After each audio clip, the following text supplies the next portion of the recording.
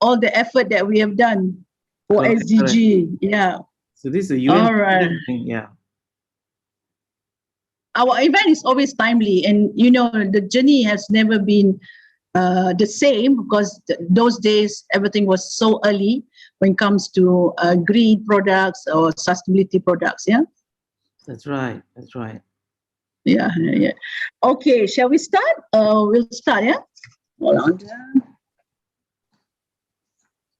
Well, good afternoon, everyone. I believe that everybody is finding space, and we like them to come forward, come and fill up the seats in front. As what people like to say, when you come in, fill up the front seats and let the other people who are coming later, they fill up the back seats, right? So today we have a very interesting session again, yeah, coming from Luis. So Luis Clovis, yesterday you had your Moringue session. I think that was an interesting superfood product. I'm sure today you're coming with another brand of good input for people to come in. Yeah. So let me give you, of course, an introduction of your profile. Yeah. Yep. Luis, who has been in business for the past 35 years and serving as a sales director, MD, and CEO, which have demonstrated a lot of history in the broadcast, sales, media, production, event industry. So you should be in Hollywood by now, So you founded going to Bollywood. you founded a TV channel in Sustainability called ESG TV. I think that's very timely now. So I hope that the license that you got can really push a lot of events coming up. So you have created a platform for all NGOs and stakeholders to voice their sustainability concern worldwide. I think that is a very big initiative. You have also founded the Regen Asia Conference and Workshop. And recently, you have received your Green Project Management Practitioner certification, where you have learned the methodology to bring in P5 method into sustainability impact assessment. Yay. Yeah. So I think that gives you what I call the aura of how you want to make yourself be a champion in sustainability in your own way. Yeah? And I believe a lot of the other people are coming on board because of that. They have understood what it takes to bring forward the message across, whether you are doing services or products. Most important thing, people want to see the impact to the planet and to the people, to what extent you're going to increase the quality of life, you want to increase the livelihood or the lifestyle. Yeah? A lot of people are changing lifestyle right now, going digital. But in the meantime, I think what is more important, we have to be very cautious about what we do so that we don't take risks. Neither do we want to reduce our values. Yeah. So over to you, Luis. Thank you, Dr. No. Thank you very much. It was a really lovely introduction. I'm good evening, friends and everybody here, and I'm glad to be here on board again to share with you some interesting facts about eco villages, and also eco homes in general, about how we live sustainability and regeneratively. Just let me share my slide. Oh, you need to enable my screen sharing.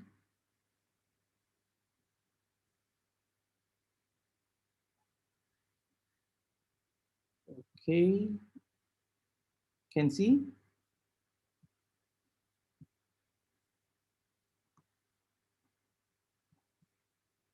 Can see the slide? Can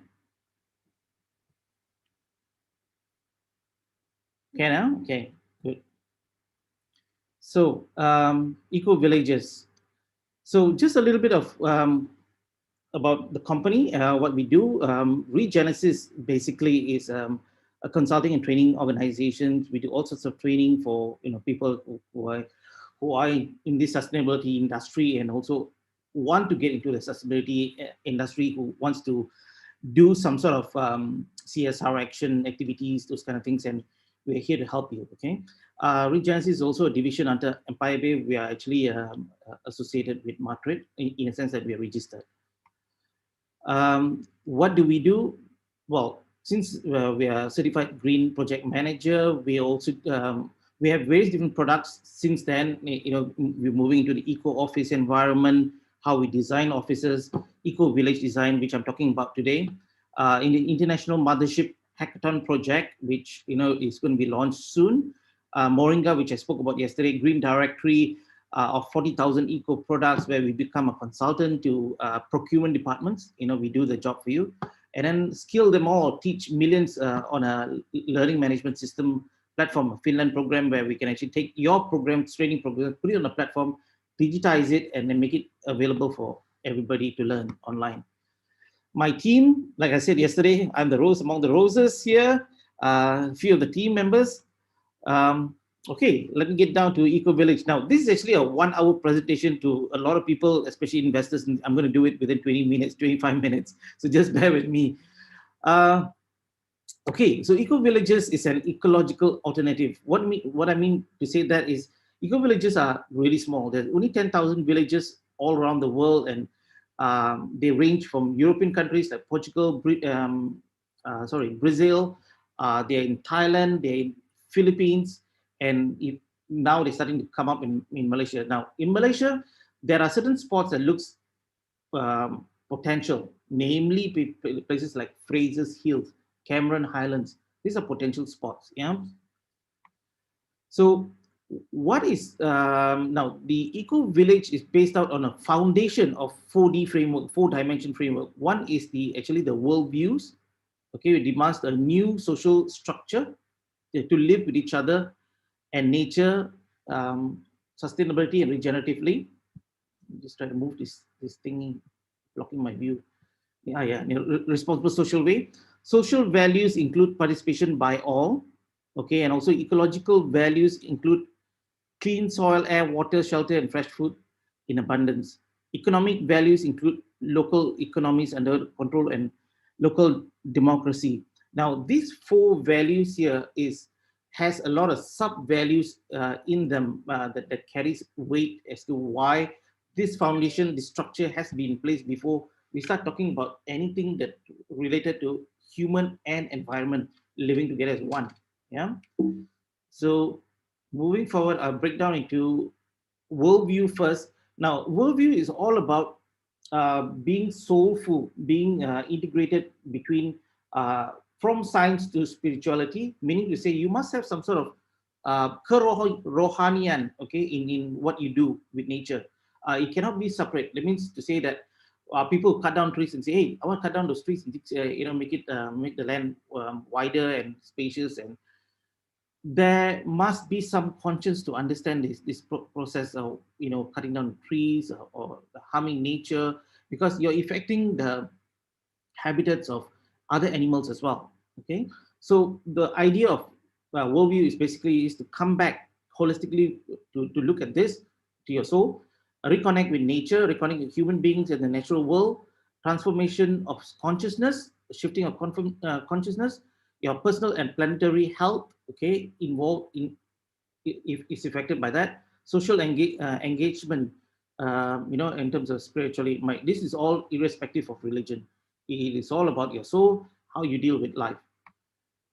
Now, when it comes to social dimensions, the second one, building community and embracing diversity, communication skills and decision making, where social is concerned, leadership and empowerment, art and social transformation, education, personal networks, and activism. These are all activities, titles where the development process of actually coming and building that foundation that you need. The same with ecological dimension, local food and nutrition cycles needs to be developed as well, because it is one whole area. The eco village has a self-sustaining area that needs this kind of dynamics dimension. So water, energy, infrastructure must be there. The appropriate technology must be in place. Nature and urban regeneration, disaster recovery. In an instance, for example, there's a nature caused disaster. How does the community or the people come out of it, recover from this disaster? So these are all taught in this program. The whole system approach, a holistic system approach to design. The economically shifting of global economic to sustainability, the right livelihood. That means local needs using local raw materials. So everything is localized and rather than globalization. So the idea is now go local, look at your own neighborhood next door, business people, get those resources and build the community within local economies, okay, with local contacts, community banks, currencies, build up more legal and financial issues as well. Now, when you look at sustainability, now this is chart designed by Bill Reeds in his trainings and also his projects and his work in consultancy in a lot of countries from the US, from the UK, a lot of other development. Now, from the left, you see that degenerative development starts off in the early stages. At the bottom left, if I get your attention here, staying within the law. Everything is like, okay, I'll do so what you tell me, I'll do it, and things like that, and that's it. Then we went a little bit more of a go green attitude. Let's go green a little bit, be a vegetarian a bit, do this, do that on a green scale. That is when UN called that time was known as global warming. Okay, that's when we knew that things were not as good as it looks. We need to take more action and so on and so forth. Now, that mindset was more of a fragmented thinking, a silo-based thinking from that stage. Now, moving to a goal-oriented nation, which is having the 17 SDG goals by the UN.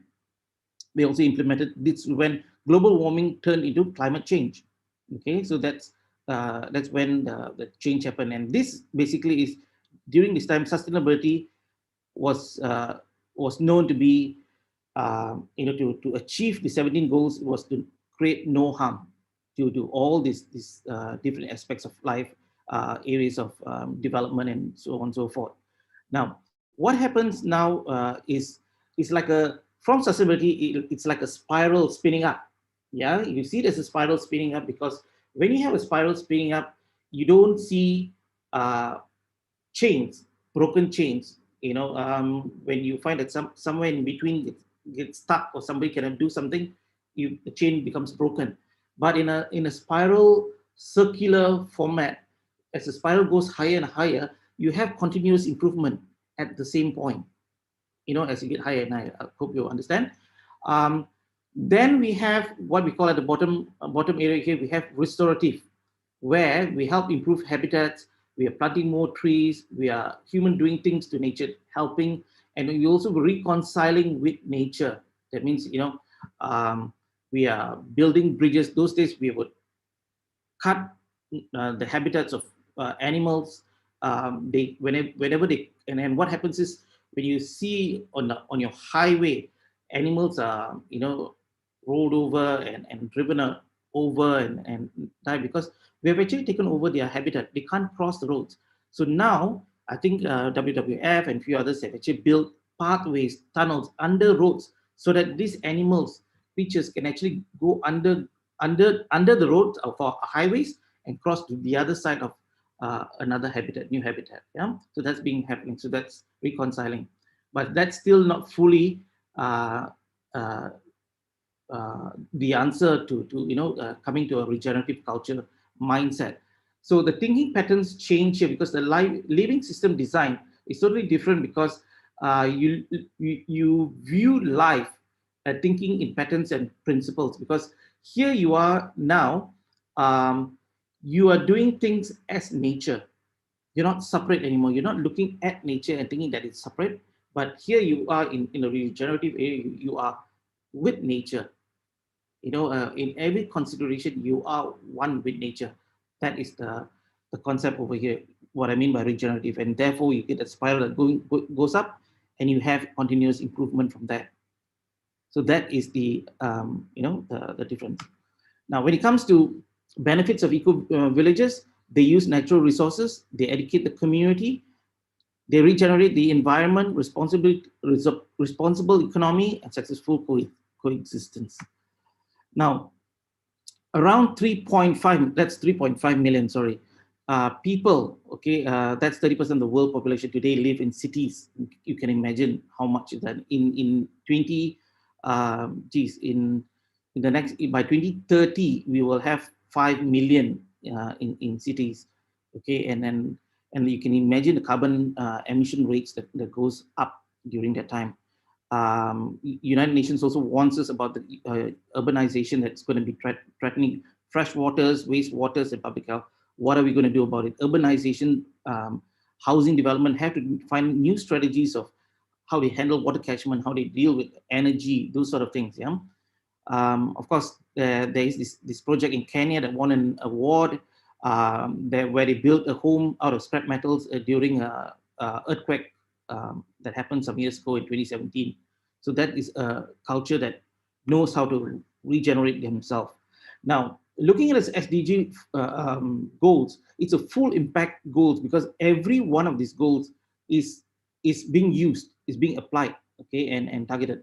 When you look at poverty, hunger, good health, education, gender equality, water cleansing, sanitation, um, even refine renewable energy, good jobs, innovation. There's lots of innovation that reduce inequalities, communities, consumption, action. What life below water is basically for lakes around the eco villages, life on land, peace and justice, partnership and goals. It's one of those few rare um, projects, or, activities or development that actually impacts all 17 goals.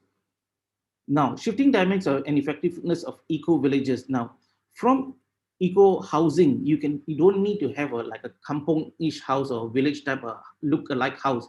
You can build a nice, proper urban concept house in using eco concepts. Yeah, and with rainwater harvesting in place, zero energy. You will need a zero energy community center for everybody.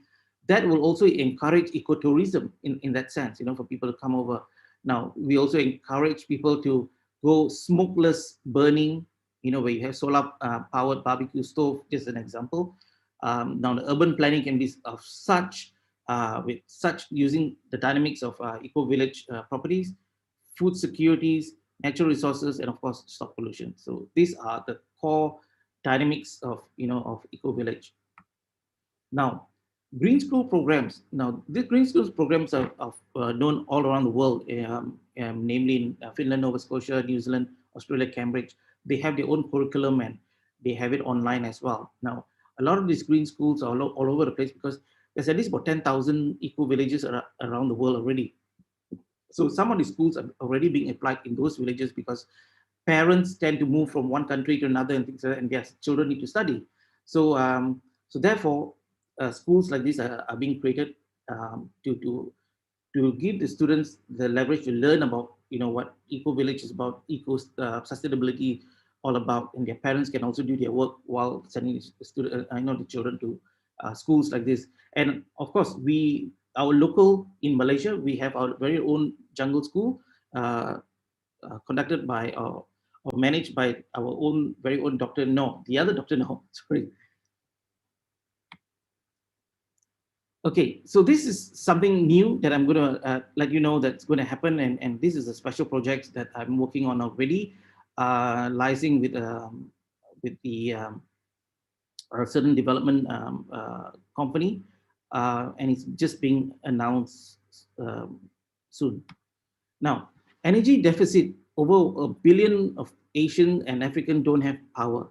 Renewable energy, using solar and light is required because those rural areas don't have it. A lot of other places don't have it. A lot of Asian countries don't have it. Don't have it as well. Now the digital gap. Sorry, 1 billion is wrong. It's supposed to be 10 million. I got that wrong. People don't have access to internet in Asia. I'm referring to in Asia. Broadband internet is a big question mark in these places. Huge problem. Limited access to information, and let alone having some sort of laptop to access it and things like that. But nevertheless, we still have other means of doing that. Multimedia content for students, pupils to learn more effectively is still not there. How are we going to reach all these people? Is such a big community that's left behind. Now, the industry or the technology that I'm going to introduce is called Li-Fi.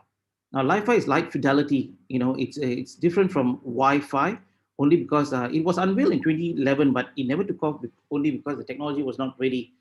The technology is ready, so to speak, ready now with certain conditions, of course.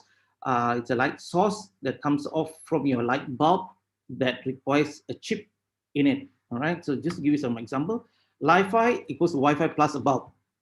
Okay, that's in a nutshell how it looks like. Just moving further, this is how it looks like. So in the bulb, we actually have a chip, okay, that converts the Wi-Fi signal that punches into the light source, okay, and wherever the bulb is placed in the house or offices or street lamps, you can receive Wi-Fi signal which is faster than Wi-Fi broadband speed, at least about 30 to 50 times faster. Okay, each pole that you see here can radiate Wi-Fi radio waves, yeah, as far as 10 kilometers, one lamp post. Okay, so you need not be under the bulb, just standing there and looking, but you can just walk around and things. So once you're connected, you need a phone, not even a 5G phone, but Wi-Fi requires 5G in a lot of aspects, and that's why it never came out yet. In the technology that I have right now, you don't need 5G phone. You can use the existing phone. We have the app, we have the bulb to make that happen. Yeah. So these are the products. The bulb is like this, or tube lens. It's all LED based. This is the kit, solar kit that you can power up the bulb as well, at night, if you this thing, and so that you can receive some sort of electricity energy at night. This is a street lamp and hotspots, okay, in rural areas that needs this. So you find something like this kind of setup, you poles all over the place, and people community can enjoy the light as well as the Wi-Fi broadband. Now, the project that that I'm doing this to pitch and then to share with you is basically a mission to create some sort of community. One is the eco village community, and the other one is a resort, okay, a living community to environment experience intertwined with ecosystems, everything all in one. This will be in partnership with universities and also NGOs that we're going to talk to soon. Our vision is to intend to use similar methodologies to build similar eco-villages across Asia and the rest of the world, and teach communities how to survive regeneratively. So villages like this, we can convert it into something more dynamic. Self-sustaining living village, retreat in the Malaysian rainforest, disconnected from the rest of the world, experience the indigenous way of life, work, balance, learn, building, hunting, fishing, and also other developments that I'm going to show you soon. You'd have administrative building for checking in, storage, phone, putting all your things inside, like a small mini clinic. We have dining areas, bar shops, vegetable, fruits farms, self-dormitories, and those kind of things for this kind of resort living, yeah, or even a village. You want to experience this kind of concept. Farm culture, planting, where you get involved in it. What's going? Farm stay initiative, farm fresh production, where you get involved in doing things like this during the stay. Fruit harvesting, livestock breeding, alternative healing, biofuel cooking, and composting. Yeah. Now, did I say this earlier? Oh, okay. Sustainable farm culture, vegetable and farming, fruit farming, combination of planting and hydroponics, living stocks of chickens, goat, cows, and bees, self-sustaining kitchen with clay ovens, renewable energy generation, edible and non-edible composting, education courses, all happening here, this kind of place. Activities can be building boats, or making organic soaps, trend of village upkeep. That means everybody will be given a role to play, to do something, to learn, with hands-on, being assigned to do something, and that's what this is all about. Where power is concerned, we would have things like hydropower, wind power, wave energy, mechanical energy, atmospheric water, if you've heard of this this other technology as well, and solar power. Some of this you've heard of already.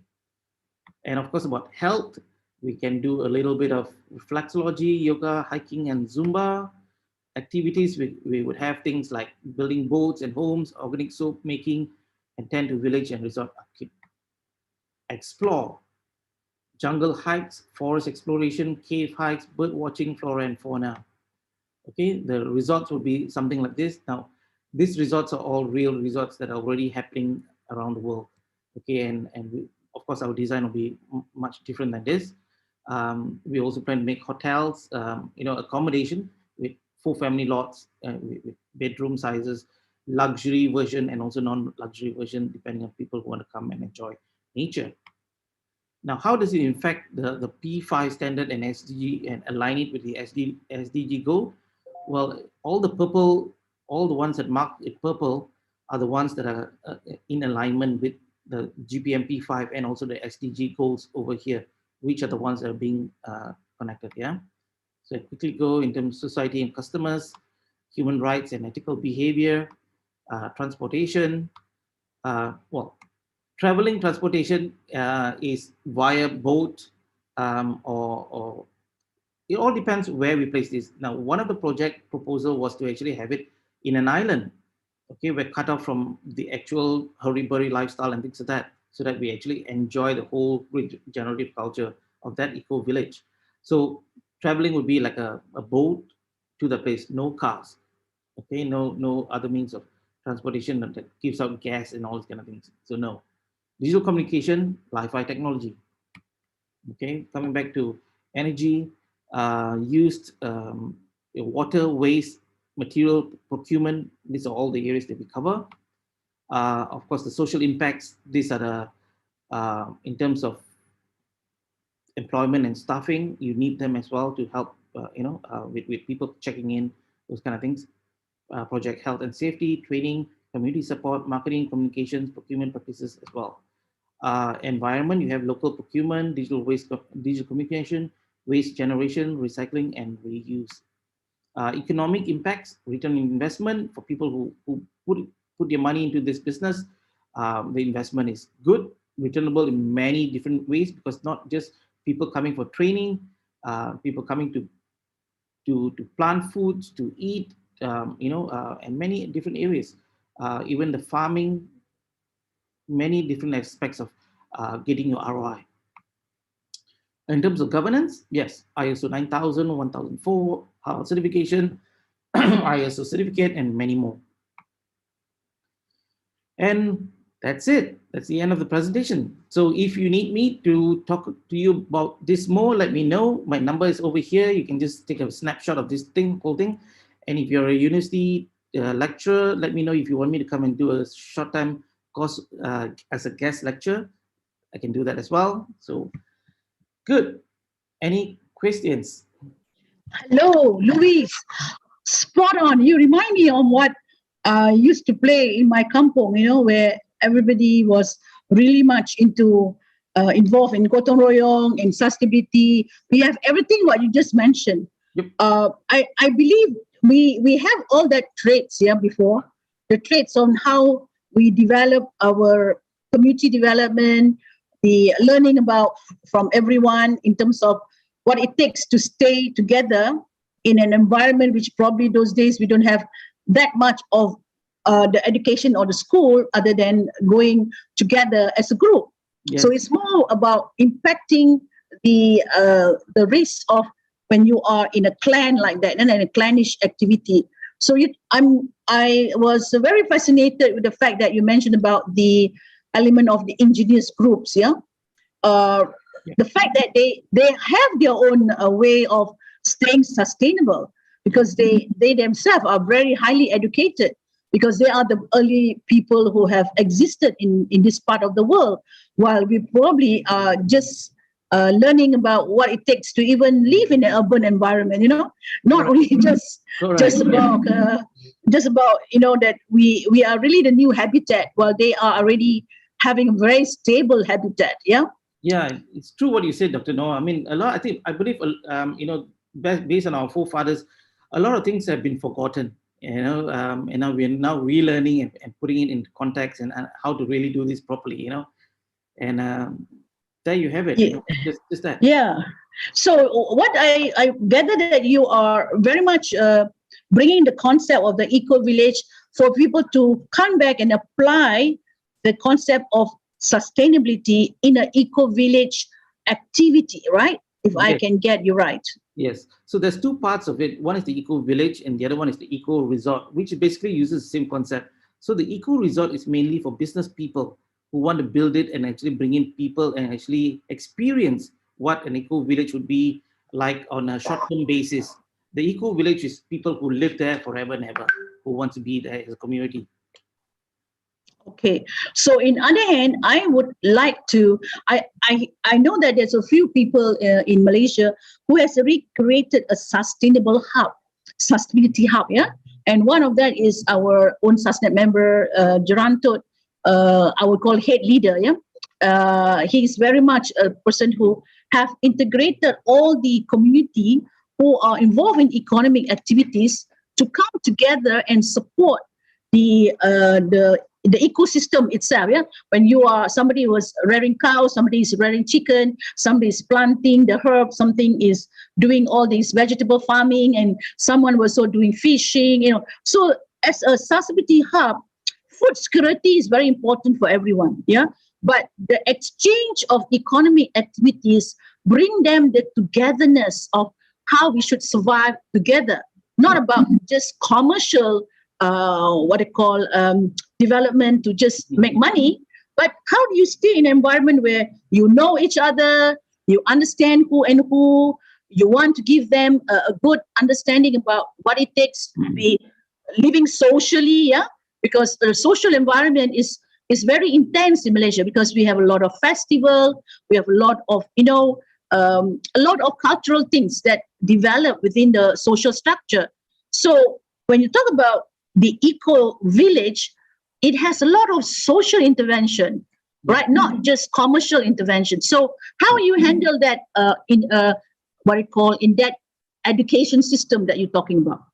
Wow, that's quite a tough one. Only it's only because you see we live in a multicultural, multi-religious environment, and respecting each other is the number one point in terms of in our own beliefs as well. And this place has to be something that has to be people coming there. Like I said, it has to be a purpose of a oneness. It's the planet is our common home attitude, so that we can actually program. There are programs, syllabus all planned out for this. There's a certain kind of training that's required us to shift our conscience of how we think currently to being more regenerative, sustainable regenerative. You cannot have regenerative without sustainability because that sustainability is the foundation. Then only you can move to continuous improvement towards regeneration. And that training will involve those kind of aspects as well. Yeah. But I found this topic interesting. So I'll just add in Ishar Omar, who has been a very strong leader in Gerantot, where he comes in. Okay. I've yet to visit Gerantot. I know his subject is very much in sustainability and bringing all the compliances with respect towards, bringing sustainability impact to the community that probably has got the environment and the planet to be in place. Yeah. So I would like to have more feedback coming from Isa. Isa, would you mind sharing a little bit of an input of what it takes to develop an eco village? Isa, can you come in? Isa, can you come in? Are you able to come in? Okay, if he cannot come in, it's okay. But what I wanted to say here is the fact that we have got talented people who know how to handle this. Now, when we want to educate the young generation regarding, what it takes to live together in a sustainable manner, not just someone has got the understanding about doing something commercial, but how do you live in a community where the community help each other? Yeah, the ISO 26000 or ISO 21,500, be it for corporate social responsibility, it's already been done in the past. We have been doing it, right? Yes. In the community, especially in a multiracial community like Malaysia. Correct. See, right now, because of the way we live our lives, this foundation has to be reintroduced to create that basis of understanding. if we go in now and just do something like what we used to do before, it's not gonna succeed. It's gonna stop halfway, and then everybody will be in this. The successful Yeah. regenerative cultures, or others, eco villages, have always been the fact that when we sit down and discuss things together and understand each other's needs and values, to that extent, that how I'm going to contribute in being part of the society, how we're going to be in doing peacefully, and that is the only way, we're going to move forward with doing something Yeah. right. But the challenging part is with the multiracial thing, and also multi-religion, we need to also compromise somewhere to respect each other's values as well in that sense, and that itself is we have that foundation. Yeah. We have that. Okay. Yes. Okay. Thank you very much. I know that this is not a very. I know. Isa, you want to say something? Do you want to say something? I see you. You have unmute. Do you want to say something? Probably not in the best of Yeah. time. Yeah. Go ahead. Go ahead. Okay. Wait, ah. Yes. I'll open my. Okay. So thank you for mentioning about grant initiative on the sustainable project. So I will say that more details when my talk during on 22nd on the 5 o'clock. All right. But just to share some, we are developing the community-based programs where we are talking about the eco and the sustainability, as well as the economic growth are being considered, plus the collaboration among these kampung or villages, as well as the agencies, as well as the institution. So what we do in the Jerantut, and now we are expanding to other sites, what we do is to ensure that we are concerned about eco. At the same time, we are talking about how to grow our people in terms economic, as well as the adoption of new technology. So for the short, we are really in the online with the eco village and as well as the smart village. So inshallah, we will share it next Monday. Yes, that is the reason why I bring Isa, because he is very much aligned with what is the concept. But he has been doing it. It's already the village is already alive. It's already practicing. So it's a real life case. So on the other hand, if you're trying to do on the education level, it's still need a lot of people will think it on a theory. But when we're talking about what has been practiced, what have been the showcase, I think Jerantut would be one of the best place of an eco village that has got all it all. All right. So stay tuned to his house talk, which is on Monday, 22nd at 5 p.m. Yes. Yeah, Isa, anything that you want to say? Okay, I think his connectivity is very bad. Never mind. I know that time is very short. I would love, as you say, I would love to discuss this subject later. But stay tuned on Monday with Isha's talk. Maybe there is something that you can bring together with what you said on Eco Village as a continuity. Yeah. Yes. So yeah. Thank you, Luis. Yeah. Yes, thank you, Dr. No. Just to sum up a little bit from what I've discussed earlier, a lot of the people that I'm involved with has already built eco villages as well around around the world in Asia as well. So while I'm talking about it, of course, this is a project for Malaysia on my side, but eco villages based on that concept I spoke about is already in existence already. Yes, sure. I'd like to see him and talk to him and share a lot more stuff with him. That'll be really great.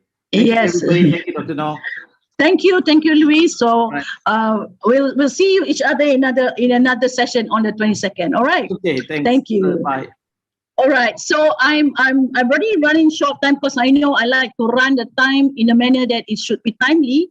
But the next one we have a very interesting speaker, which is Mr. William Rodney Yo, who is the founder and managing director of Aristec Group of Companies, with a focus of we care for your health, asset, and the environment. So as a founder, I believe he has a lot to share why his pioneering multi-enzymatic technology is a very important technology for us, because not only is talking about bio, green, eco, halal, and nano, but he's talking about sustainable living and how to replace a lot of our technology to something which is more greener than what we are taking. Yeah.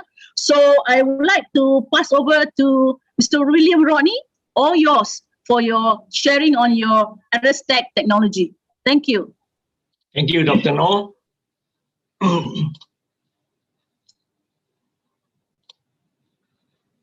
Good morning, good afternoon, and good evening to everyone, wherever you are. My talk today is Saving the Planet Earth with Multi-Enzyme Technology.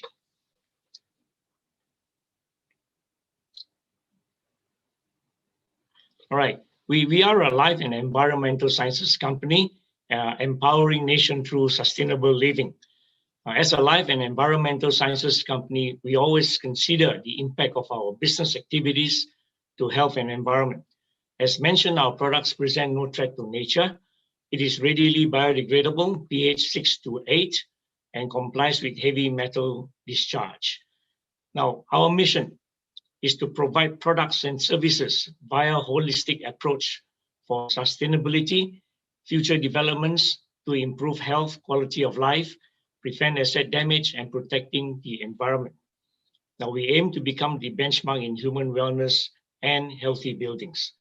And our vision is to become the global leader of bio, green, eco, halal, and nano solutions of choice for decontamination and treatment through excellence in products, technology, and services.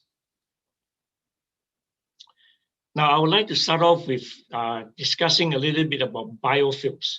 Now, many people are not familiar with biofilms. They thought that biofilms is a jelly-like substance where you can just clean it and then it goes away. But actually, biofilms are recognized to be a very critical and hard to remove contamination source and is part of our daily lives. The presence of biofilm results in a number of dangers for human health or industrial activities such as hygiene and food safety, nosocomial diseases in hospitals, clogging and contaminations in water system, including pipes and corrosion. They keep on proliferating, detaching themselves, and continue to cause devastation throughout their journey. It inflicts industries to serious public health issues. Now, biofilms are food source for bacteria, fungal, and mold, and can proliferate and can be very detrimental to human health and causes equipment and substrate damage and design failure in almost of our environments. Now, this is a slide that tells us about two forms of biofilms. One is a wet biofilm and the other one is a dry biofilm. Now, when wet biofilms are concerned, they are mainly found in air conditioning systems or in moist areas where humidity actually is very high. And the other biofilm, which is a dry biofilm, is growing in cold countries and also with countries that has got very low humidity. And then it can lead to spores flying and dispense into the human habitat. Now, this slide here tells you about our proprietary nano BNED, which is 7.8 nanometer and able to easily penetrate deep into tiny cracks and crevices of the air conditioning systems or any porous substrates to digest biofilms, which are mainly the bacteria, fungi, and mold, and eliminate offensive smell and easily flush out contaminations. Now, Aerostech multi-enzyme products complies with environmental discharge levels for arsenic, cadmium, and so on. And heavy metals are toxic to human, eco, aqua, agri environments. Biofilms are a natural part of the ecology of the earth. They are colonies of microbes, example bacteria, that grow on surfaces in moist substrates, held together by a slimy substance secreted by the microbes. Biofilms cost the world literally billions of dollars every year in air conditioning system, leading to energy losses, equipment damage, product contamination, and medical infections. As you can see here, these are our enzyme-based products, which we will be talking to you a little bit later. But what I'm trying to tell you is that the enzymes present no threat to nature, as they are swiftly biodegradable and causes no harm to substrates or the environment. And the breakdown of your food, just to give you an example, in our mouth and in our stomachs, we've got enzymes. That's how we digest our food, so that we can consume more of the products or the nutrients that we have. Now, this is a slight interaction just to show you a single enzyme and what they call it, a multi-enzyme. Now, when we talk about single enzyme, many of them in the household would say, I've got an orange peel, which can make enzymes. So that's good, that's true. But in the real life scenario, there are so many of those biofilms that has got different forms of fats, oil and grease, carbohydrates, and protein. So that's where we came up with our multi-enzyme, which actually, when we apply it onto the substrates, it will work according to what it is supposed to do. Now, this is a slide that actually show you how our product works. As you can see here, this is our enzymes, the nano enzymes, and this is where the biofilms are, which is actually encapsulating the bacteria, fungal, and mold within as a food source. So what happened is that when we apply our nano enzymes on, it actually breaks the bonds. Okay, so when it breaks the bonds, the next phase of it is that it can be released easily. Whereas if you were to use chemicals or other detergents, you might not remove the biofilms totally. Yeah, and the important thing is after releasing the biofilms, you can see that there's no damage to substrates. So it could be aluminum, it could be metal, it could be walls, or even your marbles, your very expensive marbles. It does not damage the substrates. Now we're talking about MOD, the molecular organic dust.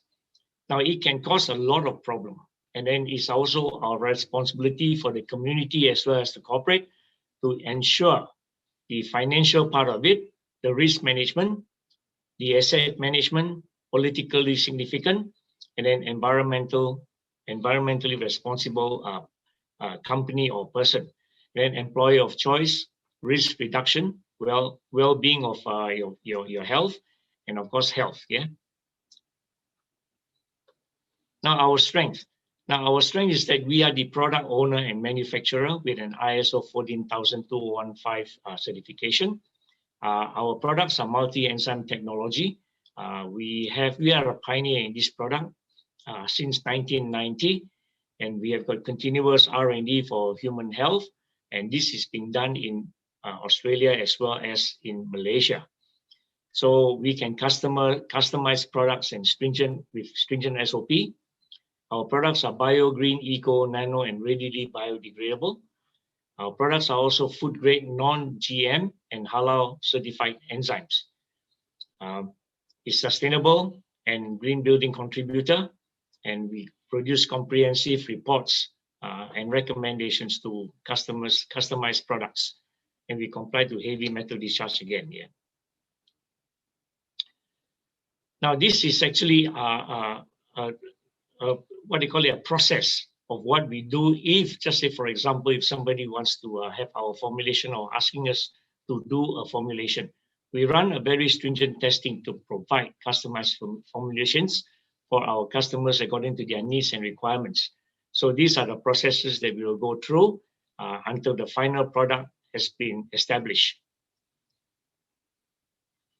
Now our value proposition is we are more concerned about human health and quality of life, and contribute to UN SDG and ESG guidelines. We prevent asset damage and higher capex usage, and we maintain efficiency and energy usage. We improve IAQ and OSHA compliance, which means that the persons that is doing the work or the persons that is in the occupant, the occupants can be safe, right?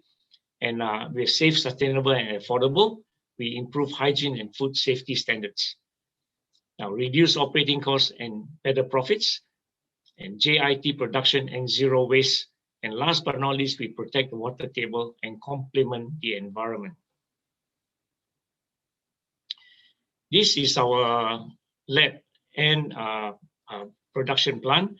We have got our labs in Australia as well as Malaysia, and we complement science, technology, and innovation with multi-enzyme technology for decontamination and treatment.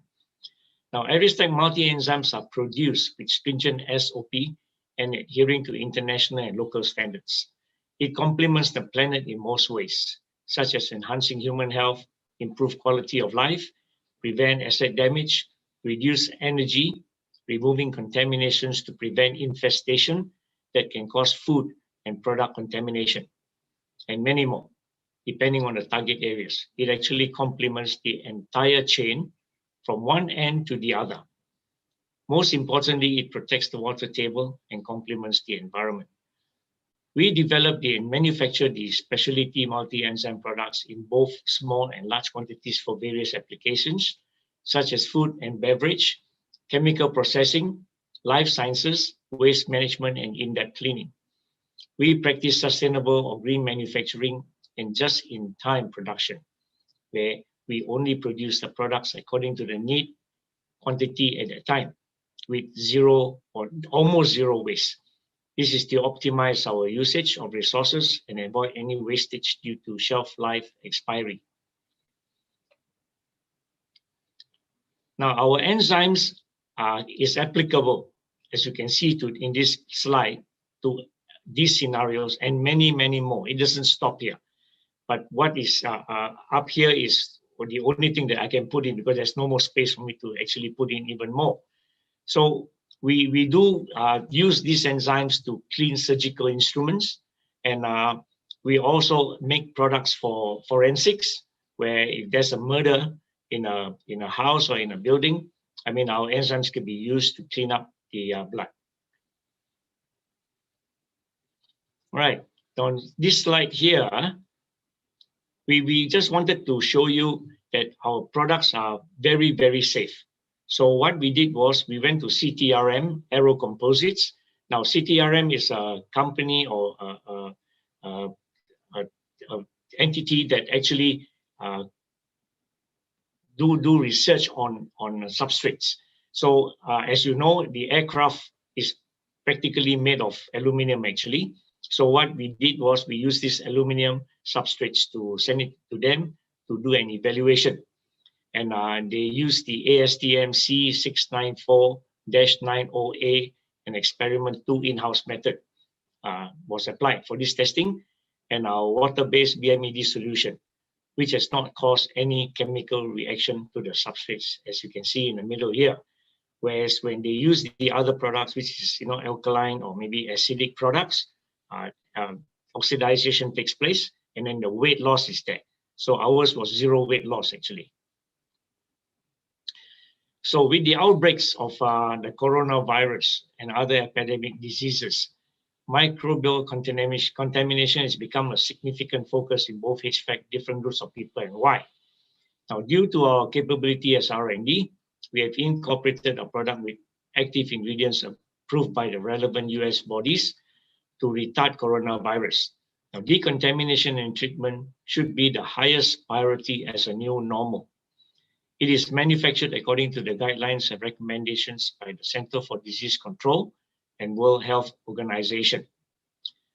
What we are saying is that when your immune system is compromised, other forces such as viruses, including COVID-19, can attack you. We are waiting for the certified efficacy results from the relevant bodies before we roll out the product, which should be in another 2 to 3 months' time. Our BMSD, or our product, works in a combine of 2 phases, effect of the main ingredients. Most of the disinfectants in the market focus on one single point attack, which may effectively inactivate germs in a short period. However, some biocides results in evolution of resistant germ strains and become increasingly ineffective over time. Okay, so these are some of the people that we are working with. The University of Pahang, and then we have got New South Wales in Australia, in Melbourne, in UTM, and Nottingham University. These are some of our qualification and memberships. So we are accredited by MOSTI, GreenTech, and KETA.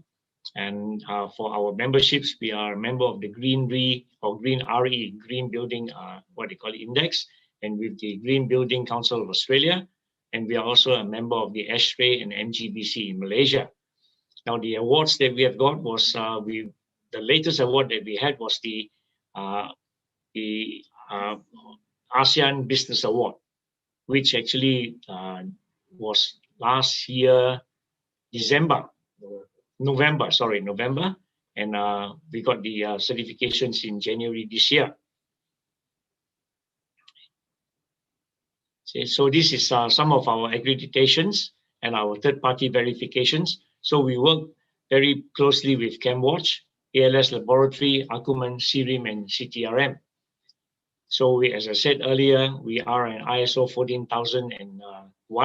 14001-2015 certified, and we are also a certified eco-label product. And of course, we are a green My Hijau mark and or green mark. And we are a BioNexus status company, which and our products are also BioNexus product as well.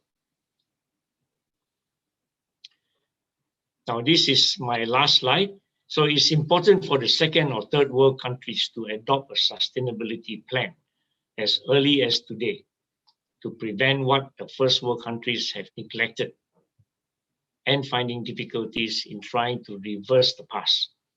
As what Dr. Noel had mentioned 3 days ago on the 5 Ps, which is product, process, people, planet, and prosperity. Our world is depleting.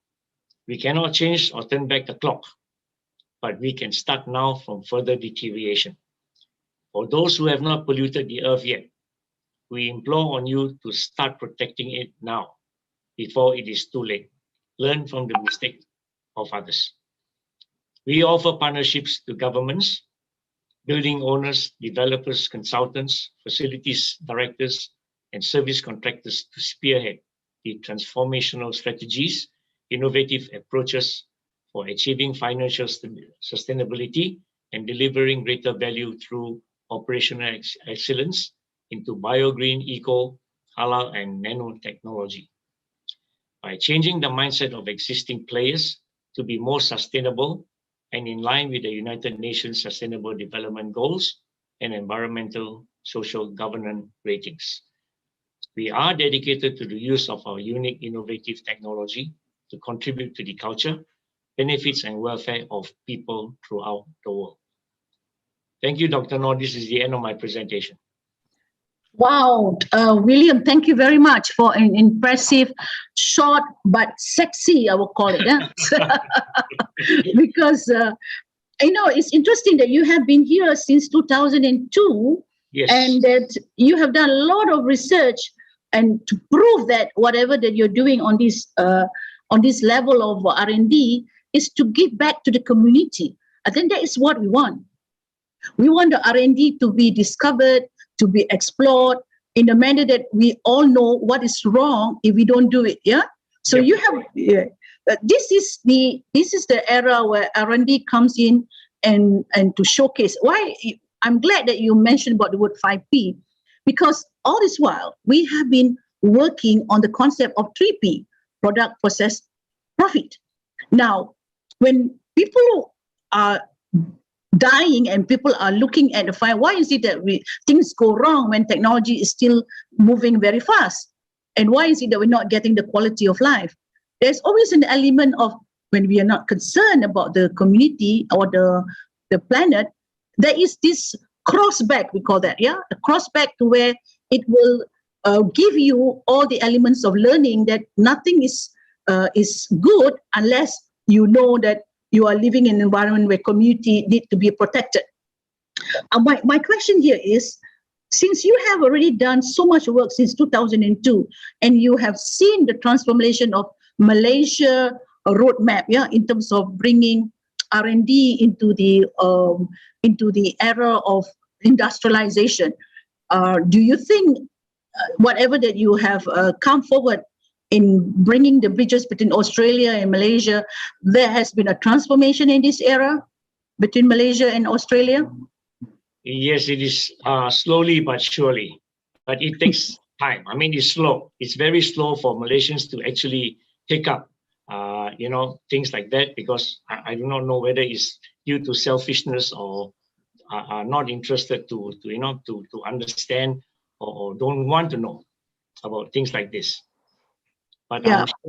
I'm sure that it is getting better now because like being 20 years here, I mean, we feel that the last 3-4 years people are actually understanding it because their quality of life has improved, and so they really understand and they care for their health. Yeah. Yeah, we understand that the fact that there are many products out there that are declaring themselves to be green. Yeah, so this is where we want to ensure that what is the level of green they do that they are bringing in or embedding it into their process, that the community can understand clearly the values. I think for you have clarified very well from this second presentation that the value is to give back the air quality, and we are all within the frame of indoor, and we think that living indoor is safe. And here you have indicated the value of improving the indoor air quality. So this is the message about what it takes to be green. It's not just having a green product, but to improve the quality of life. So how do you think, or what have you, what kind of data have you collected that indicate that the quality of air has improved and that people are getting less sick? Is there an indication of your sustainability report? Yes, we do. You see, we have work. What we do is when we do the work, or we clean the air conditioning system, or we clean their houses or their offices for fungal and mold and bacteria, we normally take swab samplings, and we also take pictures of where the fungal and mold is growing, and we take swab samplings, we send it to the lab, the accredited lab, and then we come up with a report to show how much bacteria, fungal, and mold there was before and after. We take another swab and to show that it's 99.99% removed. So that's how we prove to our customers that not just by talking to say that look, I'm a green I'm a green navigator person and I can do this for you. I can eradicate 99.99% without showing the customers anything. So for us, we always have got documentations to show our customers what we have done for them. Interesting. So basically, this is my awareness. Giving people awareness is very important regarding So how do you like to work with community like polytechnics, universities, and other NGOs? Yeah, where they're all now going towards sustainability, but they probably do not know the concept of sustainability with respect towards industrialized products. And you have championed and bring a lot of awards and indicating what it takes to remain into the sustainability R&D, but in the meantime, showing the value, what needs to be focused, and giving them the mindset about what is value. So are you going all out for your roadshow so that more and more universities and polytechnics understood what is R&D and sustainability? Yes, we are doing a lot of road shows, especially last year before the pandemic. And as a matter of fact, we were in Japan during January. And we were lucky we came back in time before the lockdown happens. So we couldn't do anything this year except as to do more Zoom presentations or webinars. And we have been reaching out to many of them. And we are working with some universities. I wouldn't say working, but we have been working with some universities, but we are talking to more universities to see how we can explore, opportunities and how we can go about it. Especially on the job opportunity, right? When they are looking for jobs. And, my concept unemployment is when they get into a project. When they get into a project, they shouldn't be unemployed.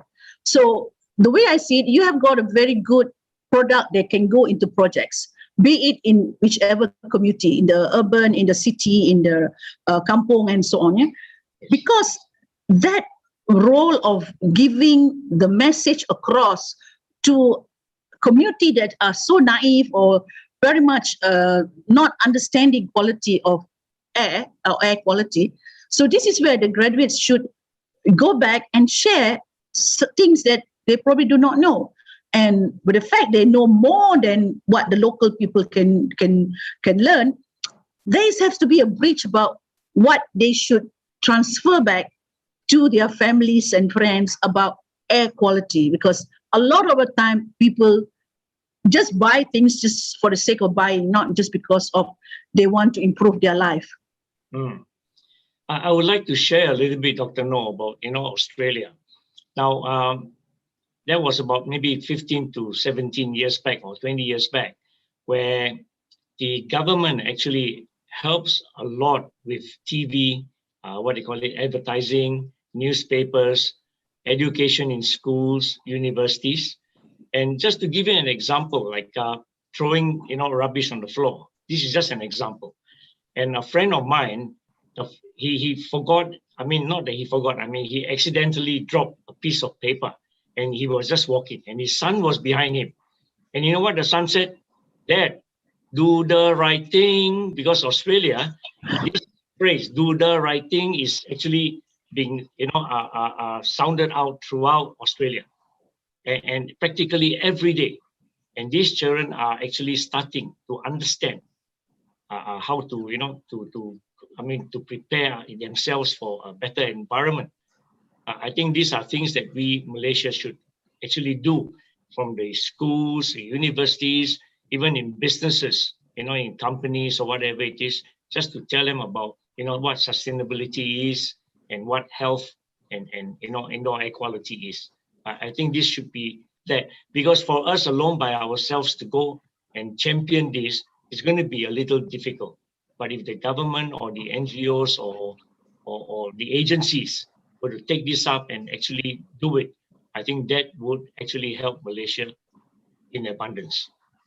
William, you are a very seasoned player. You are an industrialist. You understand why you go into this business. Ethics is one thing that people probably forgot to incorporate in their standard operating procedure, right? Because a lot of the time they think ethics is separated from the working culture, yeah? But working culture is sometimes not practicing the good ethics. So this is where the embracement of bringing good ethics into the working culture, in our daily practices, come to a different form of reminder. Why should we be reminded to be doing good ethics? So this is the understanding that when we want to become sustainable, we have to already have those ethics. Now we are bringing back the learning of ethics so that people be reminded that if you don't do it, you will get into trouble somehow or somewhere later. Right? So I think this ethics, education in ethics and ethics in education, it's not just within the concept of education. It is in the concept of our livelihood, our way of life, and so on. Here we have the slogan "Sampah Menyampah," all the slogan to get rid in terms of bad habits. So I think your "Do the Right Thing" is also another slogan about how we should remind each other about where things just go wrong, right? Waste management, and as you call it waste, or we call it resource management, asset management, is about repurposing our whatever extra that we have, be it the reusable item or build item that are recyclable. All these things is respect of good ethics. The circular economy will comes in. Yes, I think the important thing is actually to teach our younger people, and teaching them is only one thing, but we should not be doing the wrong thing, because the future is to your children and to their grandchildren. So if they don't take care of the environment today, their children will suffer. anyway. Yeah, William, I'm very happy to meet you here virtually. I'm very honored, and I like the feedback that you gave me and the sharing that you have between the two countries, Australia and Malaysia. We hope we can learn each other. That's always the good of Australia and the good of Malaysia, that we like to share each other. Yeah. So Sure. I thank you for your time here today. I hope you can stay on, because we have abundance of new things that we can learn from each other and see how Malaysia progress in the field of sustainability. All right. Thank you, Dr. Noor, and stay safe, everyone. Stay Bye. safe. Yeah, bye. Yeah. Okay. Next, we will have Polytechnic Ungku Omar coming on board, where they have got 3 people, I will leave on standby right now. We leave on standby to bring out whatever it takes for professor for their polytechnic to come in. Yeah, I've been told Nur Shamimi Patiha is going to be the one coming to do the presentation, but before that, they also have their pengarah, I think, that will also come in to do their live sharing session. So I would call upon Polytechnic to have their mic ready and to proceed with the presentation. Yeah, a very good afternoon to everyone present. Can you listen? Yes, we can hear. Yeah, go ahead, proceed. Hope everyone is progressing excellently. Thank you, Dr. No, for this opportunity.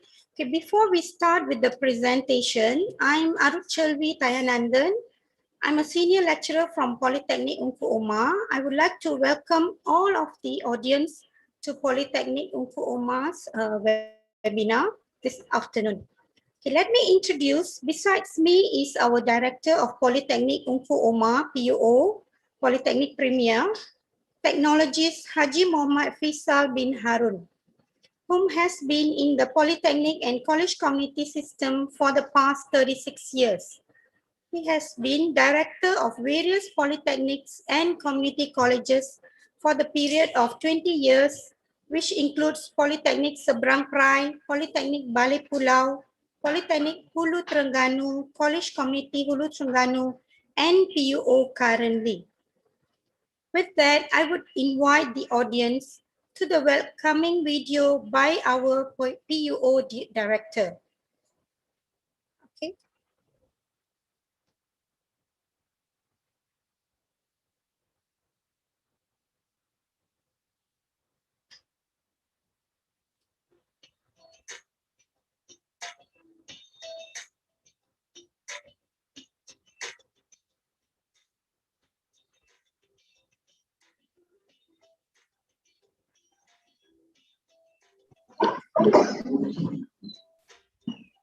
Mimi, don't forget to share your computer sound, yeah?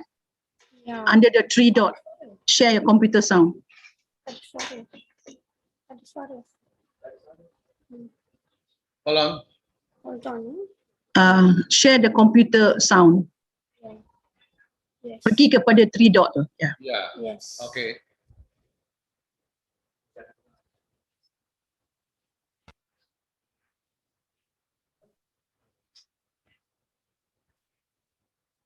Okay, try. Okay. Can you listen, Doctor? Yeah, boleh dengar, boleh dengar. Okay, thank you.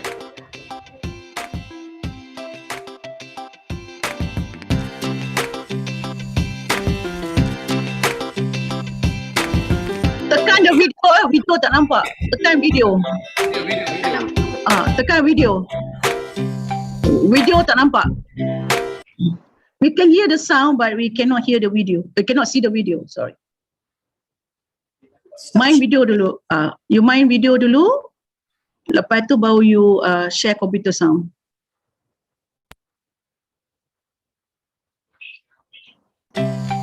Okay. Yes. Yes, boleh dengar. Okay, thank you.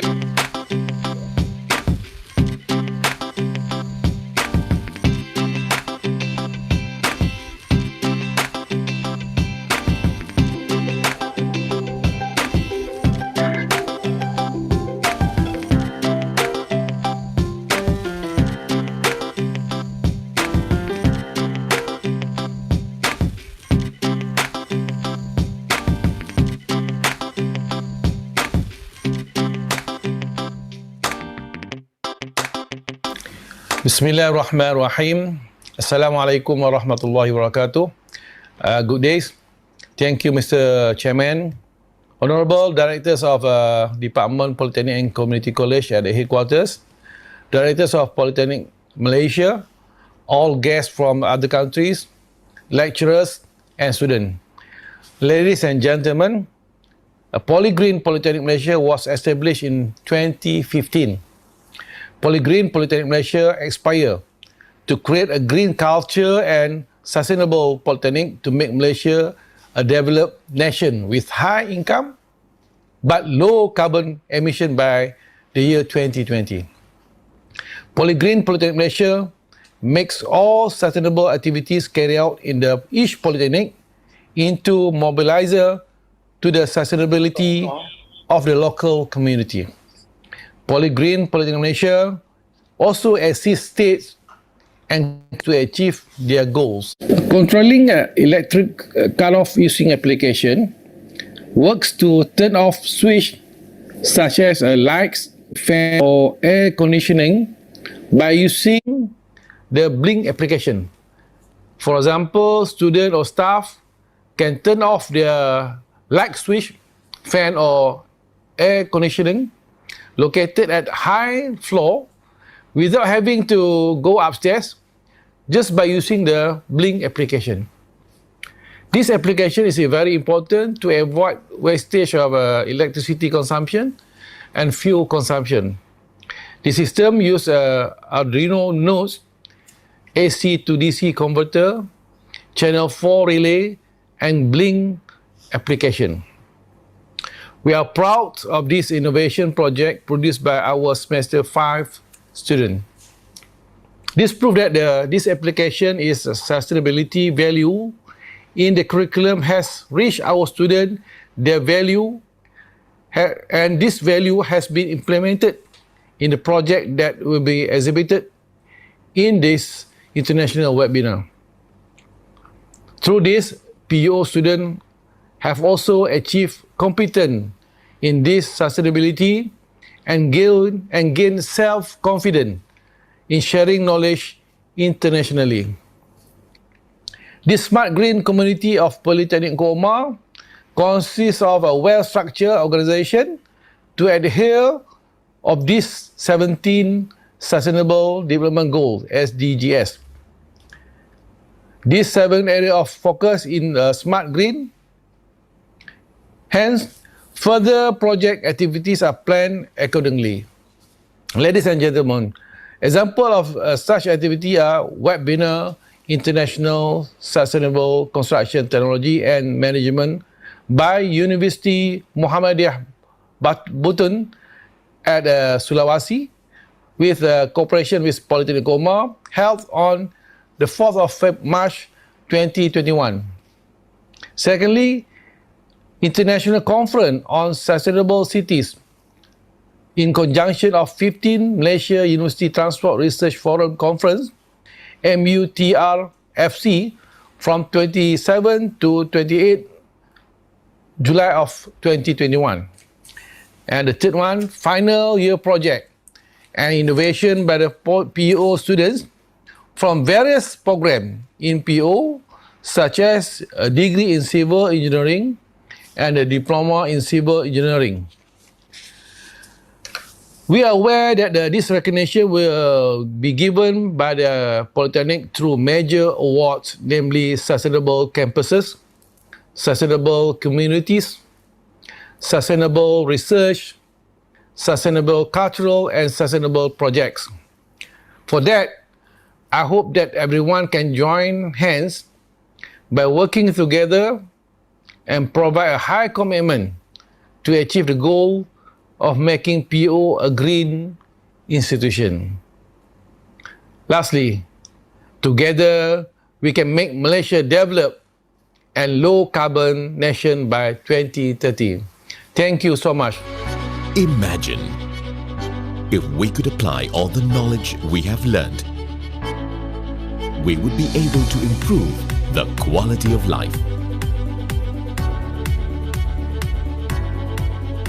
Knowledge breeds innovation, inspires creativity, and generates economic flow. Life is like a knowledge traveler. It comes from a starting point and has endless destinations.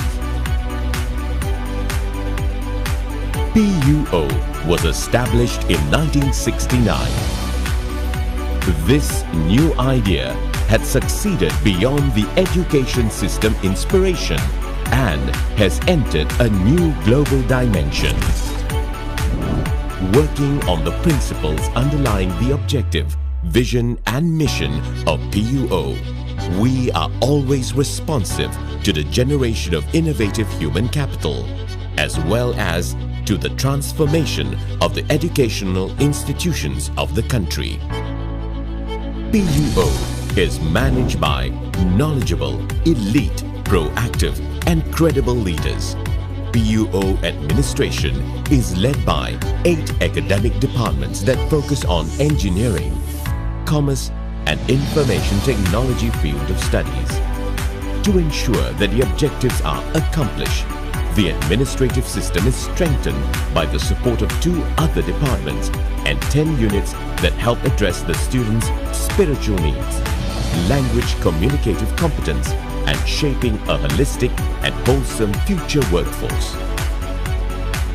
In keeping up with the globalization changes, Polytechnic Engku Omar offers a variety of key result areas covering 17 diploma programs, not forgetting to mention that the degree programs are also offered.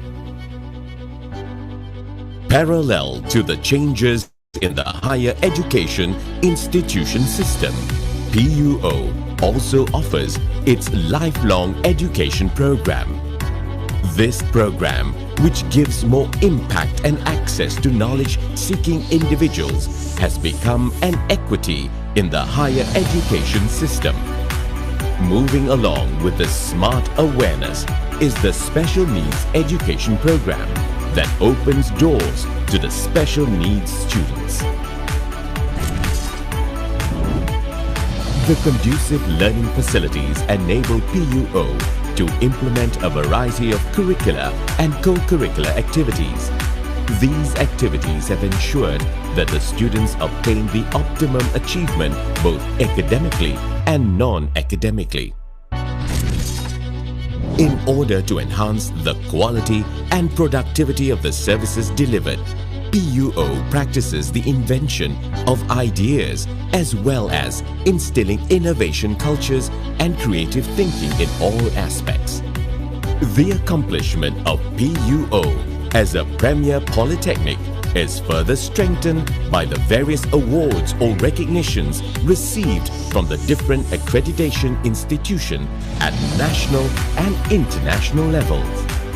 These are the faces that have successfully led PUO through its dynamic transformation, which also fulfilled the aspirations of the country. The success of human capital, coupled with excellent administration and management, will rebrand PUO with a dynamic and prestigious image on the world stage. Polytechnic Engku Omar, vast in innovation, focused in transformation.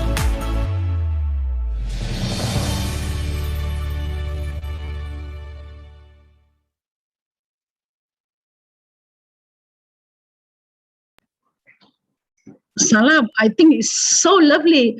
It's one of the very impressive video I've seen so far from Polytechnic. Well done. Thank you. I guess it shows the quality, yeah, from the video itself.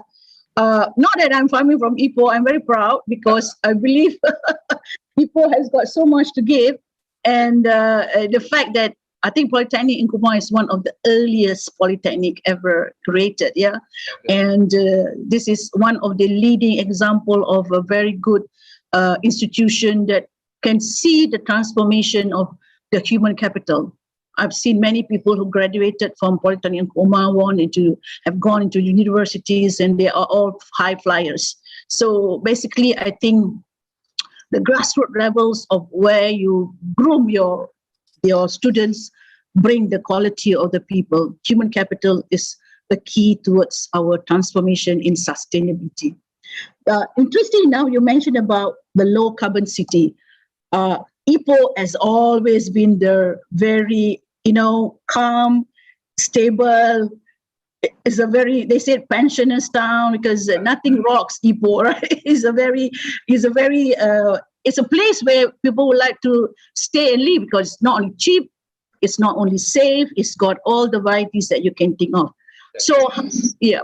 How can Polytechnic Ungku Umar play the role of making Ipoh as a low carbon city, the next agenda rather than, I know the Iskandar and a few other places like Pasir Gudang, they want to make it into a low carbon city. So how does you play the roadmap as Ipoh as the next low carbon city?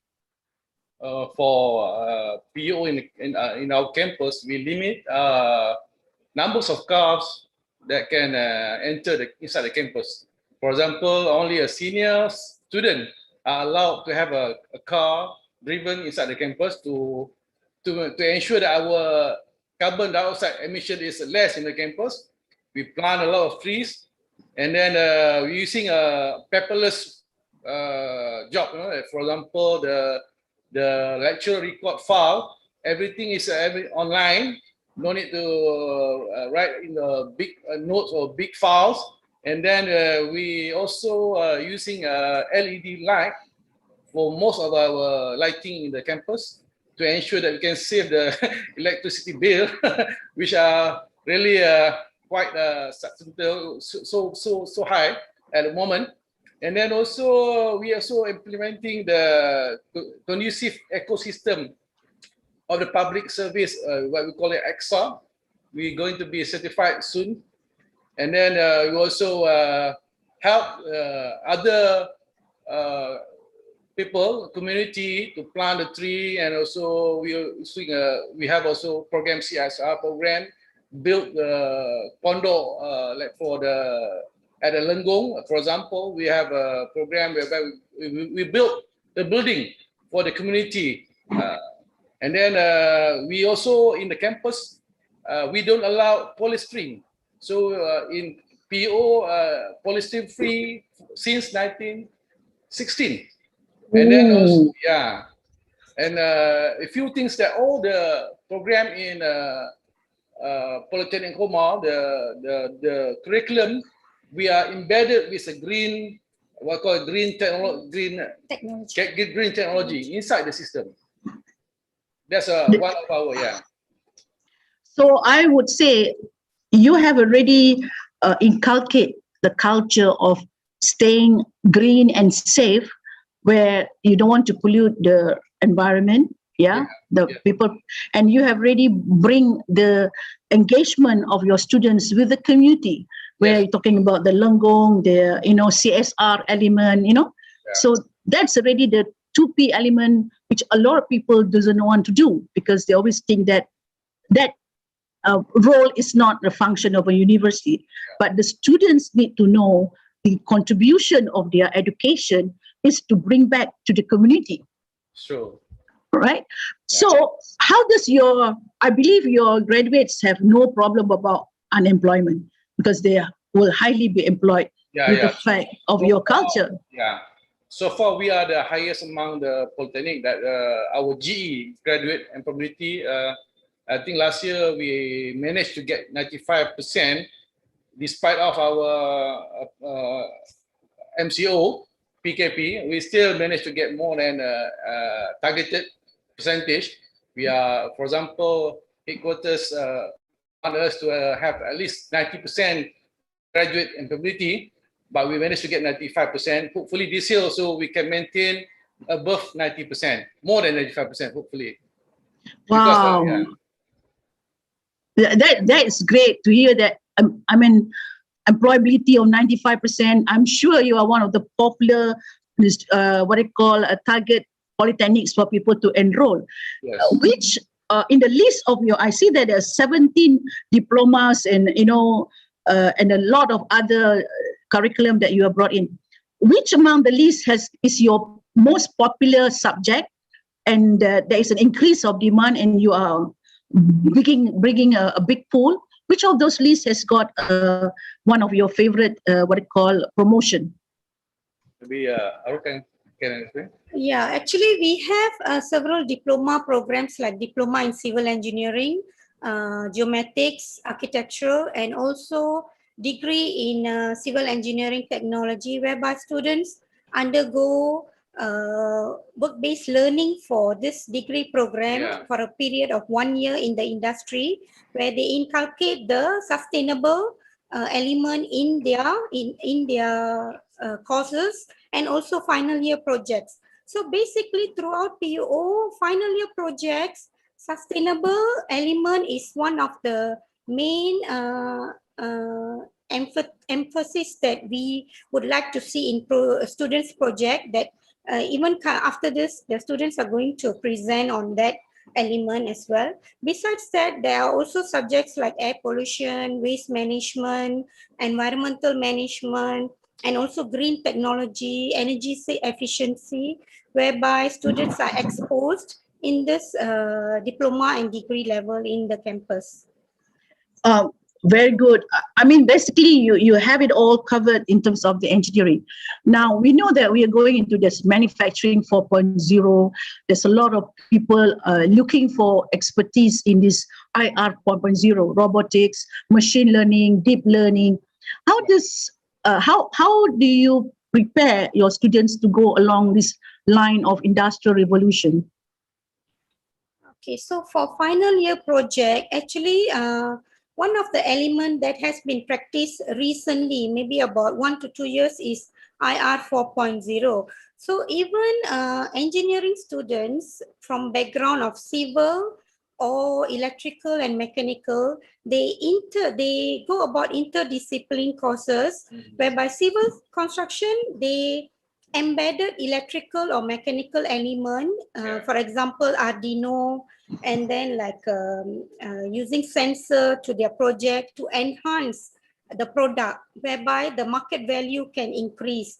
So one of those elements is upcoming students project that they are waiting to present shortly. So maybe Dr. No can have a clearer look at that. Is just one of the example of the project. Actually, we have several projects in line which have actually win several awards too in conferences within Malaysia and international level. Wow, you have any video to show? Are you adding in another video? Yeah. After okay. The students are going to present actually. Sure. Go ahead. We'll show your video. No problem. Okay, thank you. So now I would like to call upon students from Diploma in Civil Engineering, PUO, to introduce themselves and their project, which had won an award in Malaysian Polytechnic Sustainable Award 2020 ceremony. They were presented with Sustainability Leadership Awards. With that, I invite Ms. Isma Shafika.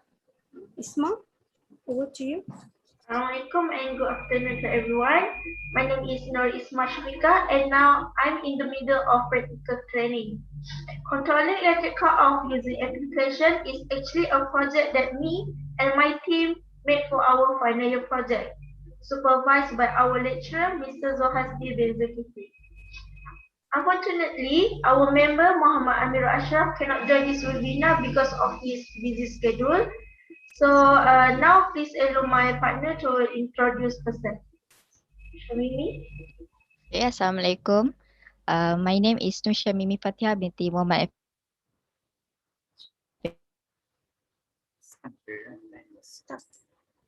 All I want to thank the organizers for giving this such a big and amazing opportunity to us, Polytechnic Ungku Omar, to participate in this international webinar and showcase on Malaysian Sustainable Project 2021. Currently, I am undergoing an industrial training session at a company called MJC Line Engineering Sdn Berhad in Kemaman, Terengganu. We also feel very honored because our project is chosen. Our project controlling electric cut off using application is chosen for this amazing webinar.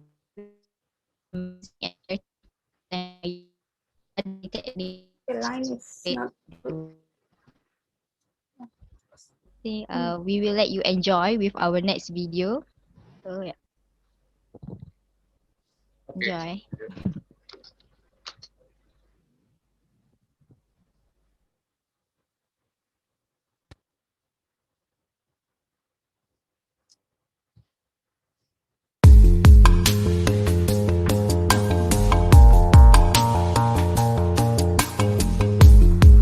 video tak nampak. Play the video. Play the video dulu. Okay. Play the video. Share. Okay, nampak. Okay, did you listen? Yeah.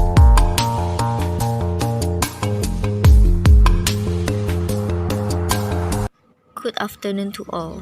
My name is Nusha Mimi Fatihah binti Muhammad Effendi. I am the speaker of Ungku Omar Polytechnic.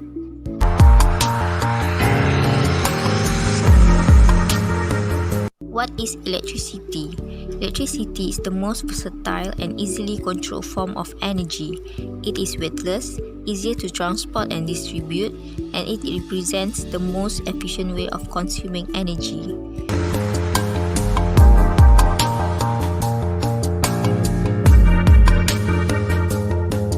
Electricity not only needed for growth and movement, but it covers all aspects of human life such as advanced system applications, industrial, transportation, agriculture, lighting, and so on.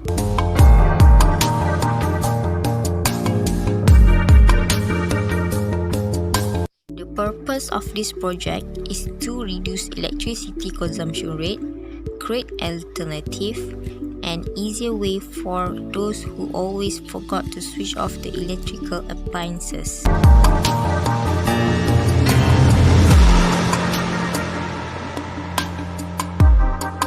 The objective of this project: to design a controlling cut-off using application, to develop the electric wireless cut-off system, and to test effectiveness of the system.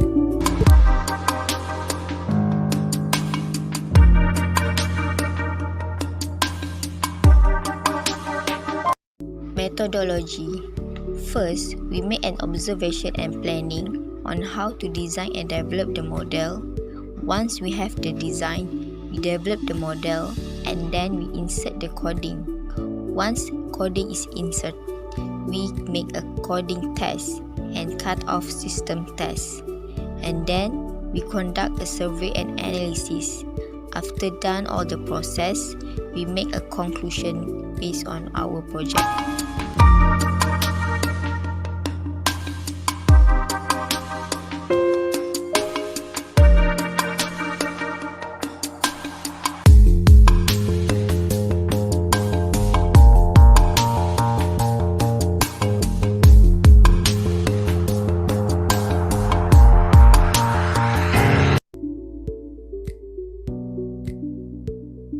Process develop of the model.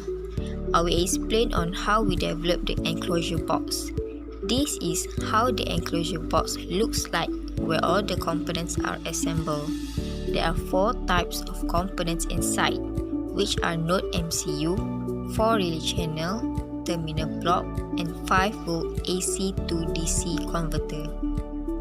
Firstly, 250V from the main source electric will change to 5V by AC to DC converter. Live input will be connected to positive AC in through red wire, while neutral input will be connected to negative AC in through black wire.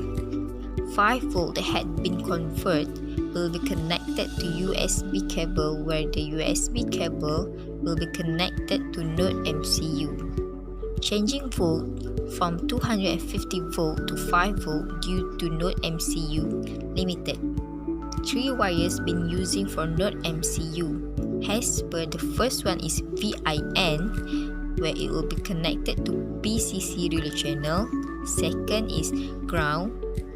It will be connected to ground relay channel. And the third one is a digital pin D27 will be connected to channel number 3. For relay channel, we only use a channel to switch off one light.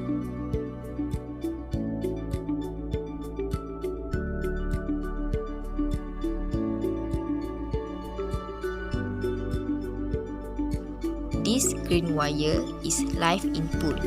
Chocolate wire is live wire for lamp. Live and neutral wire will be connected direct to lamp, and also the live wire will be connected direct to switch. The system using in enclosure box will not block any other switch system. Although using enclosure box, the switch system in the room remain running as usual.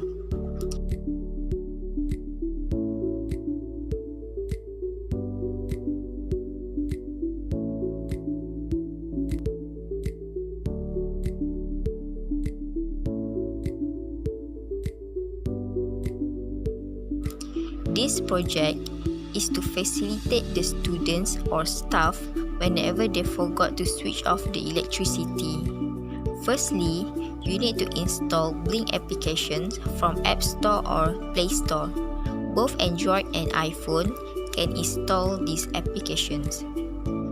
Without register any account, you just need to scan the QR code given, then the application is ready to use. For example, if you forgot to switch off the light, you can switch off the light using the Blink application by press the off button.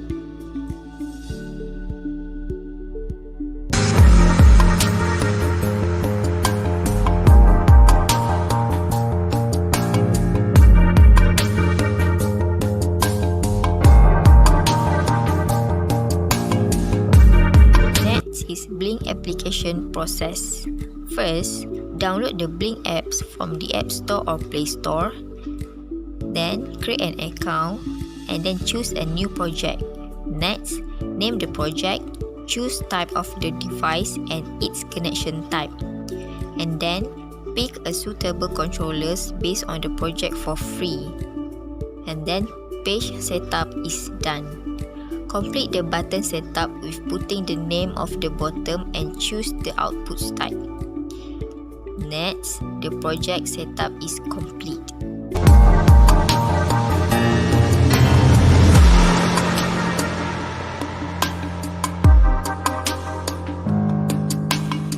Uploading coding process. Firstly, download the Arduino software from Arduino official website. And then open the Arduino software for minor installation, and then write the coding in the Arduino software, and then you can upload the coding into the Arduino or Node MCU.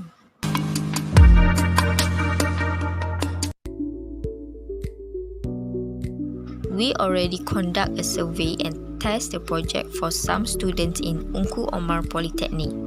Unfortunately, we cannot test the project in classroom because of the pandemic, so we built a model to show how it works. There are fan and light in the classroom model. This is how all the components looks like inside the enclosure box after we install them properly. This is the main component, which is Node MCU with the Wi-Fi chip on board.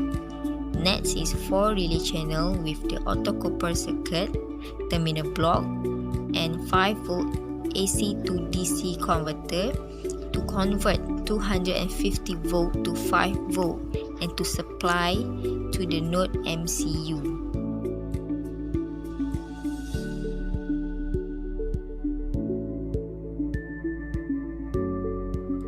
For example, if a student forgot to switch off the light or fan in the classroom on 4th floor, they can use the Blink applications to switch off the electricity.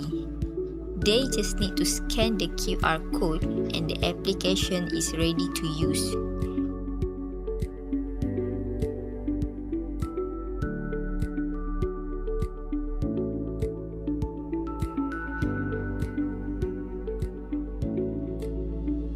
This is the example for the light. As you can see, the light is on. Once you press off the button on the above, the light will turn off. The below button is for the fan.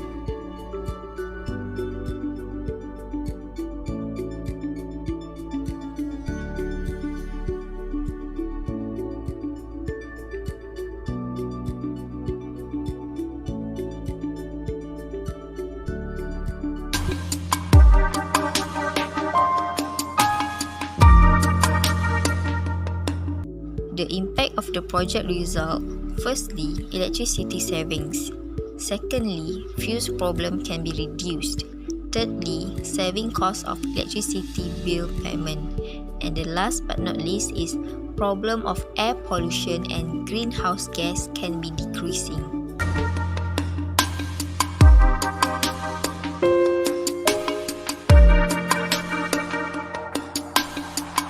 In conclusion, problems that often occur which always forgot to turn off the electricity can be solved. The Blink application can make it easier for students or staff to turn off the electricity. Also, it can save time and energy. Controlling electric cut-off using application is able to avoid wasting electricity and save electricity consumption expenses. It can reduce the risk of fuel extinction.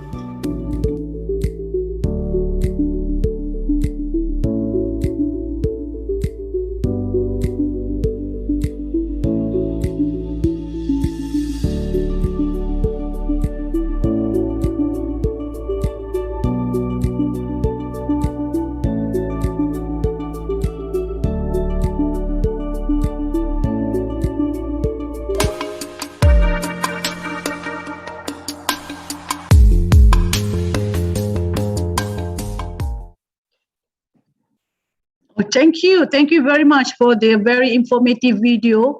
I would say, well, this is one of the apps that can really bring a lot of savings to Polytechnic. I'm sure Pengarah is very happy with the fact that your students are really showcasing a very good apps, not only for the Polytechnics, for Poly, for the industry and the common user for any household. So how do you feel? PS Muhammad Fizal, the director of PUO, how you feel when students are so talented now that they can build the apps together, so they can commercialize a lot of things for the school, for the university, or for the Polytechnic? Yeah, it's proof that we have been using the Industry 4.0, which we embedded inside our curriculum, that despite of the program civil engineering, they can also use their knowledge in the IT or the programming to use it in their final program. Final year project. So our student is equipped with the knowledge and experience so that the project, the final project can be used not only in the Polytechnic, I think for most of the people in the community as well. Yeah, I believe the P5, this is the reason why you won a lot of the award, because the P5 is very straightforward. Yes. People, the product, process, people, planet, prosperity. Yeah. So the integration of knowledge and of course empowerment to reduce costs and wastage, that is the ultimate alternative for us to ensure schools can save more and of course bring that money probably to some other usage. Yep, I'm sure. So I'm sure there are more projects that you're going to show to us, right, for this year? Yeah. It's one of the 100 or 1,000 project, that final year project. It's one example, yeah. So you probably will have your own career fair and showcase regarding your students' talent on sustainability impact. Yeah, in fact, we have what called a student final year project. We open up to the public to visit, have an idea, and we invite the industry to make the assessment of our final year project. And very good. Yeah, sometimes the project is a real project that's the student take from the industry and try to solve the industry problem that can be used by the industry as well as in the community. We are more happy if you can allow us to become the assessor to some of these pioneer students. Yeah, sure. We will be glad to, yeah. Yeah, we'll be more than happy. And of course, we can bring in all the industry people to probably pinch your staff, or your people, to your graduates to come and work with them. And our assessment is to ensure that they have the ability to contribute more towards the people and the planet. Yeah. Besides that, also I sent my staff to the industry. We call it a SIP program, Sangkutan Industry Pensyarah, whereby the lecturer we send for 2 or 4 months to the industry to gain some latest information, latest technology, that when they come back to the Polytech, they can deliver to the the student. That's what we do. Yes, Yeah. I'm sure. I'm sure your staff is highly talented, Yes. and they are all. You can see from the student. I think your leadership is exemplary. You're applaudable and so on. Yeah. Thank you. Okay.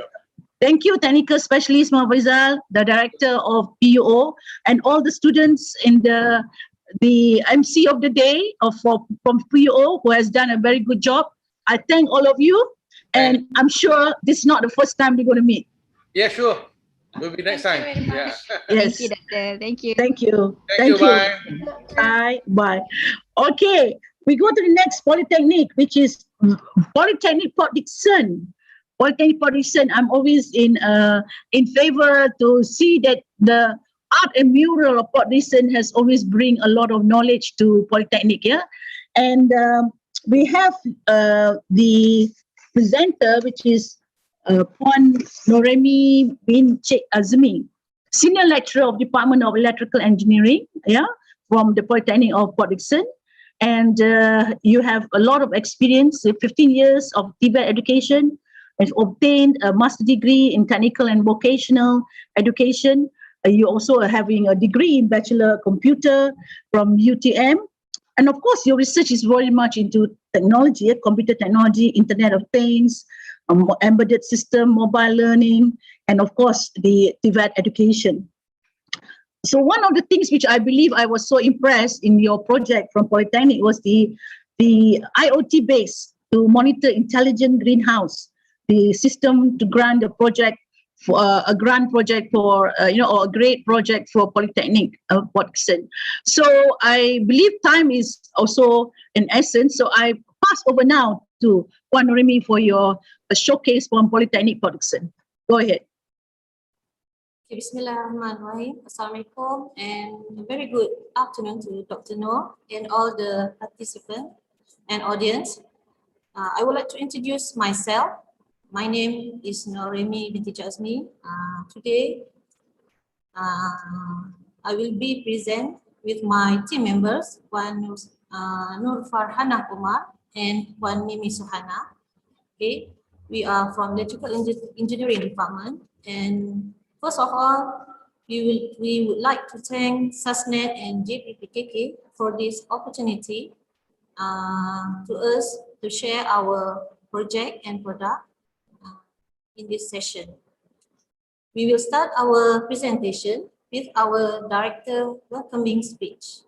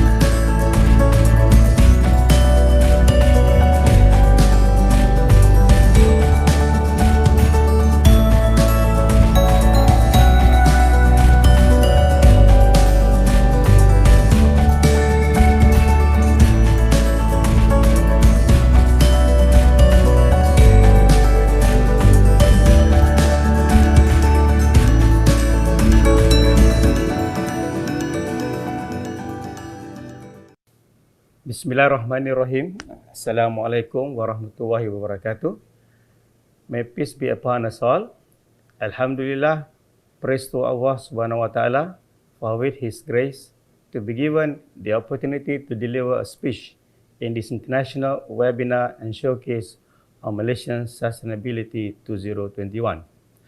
For your information, Polytechnic Port Dickson offers two diploma programs related to sustainability, namely the Diploma in Electrical Engineering, majoring in Green Energy, or so-called DEG, and Diploma in Electrical Engineering, focusing on Energy Efficiency, so-called DEQ.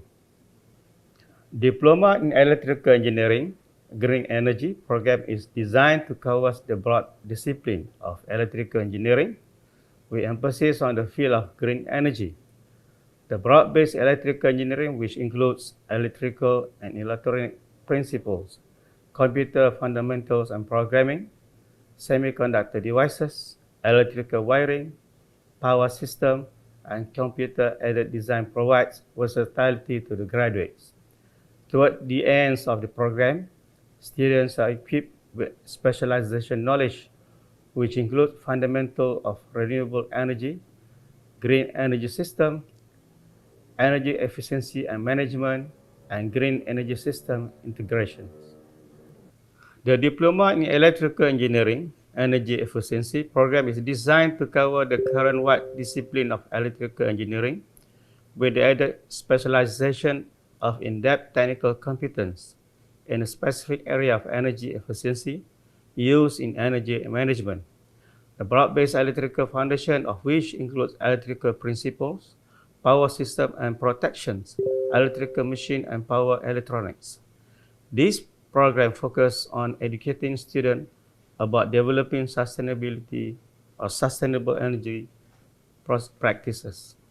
Students will apply knowledge of utilizing tools and techniques for calculating specific energy consumption, establish and improve data recording, collect and analysis system to keep track of energy consumption, conduct energy audits and leading efforts to conserve energy and reduce energy-related costs, assess the potential of new energy efficiency technologies, and also improve the performance of machines and utilities. The programs are supported by competent staff, that is 5 people certified energy manager and 5 people certified professional measurement and verification. The programs are also supported by new facilities and equipment, which are Green Energy Fundamental Lab, equipped with clean electron of solar, wind, and fuel cell technology trainer, and secondly, hydropower technology trainer. In the Green Energy Lab, it comes equipped with 1 advanced solar PV technology trainer, and secondly, biofuels technology trainer.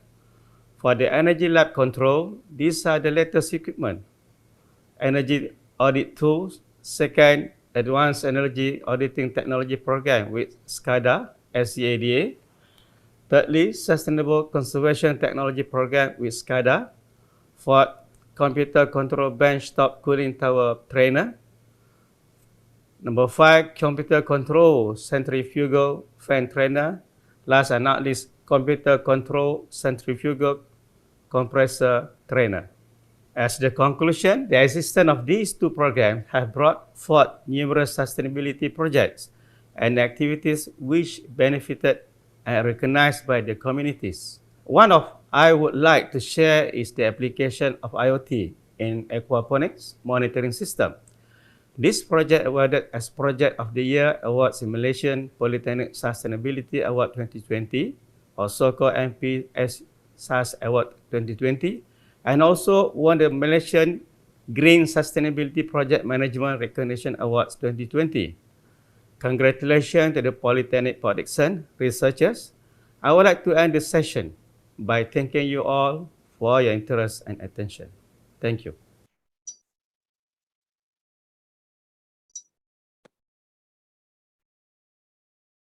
Okay, we will continue our presentation.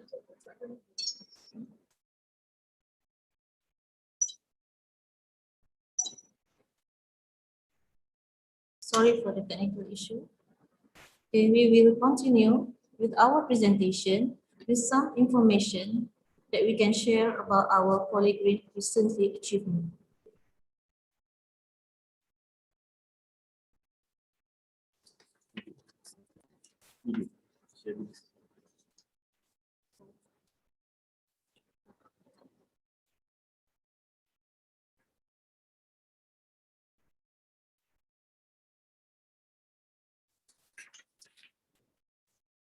PPD has been officially awarded the Sustainable Energy Low Carbon Building Assessment Green Pass certification 2-diamond rating by Sustainable Energy Development Authority, SEDA Malaysia.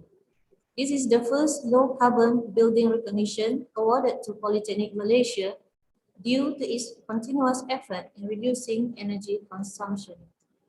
Sustainable Low Carbon Building Performance Certification, or in short Green Pass, is a platform to appreciate the sustainable energy low carbon building initiative based on sustainable energy achievement and carbon reduction. And our Polytechnic has participated in the Malaysian Polytechnic Sustainability Award 2020 and several participation awarded in multiple categories. Next Generation Smart Ambulance Platform Management System. This project was presented by researchers, Electrical Engineering Department, listed in project list 1 of the Project of the Year category.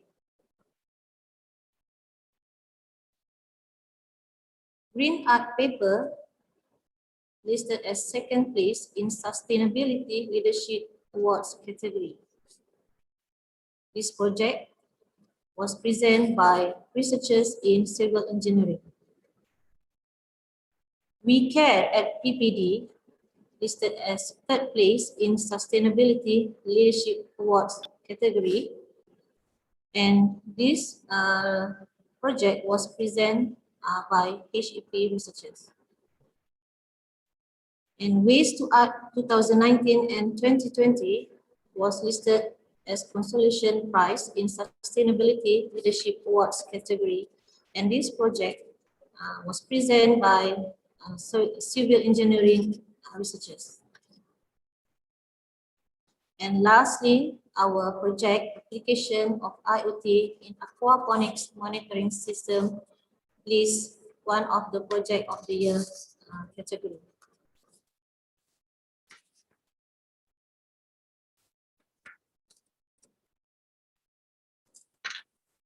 Without further ado, we would like to share about our product video showcase.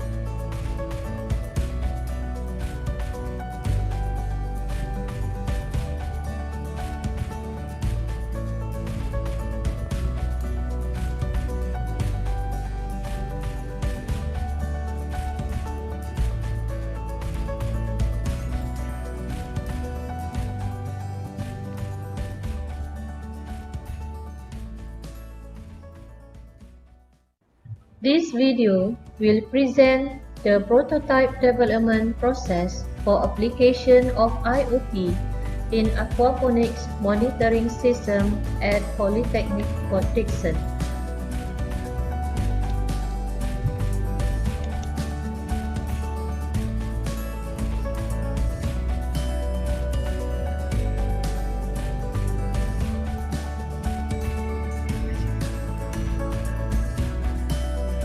IoT platform for aquaponics.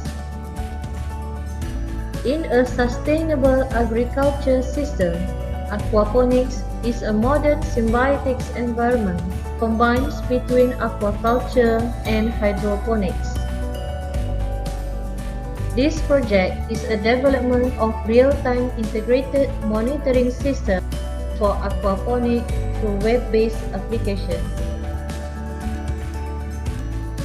The aquaponics system is an integration of hydroponics and fish pond management.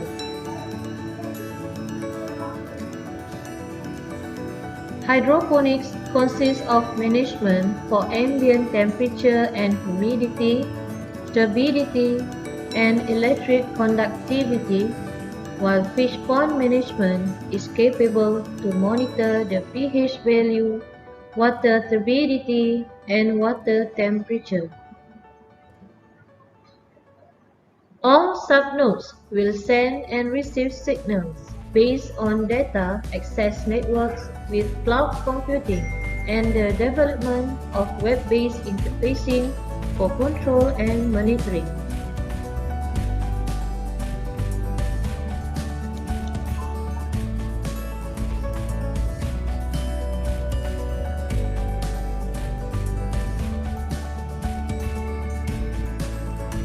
Prototype development phase, including environmental parameter development, followed by network technology development and monitoring mechanism. This research presents an alternative approach for real-time monitoring system using internet media. Multi-sensoring areas are used to complete the system. In order to investigate all the objectives, a hardware prototype for internet-based monitoring system are required for data collection and analysis.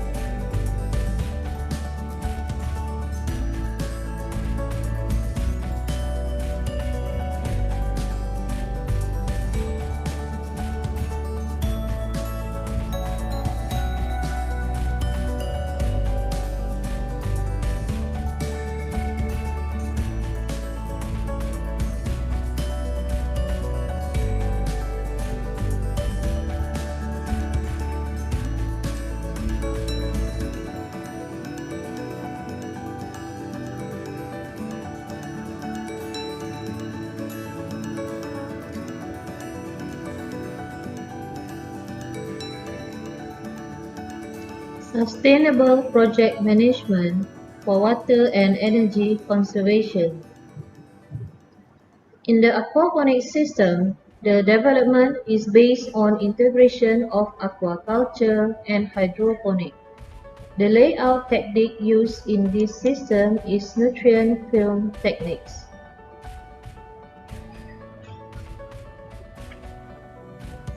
The water used in an NFT system is contained within the reservoir and recycled to use again and again, meaning that the only water lost is via transpiration of the leaves, and that's a very minimal amount.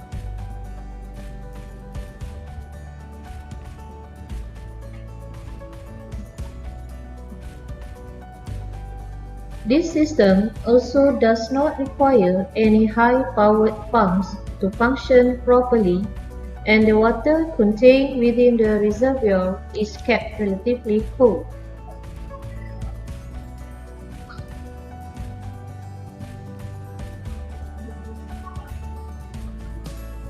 The ability to operate without a large pump and water chiller saves a considerable amount of energy and money.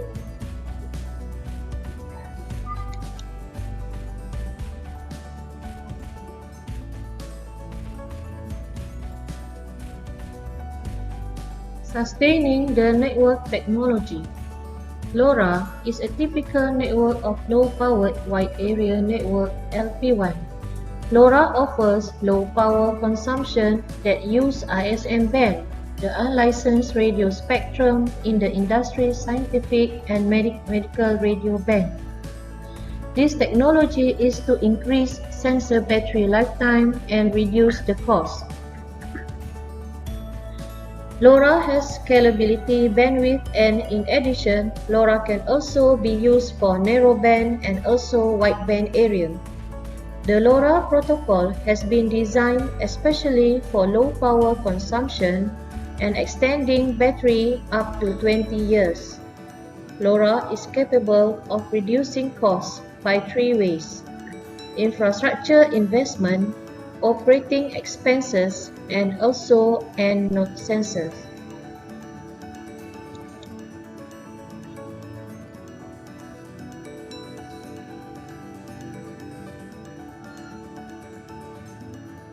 This project was developed to upgrade the recent facilities at Polytechnic for Dixon as a form of sustainability environment. It is parallel to achieve 3 goals in Sustainable Development Goal, which are good health, where the outcome of the project promote organic food,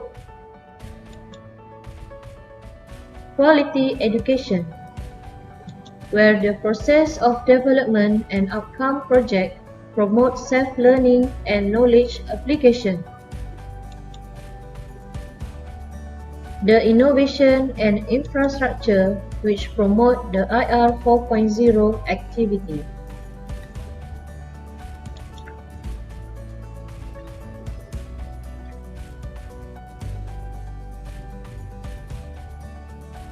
The process impact. The project had fulfilled the sustainable measurement element, wherein economic aspect.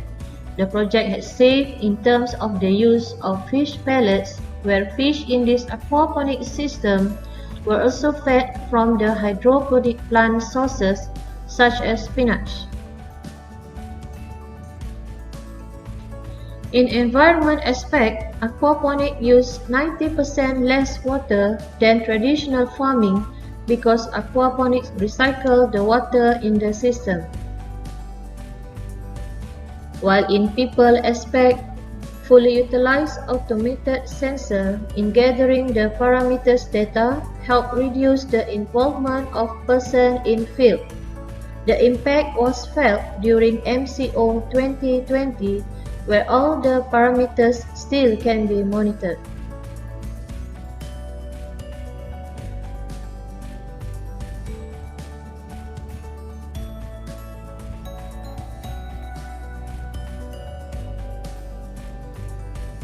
The research impact.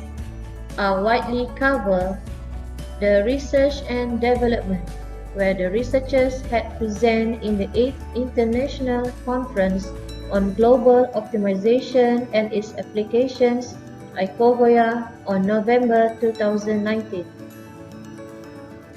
Knowledge sharing. This project also has a potential to manage a training to the public.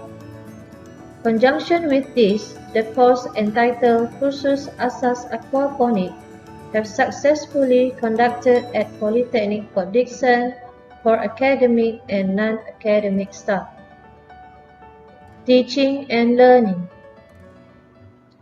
This system also can be used as a teaching instrument for helping lecturers to give clear exposures about IoT system, microcontroller, and green environment for subject internet-based controller, monster alarm, embedded system application, project, and computer networking fundamentals.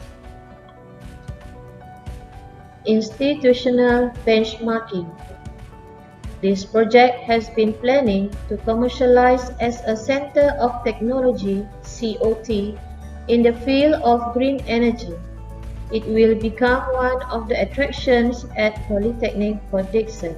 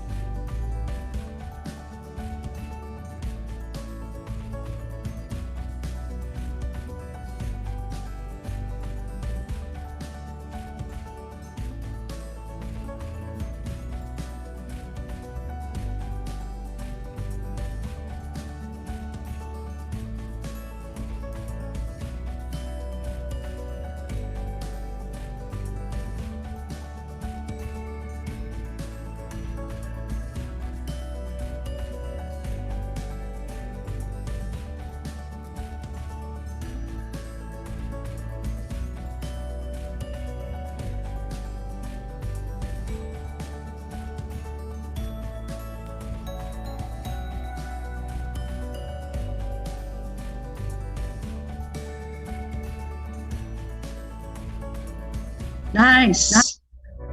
Thank you.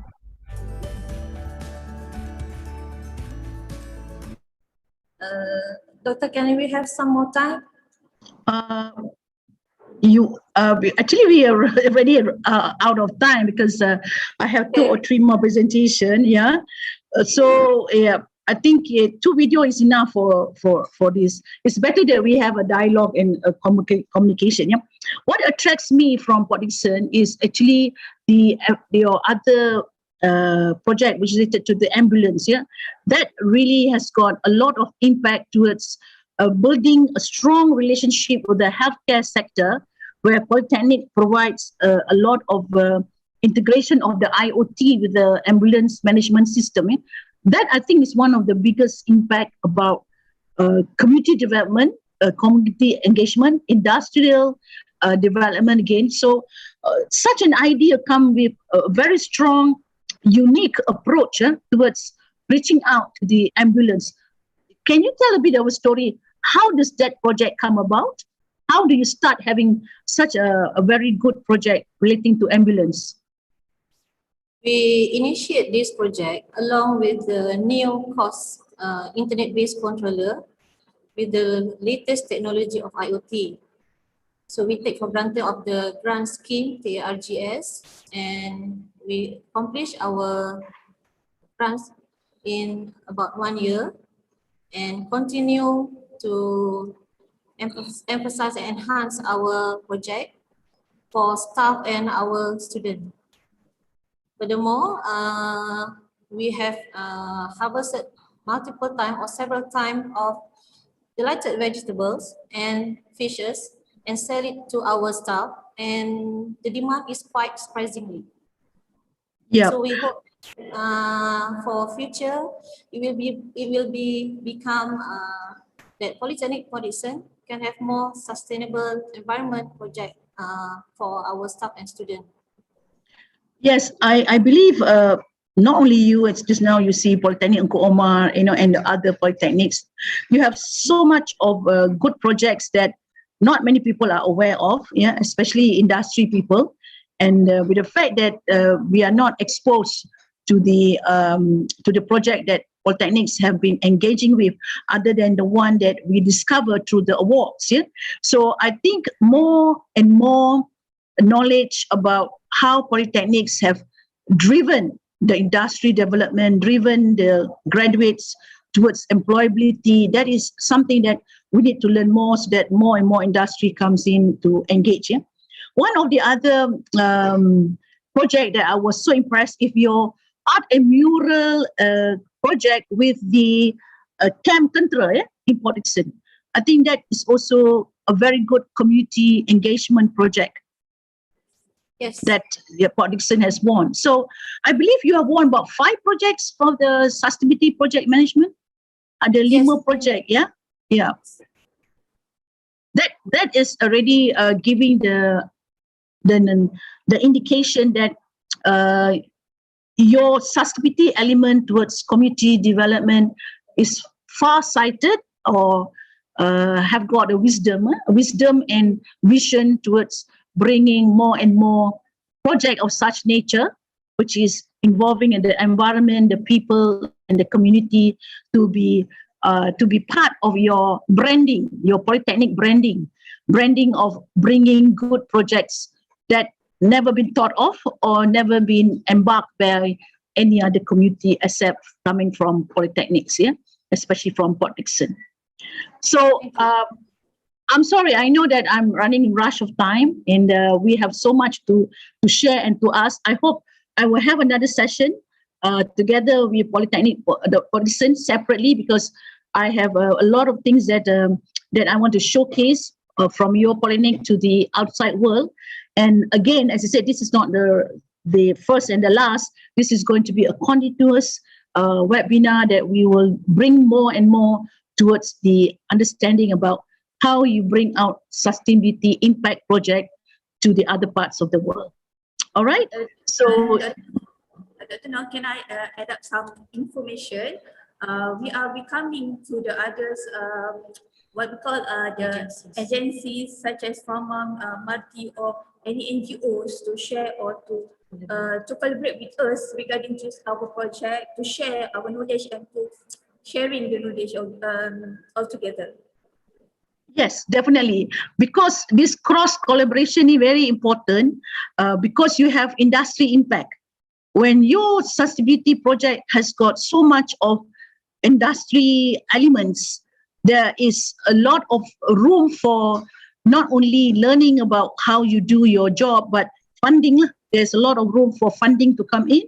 And industry may have also very strong interest to bring in new technology for your education, learning, and also sharing of what the industry would expect to have from universities, especially from the graduates that's going to come out. I would like to thank our industrial partner, which is My Invent Technology, because helping us developing this project. So thank you to our industry partner. Welcome. Thank you. On behalf of the industry partners and on behalf of the audience, we really appreciate your contribution and sharing. As you say, time is always an essence here.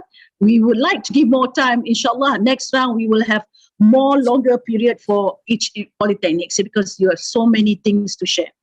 Okay, I will have to move on. Thank you very much, Polytechnic Port Dickson. I have to move on. Yes, thank you.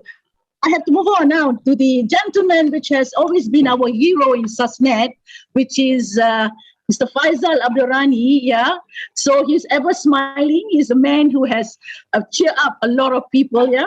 And without him, I don't think SASNet can be as popular. And with him, he has all his assets at the back of him right now.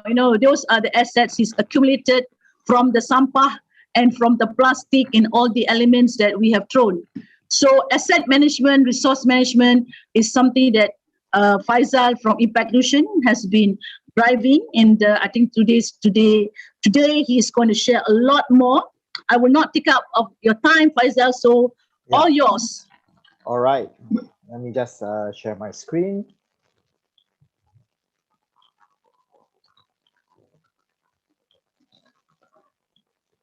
All right, so thank you for having me today. So today, my topic is actually I'm going to talk about sustainable waste management, the importance of waste profiling, right?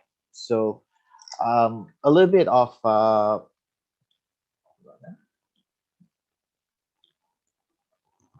myself. I'm a certified green project manager under the Green Project Management Organization USA. By training, I'm a chemical engineer from Montana State University, and currently the head of the waste management division for the Sustainable Business Network Association Malaysia. We are the advisor for the Earth Warrior project, as well as the advisor for the newly set up NGO Generasi Peduli Sampah, lead event and program for the ISWA YPG for the Malaysia chapter, and co-founder of the Impact Solution Social. So in the previous work, basically I've received the Sustainability Award 2018 by GPM USA, as well as one of the recipient of Star Golden Heart Award in 2019, as well as the Malaysian National Sustainable Project of the Year Recognition Award for 2019 and the Fundamental Recognition Award 2019 for one of the projects.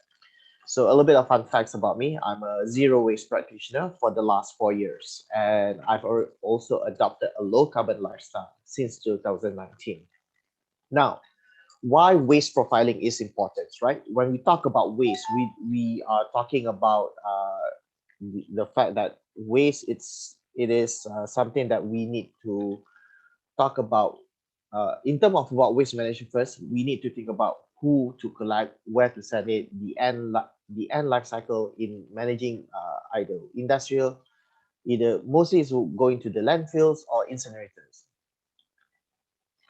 Some cleaner want a little bit of cleaner energy is like waste to energy. But why is that, right? So why waste profiling is important? In a resource management side, in a sustainable waste management, we call it more of a resource management.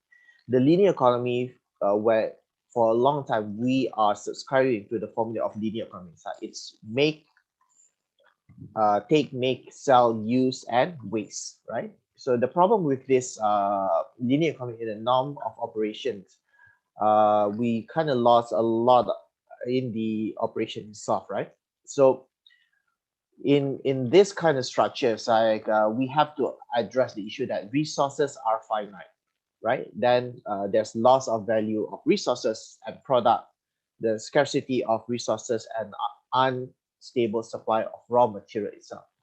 The volatile price of resources, waste generation, effects to operation costs, and environmental generation, and climate change itself. But the problem with when we talk about waste management itself, it's like some will kind of talk about how we manage it, some will talk about policy, regulation, enforcement, is it the attitude? So what is the problem?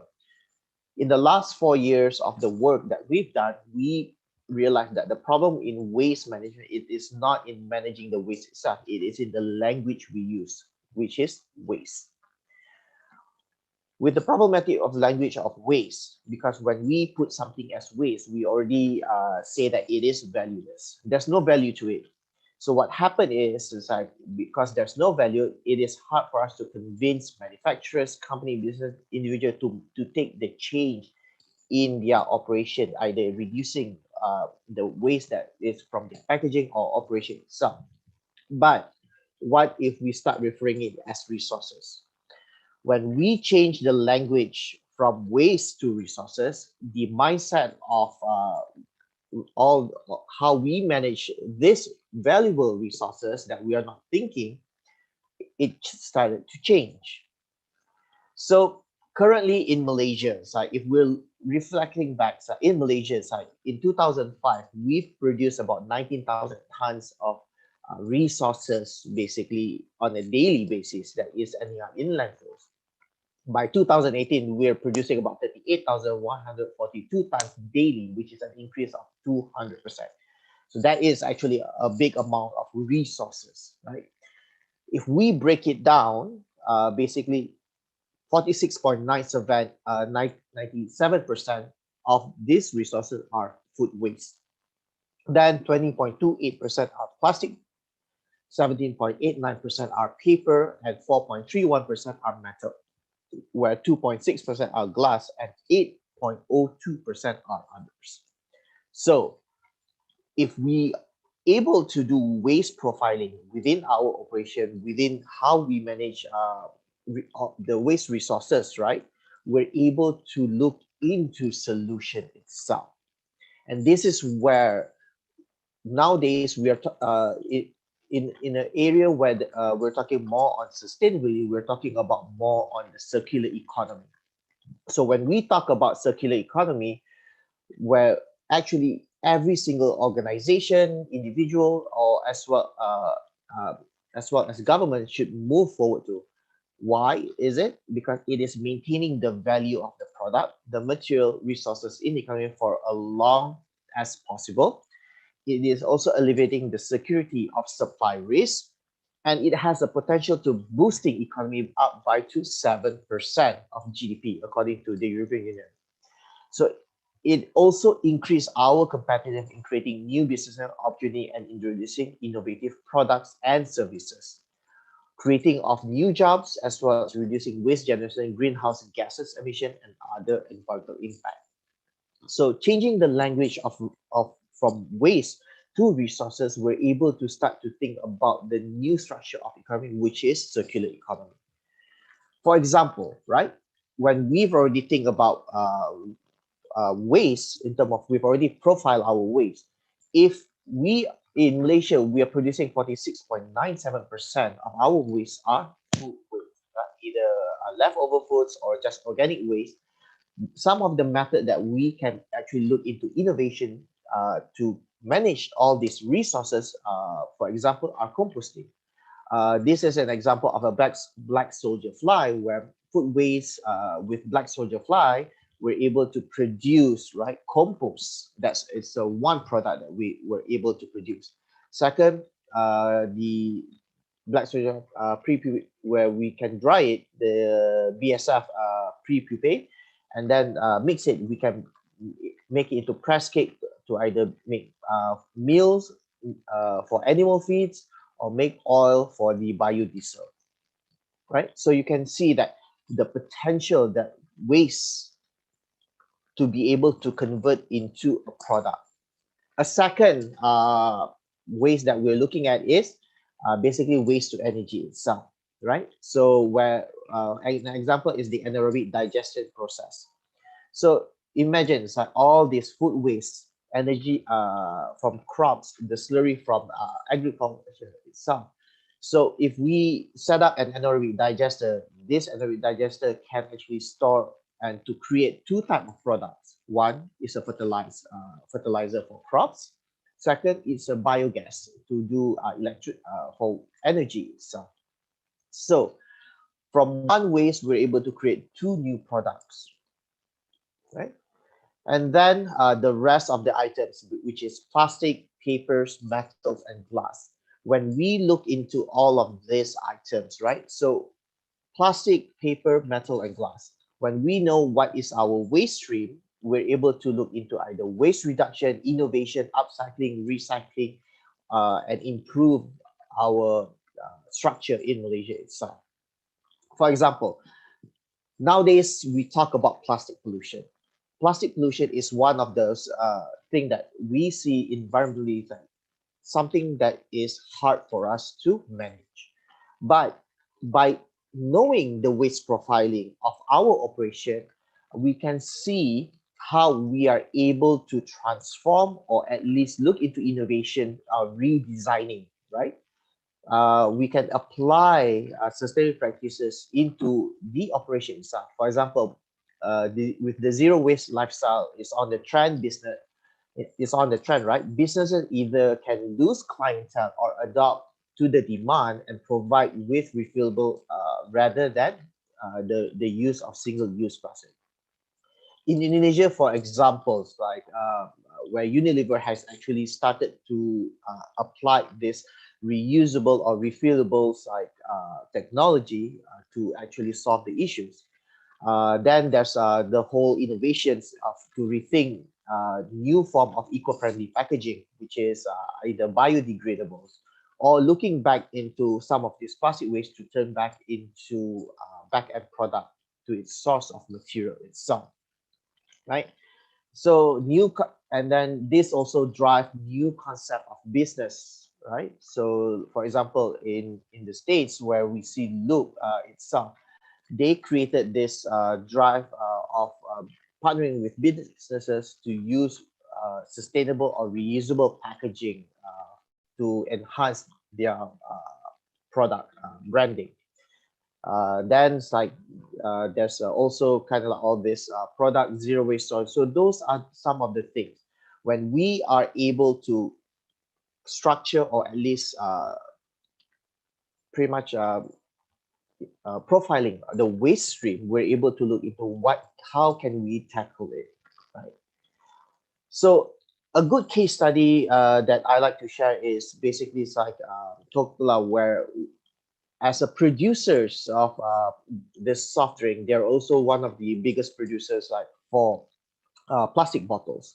And they've already started to rethink in terms of redesigning their product streams to actually reduce the plastic weight, looking into biodegradable plastic for the bottles, or look into the recycle streams, upcycling. So that's how they are looking into a lot of this stream. So for more information, you can actually go to the Element Carter Foundation or case studies.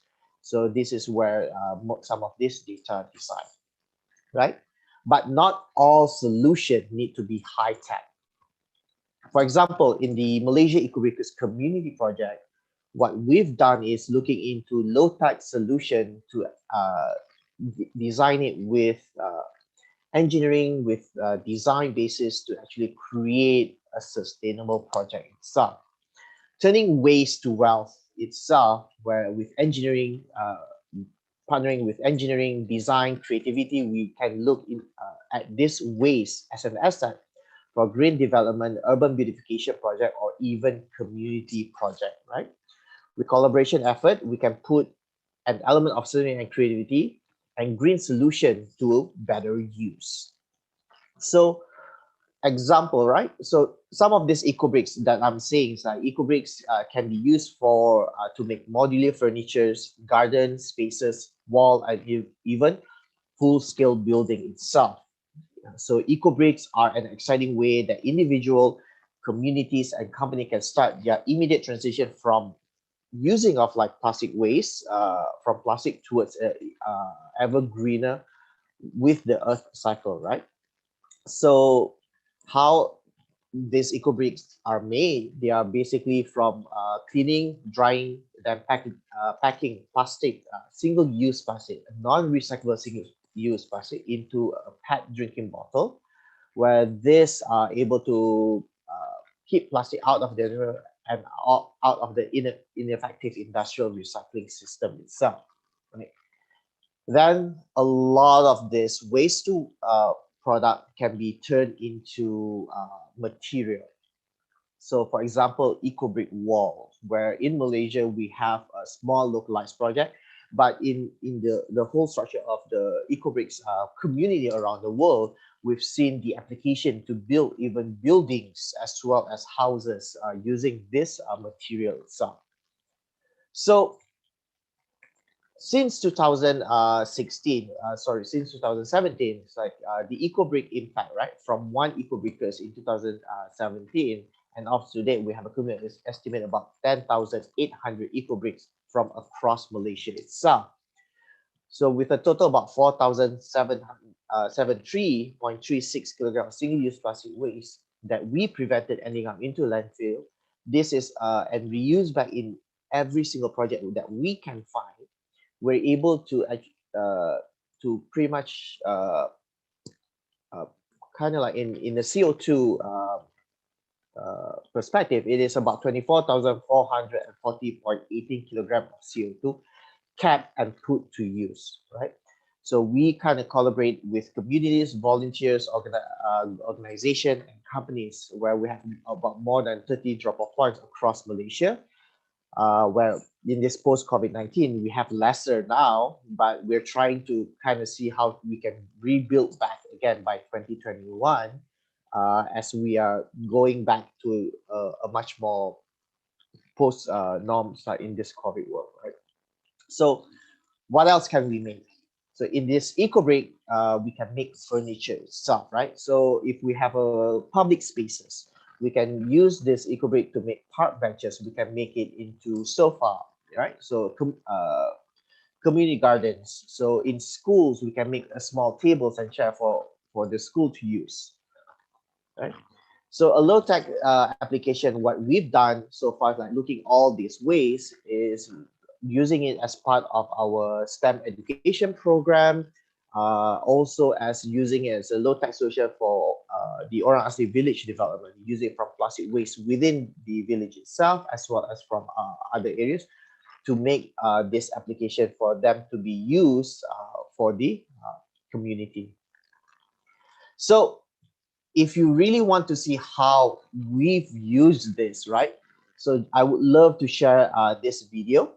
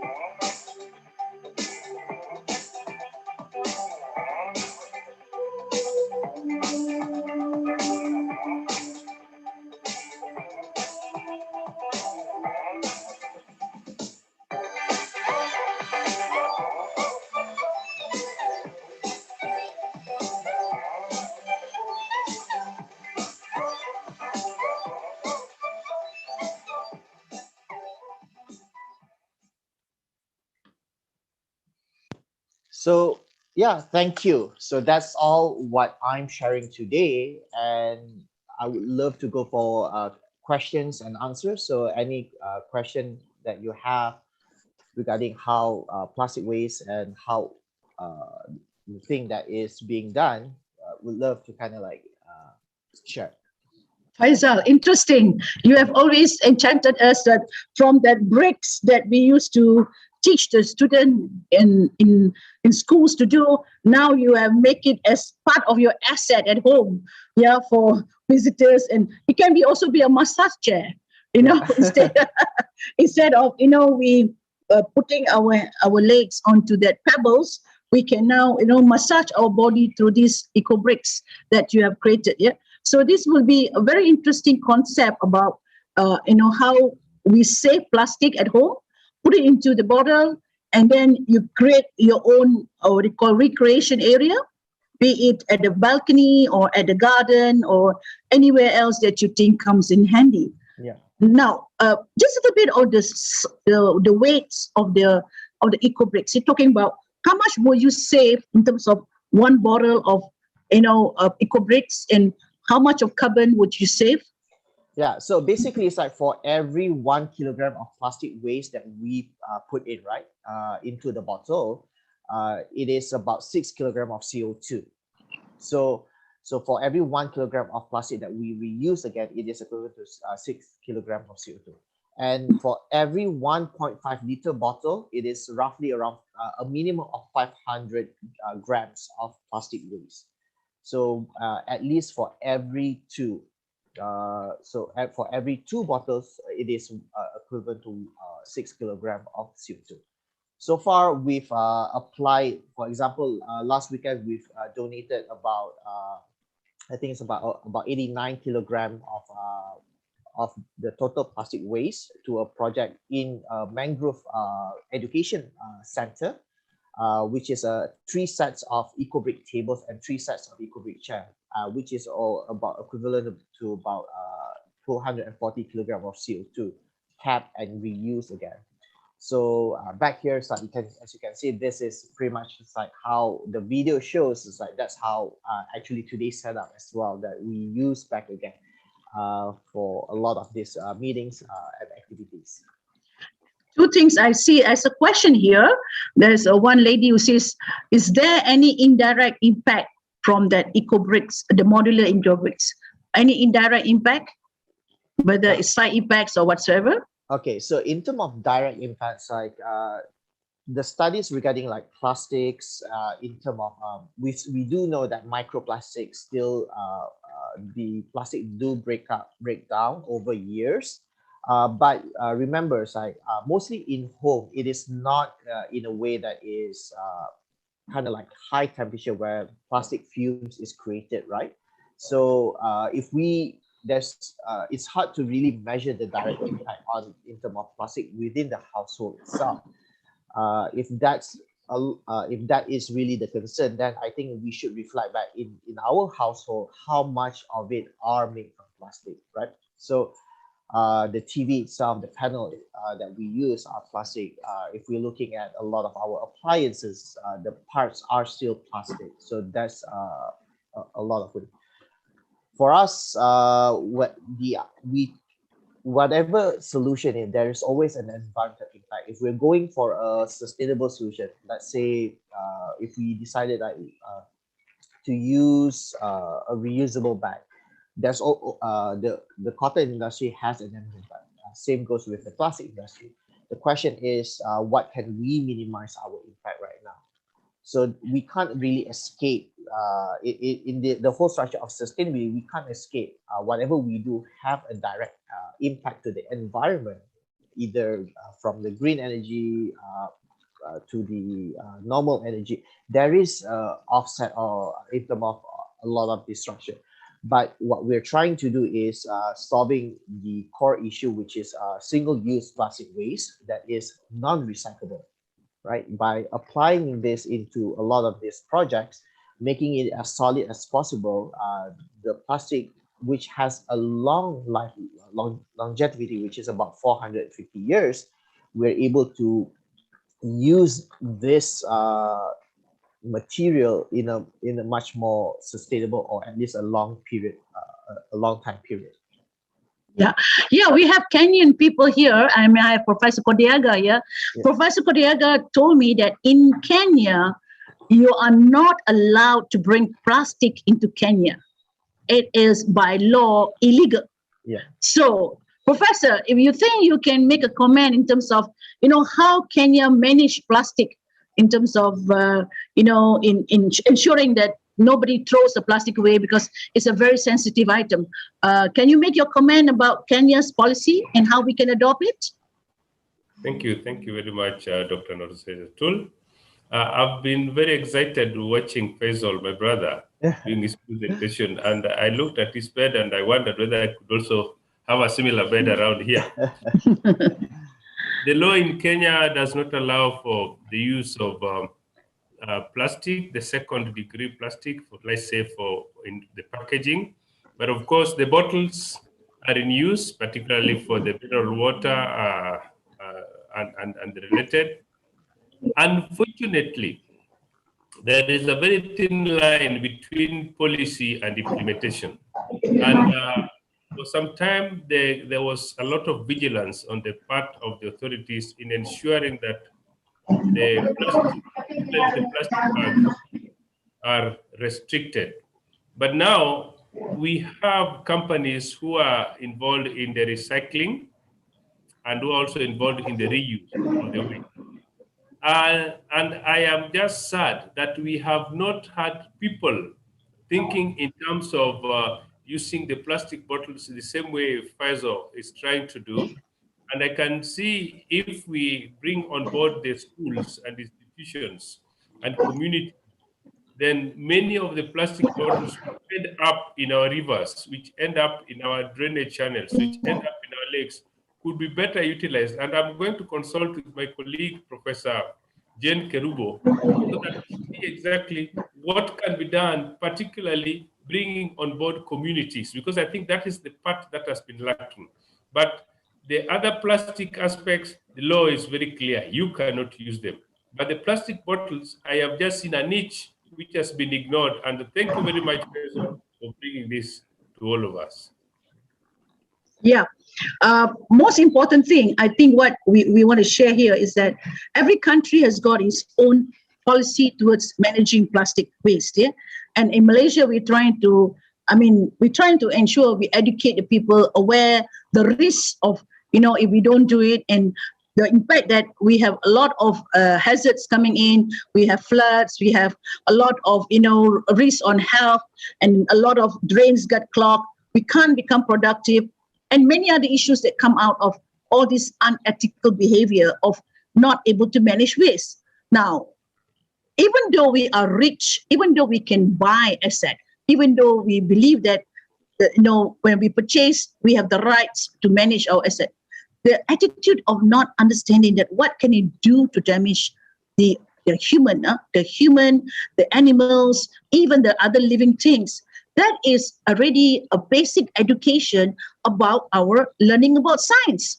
Now, how come education has not brought in the impact assessment about community being saved, so that we have got a place to do our economic activities in future, where education should be part of that learning about managing waste right from the very beginning, from the home, not from the school, not from the university.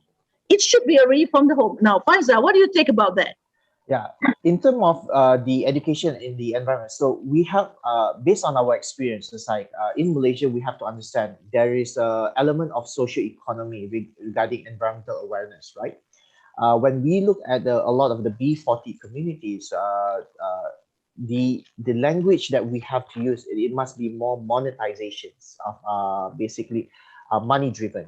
Then it is really relatable, because that is their the concern is how can they have enough income on a daily basis. So the kids are looking into, can I generate some income? So the language has to be different. The problem within in Malaysia is that whenever we have a lot of this program, it is a very generalized, right? So a lot of this recycling programs, a lot of this education is a very generalized, as like for not specific to the demographic of the community that we are targeting. So it becomes lost in translations.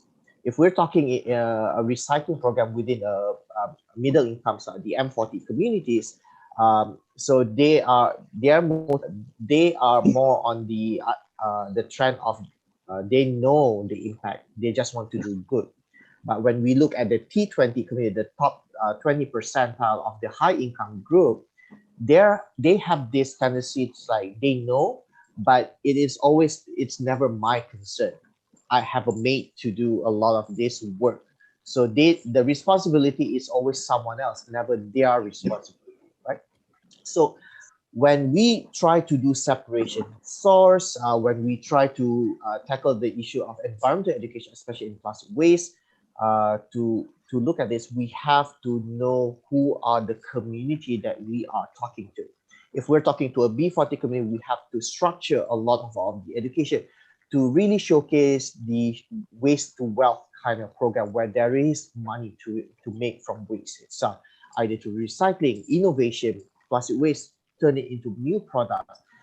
Composting, those are the things that we're able to. The M40 itself, they are more entrepreneurs, so they are already there talking about it. So it is, if we look at in more urban areas, so we see a lot of this are taking part.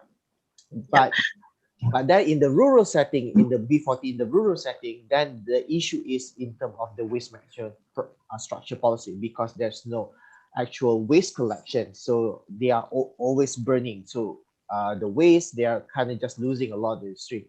So we have to kind of look at a lot of this setting to really create a much more sustainable impact. That's why when we're able to waste profiling, then the second level is actually to look into the community itself.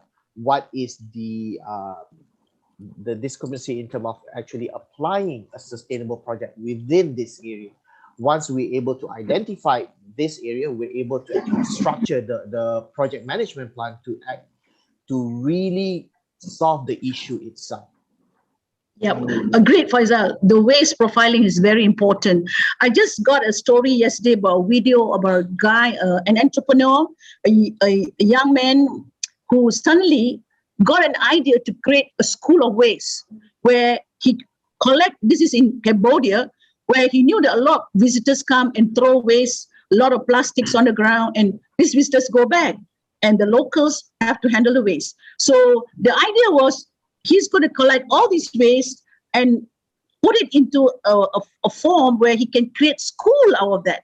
It's a very interesting project where suddenly you got an idea about how you want to keep all these waste and become a structure like what your eco-bricks did, and then suddenly create a school out of it.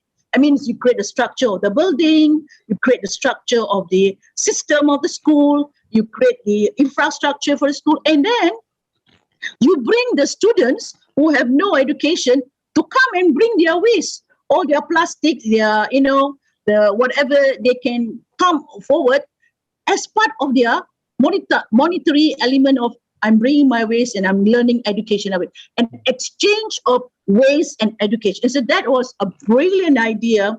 Nobody can ever think of, but I say it takes someone's vision to convert the waste to wealth, the waste to education. That was, I believe, it's one of the million kind of an idea that never take off. But as you say, what is your value driven? You value education, you exchange waste to education. I think that was so brilliant. I really salute that guy for such impactful, sustainable, plus it gives back an exchange of people who have no education. All they need is bring back your waste to exchange for education. What? That was brilliant. Thank you, Faisal, for such an enlightening session. I'm sorry that we cannot continue, but we have a lot to talk about this. We have always been very highly connected to this.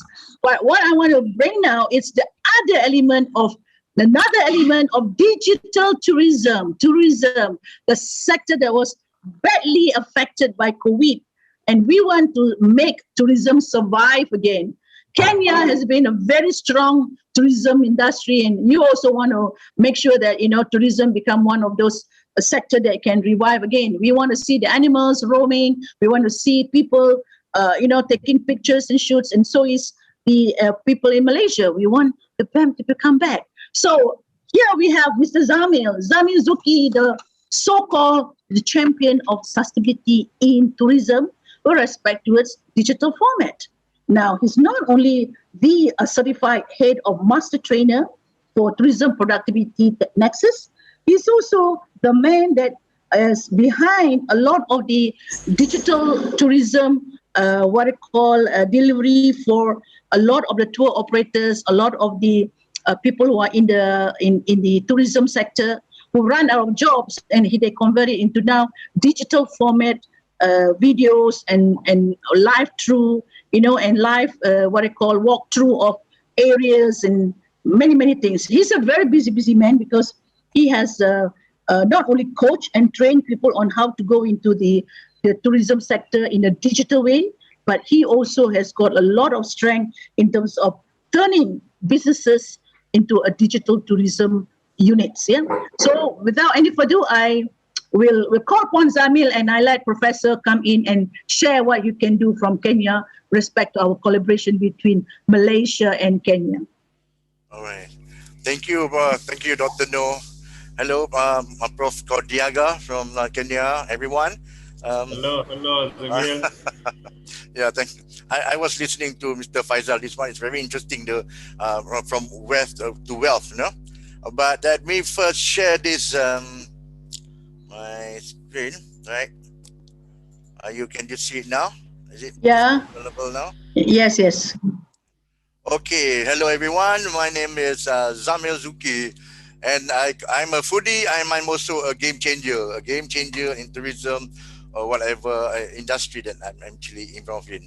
Okay, first and foremost, I just want to tell you that we in tourism, we are actually badly hit during this pandemic, you know.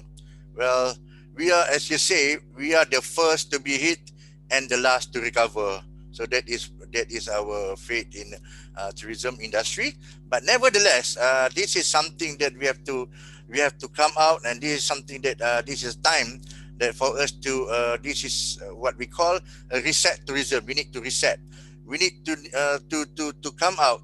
We can't just wait until everything is over. We need to come out with a new strategy, a new tools, as a new in this new normal of tourism. So today, thanks to Dr.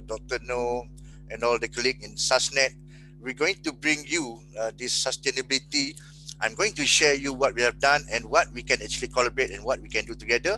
I call it LOVE, LOVE. Love is like a live online virtual experience. Yeah? It can be in tourism, it can be in anything. Whoa, such a powerful word. This is love. I'm giving you all love in this evening, you know. I hope the internet will be very stable with this connection. Okay, my name is Amezuki, but before that, let me introduce you to my team. I don't do it alone. I have all my team. I call it the Fellowship of Love. These are all my love members, you know. We have Mr. Iswaran, my friend, is a UNESCO guide expert. And we have Aisha, is a professional artist, a painter. Fuad Fahmi is a good storyteller. He can tell any sort of story, good story, any paranormal. And we have Laili Basi, is a CSR expert. He's doing a lot of CSR project at the moment. We have Fredo. For your information, Prof. Kodega, Fredo is our top artist during the 70s and 80s, but he's still active. And thanks to the digital tourism, he's coming back into this line of shows. And we have Atika, he's the media expert with Tamu Asia. Noni, a travel influencer. Rajesh is a lecturer from tourism, edu-tourism. We have Jason, the expert in multimedia. And last but not least, I have Raja Ila, she's a travel agent. So these are all my Fellowship of Love that actually helped me to do all this project and all the other collaboration that we're going to do soon.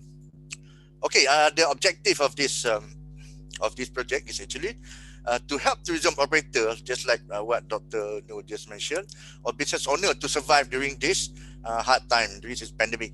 And by creating and to educate all the business owner how to create a live online virtual experience, how to make love. So in other words, we're saying that I'm going to teach them how to make love, how to create love, you know, for their product. And at the same time, we ensure that the local community can participate, benefit, and earn income, just as what in the SDG, about Sustainable Development Goals. And then we're going to do to inculcate new culture of sustainability and green awareness. There are things that that we want them to have value, not just the business, but we want them to know the value. And to rebrand and positioning for market attractiveness. This is why we are here, and this is what we are sharing. Okay, we go for the product, the 5 Ps, you know. It is actually during this pandemic. This is during last year on June, I think, that we actually first started this so-called live online virtual experience. Or in Malaysia, we started with Malaysia Virtual Experience, MyVXP, launched by Malaysia Productivity Corporation under the Malaysia Productivity Corporation. So I was involved in the project. So this is we are actually in the introduction stage. So this is we still a lot of room for improvement. We have a lot of things that we can do together. You know, not just Malaysia. We can exchange our content with other countries as well. For at the moment, if you're familiar with Airbnb, they are actually doing this online marketing platform that sells online virtual experience. Okay, but as for today, Malaysia, we are actually committing, we are creating a lot of things to be this one under this program. Okay, and this is example of our live eco activity and international attraction. This is something that is really popular. It is called Min House Camp. Min House Camp, and this is where all the everybody will go into this just like we're having now Zoom, and our host will be in that area in Kelantan. He will actually show with you all this activity. You know, we have this lokan hunting. They go to the river to take that lokan, and then they're going to show how to do what do you call this village local traditional games. You know, and they tell you more about stingless bee. So this is something that that we share the content, and the host will get paid by means of online ticketing. You know, they charge to all the participants. So while during the pandemic, they are not allowed to have visitor. Now they can have a virtual visitor. They can have a virtual tourist in this one, right? So there is this one, and the process is very easy now that we have Zoom.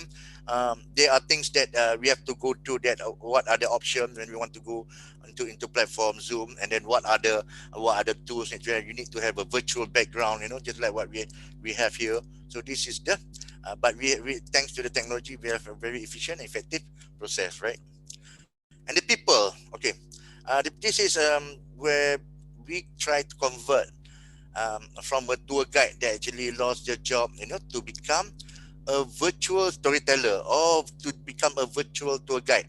And this is actually something that is actually will educate, will give we are giving them 10 hours of training to how to become a host in this show, in their own shows, and earning money, right? Okay, these are the example, the impact, the social impact that we had. This is in Sabah, Sampurna, is an island. We are doing this one. There are actually a lot of we call it Sampurna Menangis. This is the crying Sampurna. Why? Because they have not enough food for this one. There are things that they can't do. They can move on. So this is where all our volunteers, you know, we get all our volunteers, and most of our volunteers are actually in the tourism industry. So we work together. They have their own boats, everything. We identify where are the places, and then we create things like something like Jombli, Ubi Kayu. We buy these fruits, you know, we sell it in Kuala Lumpur, so that the money we actually go to the targeted community. Okay, this is also an example where we convert the content. The first one, as you can see here, storytelling. This is a old folk story. This is actually in one of the state in Sarawak. Maybe it's about our very own Romeo and Juliet story. But this is, I think this to me this is better. A very sad ending, just like Romeo and Juliet. You know. It's a storytelling. It's about love of this bird, the couple. Yeah. Are you going? I'm going to give you an opportunity to watch this once the Susnet channel is on. All right. Then we have unity-based tourism, just like what I showed just now in Sampurna, where this guy, his name is Aili, my team, our team member, he actually collected about 100,000 ringgit donation just by this program, humanity-based tourism, by doing the online show. Okay, can you hear? Okay, I hope the internet is okay. The online show, okay, the online show, 100,000. And then we have a concert, mini concert, audience engaged. This is also our team is doing the live online show. Doing this one, he makes surprises for the birthday boy, or you know, birthday guy. You know, he come out surprisingly into this virtual room. We have art painting session. Okay, the planet points from planet, we have 5 P's. Now this planet is actually, by having this virtual show, you actually save on the emission, the waste, the disposal, better environment, and there's no littering. And with the proper this one, we are trying to overcome this so-called this over-tourism. This over-tourism. You want to see what is over-tourism? Now this is actually over-tourism to be neutralized with responsible tourism. So this is an example of over-tourism. So this is something that we do not want to happen in Malaysia, especially during when we are actually ready to open, the borders ready to open. This is something that we are actually try to avoid. So with this digital tourism, we can actually create the awareness of how to limit the numbers of people, how to have a more responsible tourism, right? Okay, when from the economic point of view, this is actually by promoting this show. For example, you're doing from a small village, you are telling all the good things from the small village, and at the end of the show, you can do the upselling of the product. You say that it is very difficult to get this fruit. It's only available at this village. So buy now, book now, so I can deliver it to you. So this is something, the new business model that I see that really works. So this is actually giving room for a business to business or business to customer. Okay, I want to share with you this one of my mentee, one of my student. Her name is Angie. She's actually the daughter of a fisherman back in Jalan Bagan Sungai Besar in Selangor. At first, when he joined my class, he was actually skeptical. So I told her what to do, what to share, what to tell, what to tell during the show. So surprisingly, after the first show, this is what happened. The ticket is actually at 30 ringgit. You got 16 to go online. And during the show, she sold a frozen food that is actually 20 ringgit at 26. And then she upsell a package of 99 ringgit times person. So altogether, believe it or not, she actually earned 1,990 ringgit in just 1 hour. So this is something that I'm very proud of, that Angie is doing well now with this one, with this new idea. Right. This is also something that the program of Sempurna Island just now, that actually after 1 week it's actually sold out. They're sold out. And this is actually another way of managing perception, saying that when people say to go to this island is very expensive, 1,000 a day, but we rebrand and say no, it's only 680 for 3 days 2 nights. And guess what? After the shows, we got a lot of bookings until that there are no weekends this year. There was no weekend for this year. It's not no weekend available. Up till July there was no weekend. It's all taken up. But due to this pandemic, we do not know when we're going to restart this program again. Okay, then we have also international partner to support for the exposure and this awareness. We actually brought this idea to this Asia Productivity Organization seminar, the international, so that everybody will start embracing digital tourism, and we are offering them to help. And then they're also on the Japan Productivity Talk on how to actually to come back to the new normal. There was also in our Malaysian news saying that how to do the virtual show, and this is an example how we did the first virtual Hammock Fest. Is the first world virtual seminar. We got all the hammockers all around the world to join, right? Okay, and there was still also when we do the assessment that during our online session, that these are the things that is we had 683 when we launched the first training, and that all of them joined for the 10 hour session, and we got about 683 new product. Okay, now since we are actually this is something that what can we offer you, saying all that before just now. This is something that I want, that we can offer. We can actually repurpose your business. There are things that we can do to repurpose. It's about time to repurpose. You do not know when, but the time is now. And we can do a smart collaboration. We can do a smart collaboration. We can do content exchange. Content exchange. We have a lot of content that we can exchange. We can do professional training, just like what we did earlier that I showed you. And this live online virtual experience shows. And this show will be available on Susnet channel very soon. And these are the example of the shows that is available. We have we even have it now. Everyone can have a baby. This is a private online session where, when you have problems, is private and confidential. Before you go to the hospital and spend a lot of money, you get the first opinion online, saying that how to save your money, how to what to look for, how to do the test, how to save your money. So these are the things that we have. Also things about stargazing, a lot of foods, as you can see in the screen here. There's also how to become a model, how to enjoy hammock, and what is piranha in Malaysia. So these are all available soon.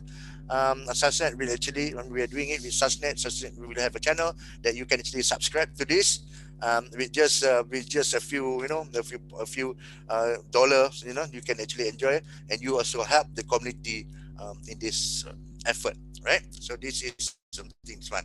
But then let me share with you what we recent project. This is something that we are promoting. It's called Let's Talk Lenggong. So this is we are promoting Lenggong. It's in Perak as a UNESCO World Heritage. We are creating new experiential-based product digital.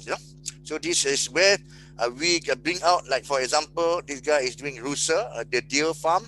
So we say, what are the experience that we can go there, what to enjoy at the deer farm, and how to enjoy the food.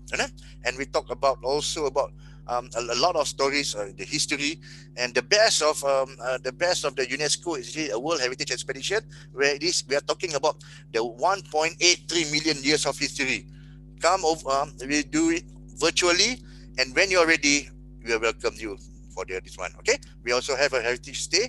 So these are something that we are doing right now to help to turn over, to collaborate, so that the community will actually can earn some money, right? And then last but not least, this is Maspur Hidden Village. This is a new what do you call this effort that we are doing. We are targeting to do evergreen musical retreat, so that we bring a lot of people there to enjoy the nature and also for the leisure. So this is a combo package where on the digital you say, yes, I know what to do, I want to go there, I want to do this one, and when everything is in order, when there's no state the restriction that we can travel domestically, so the product is ready, and the people, the community are ready to accept you for this evergreen musical retreat. No? Okay, Dr. No, I'll make it quick and simple so that I can allow you for the question and answer. Thank you very much. Thank you, Zamir. Thank you, Zamir. I personally asked Professor Kuriaga to come on board, not because I'm sure there's a lot of questions that he want to ask you, because he's also in tourism in Kenya. As you know, Kenya is a world leading tourism center, or the center, the center of the heart of tourism. So, Professor, just share with us what you think, and maybe after this, I will announce what is our collaboration. Wait, I will unmute. Unmute first, unmute. Unmute. Yeah, you got to mute. Yeah. Okay. Thank you very much, Dr. Noor. Actually, I enjoyed every bit of Zamir Zuki's presentation. For your information, where I'm seated, I am 20 meters away from wildlife. So I am actually in the resort, and some of the wildlife that you think about are just around me here. I was worried we were going to make noise and interfere with the program. So this kind of tourism is something that is lovely and exciting. As you very well know, I come from a community where we are at peace with nature and wildlife. When we graduate to become men, when we have to kill at least a lion, something which I did in my youth, and I don't want to do it again. Yeah, you see, Malaysian men, they can't even kill a lizard. So don't talk about lion. So that is how macho Kenya is, in terms of when you want to show your youthfulness, that you have reached your puberty. Yeah? Yes. So I actually, Zamir has summarized the areas which are very exciting to me and close to my heart. Number one, we would be very happy to have Zamiel collaborate with us on repurposing our business, because here we are in a 118-acre resort, which is meant for health tourism and also meant for taking care of our guests from around the world. So when you help us repurpose, especially at this time of COVID-19, I can assure you that is an area we'll just pick on straight away. Smart collaboration is yet another area. Of course, content exchange, professional training, and of course, love. Love is something that we thank very much, Professor Brother Zamir. So, in a nutshell, Kenya, as you very well know, is home to the flora and fauna. You'll find all the big fives and all types of wildlife. So if we work around the 5 themes that Zamil has identified here, then I can assure you that we are going to have a very, very interesting and mutually rewarding collaboration, because each of the 5 themes Zamil talks about is basically what we need going forward. So I am here to listen to you more, because we have a lot to offer. And apparently, Zamil has summarized them in those 5 key points. Thank you very much, Dr. Noor. Thank you, Professor. I think, Zamil, you know that Professor Kadiaga is our SASNet Kenya, head of SASNet Kenya. So this is a very interesting collaboration. As you can see, SASNet Kenya and SASNet Malaysia, being the headquarters in Malaysia, we are going to do that digital tourism in terms of how we believe we're going to connect not only the education, we're going to connect the tourism element of bringing quality knowledge about content into how we believe the digital economy is going to take place. Of course, centralized within the Malaysian expertise of how we want to upgrade a lot of the element of e-commerce, element of payment gateway, element of entrepreneurial development with the Kenyan community and so on. There's a lot of abundance of, I would say, activities that can be engaged with Professor, because he's also with 100,000 members of you call it universal business community, and there are abundance of resources over there. So it's just a matter of our creativity. It's all about creativity. How do we handle this, right? So my announcement was to say that Kenya, together with the SASNet members, together with the activity of SASNet Kenya and SASNet Malaysia, we're going to have a signing of MOU on this digital tourism. So I would like Zamil to witness this together with your members and to say how we're going to enhance the digital format for template to be applied on the application of tourism sector for Kenya to embrace our digital world for all the communities to enjoy, be it Malaysia or be it with the Kenyan community and the other international visitors. What do you think, Zamil? Wow, that's fantastic. I'm looking forward. And thank you, Prof. Kodiaga. I think let's do this together, and then let's start. You know, we are moving forward. We are helping a lot of community here, Malaysia and also Kenya. We have a lot of viewers all around the world. Yes, thank you we can very bring. much. Yes. Thank you, Doctor. So, yes, this is Looking where forward. this is how I mentioned Kodiaga to say that Los, please come in, because the announcement that we're going to make is going to be very impactful. And I think behind us we have NPC, Nexus, we have Ministry of Tourism, Malaysia. Professor Kodiaga, he has worldwide network. And so if we're going to have this collaboration, I'm sure we're going to make a lot of people also be fully aware of what we're going to do together between 2 countries, the cross-border export regarding tourism. Yeah, so this is something that probably have never been think of by a lot of people, but I guess SASNet has its own agenda on sustainability, on ensuring our environment are protected, our community has got economic return, and we want to do it through the digital way so that the 5P element as a product, process, people, planet, and prosperity is still intact for us to educate more and more communities to embark into this journey. All right. I guess, Professor, you are any last feedback that you want to give for Zamil to get ready? I'm waiting. Okay, good. And I have the animals around here. I can show you a few. You want to see a python or you want to see? giraffe? I don't think python. Give Zaimel the elephant or the lion. I always wanted to see a zebra. We have them. We have them. Zebras are too common. Yes. So we can. Oh, okay. We can start today. I show you some hyenas, some zebras, some lions, elephants. Zamil, I just want to tell you. You know that when you watch a documentary, Zamil, if you watch an African a documentary on Africa community, sometimes you see a group of women lining up together, and suddenly you see them putting their hands up and they walk. Yes. One day I asked Professor Korea, I said, why are the women walking with their hands up? He says this is to scare the hyenas, so that the hyena says that when your hands are up, that means someone is bigger than them. So hyena will not come and attack you.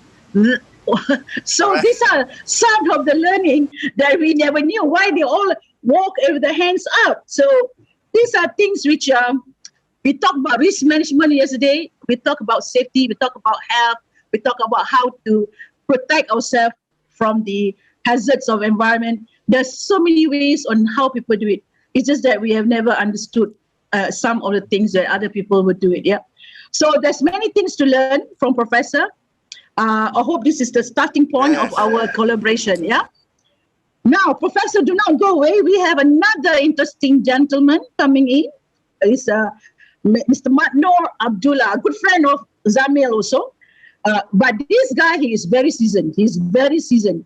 Seasoned is not only involved in the industry and manufacturing, he have got vast experience in palm oil, in agriculture, palm oil, and plant operations. So he has deep knowledge, believe me. So I just want to say that he has been in various positions, of course, but his general forte is in palm oil operation. So he has worked in Samdabi plantation, in Lawang oil mill, you know. He has technical competencies. So if you're talking about TVET competencies, he's the guy who can go to Kenya and talk about how to bring the manpower to go into real life learning, real life education on plant operations, be it palm oil, be it coconut oil, be it whatever, you know, he has the guy. So I can give him his profile. His profile is just overwhelming, you know, but I want him to speak more because he's the guy who has a lot to share. So over to you, Matno, on your topic, yeah? Okay, thank you, Doc. Assalamualaikum, Dr. No. Assalamualaikum, Dr. No. Okay, and good evening to Prof. Kodiago. Okay, and all my colleagues. Okay, such we call it participant. Okay. First of all, I would like to inform that I have 5 of us team. Our 5 of us who is doing the MSPO. We call it Malaysian Sustainability Palm Oil in Malaysia. So already been certified. We certified 50 of the plantation in Malaysia already been certified, and 10 palm oil mill in Malaysia already been certified in 2020. So we are going further to certify some of the small estates. This is where we're going to go further. Okay, so I'm very fortunate. But today also we have the palm oil price is 4237.50 per ton of crude palm oil. It's very highest in Malaysia. That's why we go to sustainability. We have to go to that sustainability to make sure our quality will be assured. 4237.50 per ton of silver, highest in Malaysia so far. This is in ringgit Malaysia or in USD? No, ringgit Malaysia. The highest so far, yeah? Highest so far. So, yeah. Okay, so we have five team.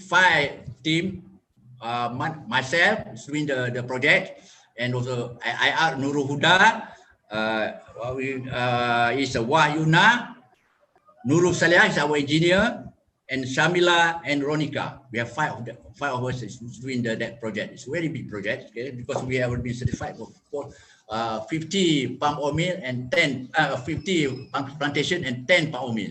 That is one thing, okay? Okay, we go to the project.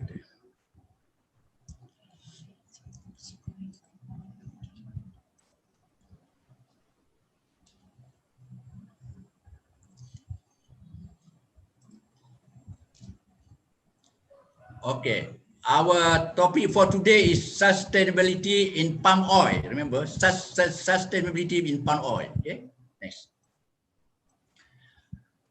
Palm oil sustainability industry. Okay, next. Okay, so we have sustainable development goal. We have 6 out of 17. So we have 6. One is to ensure healthy life and promote well-being for all at all ages. Ensure availability and sustainability management of water and sanitation for all.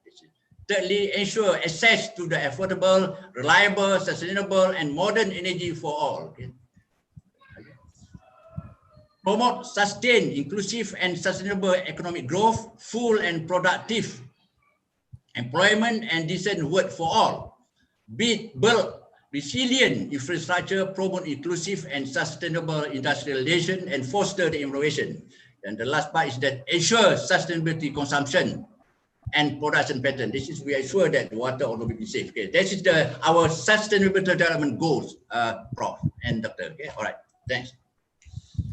This is we go through 5 Ps. I already talked about 5 Ps. So, in order to meet the increasing demand for the palm oil in future, the palm oil industry must cooperatively stay with other industries and people and to implement the 5 Ps. Okay, planet, prosperity, people, process, and product. That's what we have to do. That. Okay, 5 Ps. Okay. Next. Okay. This is why the importance of to me. This is sharing the experience. Why the importance of sustainability in palm oil. Next. One is that the social.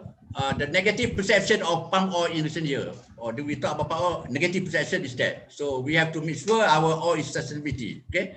The second thing is the environmental issues, the deforestation, biodiversity loss, orangutan or tigers, rhinoceros, elephant, and etc. Okay. Thirdly, why important sustainability? Okay. Social issues in terms of work condition, child labor, communal land and land grab. We have to solve this problem. We already solved the problem and continue improvement, Doctor. Climate change due to the planting on peatlands. Okay, right now we don't allow the peatland, but upon the what we got approved by MPOB. Okay, open fire, haze, greenhouse gas emission. Okay.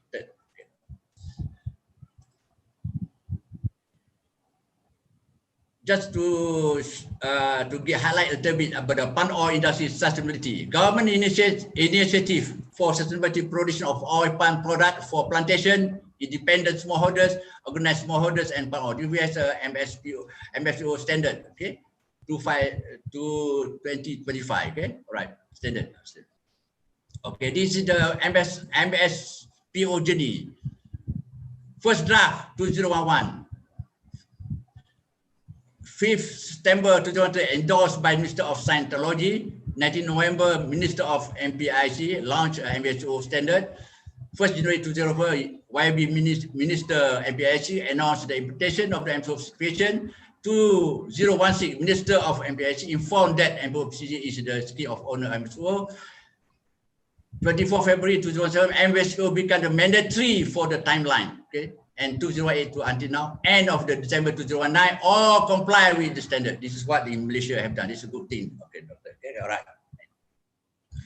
Role of MPOCC, this Malaysian Power Certificate, what we call council, they are giving us the guideline of what to do to make sure our accessibility is there. Okay. One is to develop and operate the MSO certification scheme, to develop and implement the scheme document, example, procedure, manual, guidance, documents, etc. To conduct the briefing and training the session to stakeholders and auditors to facilitate the update the MSO certification. This is what we have done also to training to the stakeholder.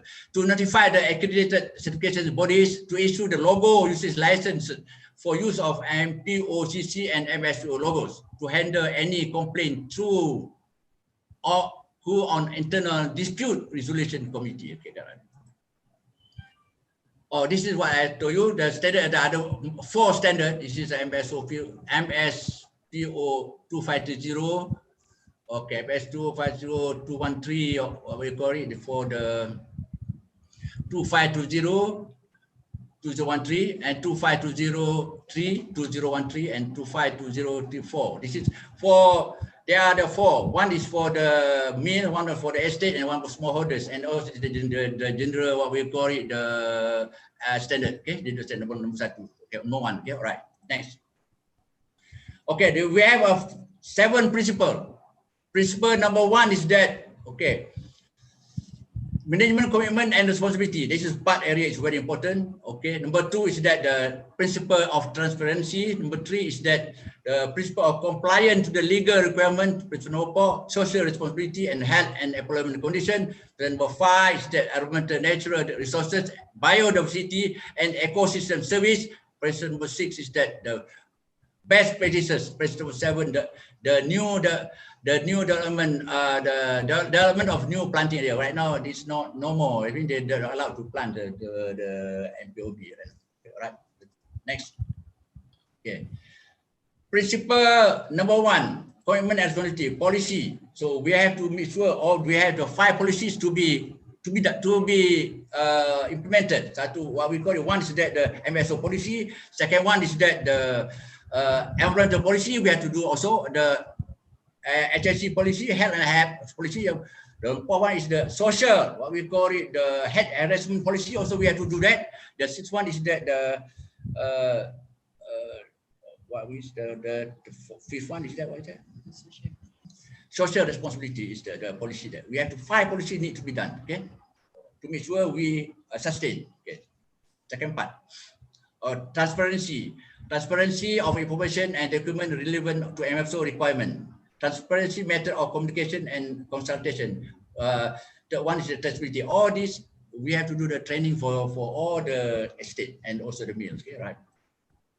Principle number 3, regulatory requirement need to comply to all the requirements, all the regulatory, HSC, MPOB, everything we have to comply.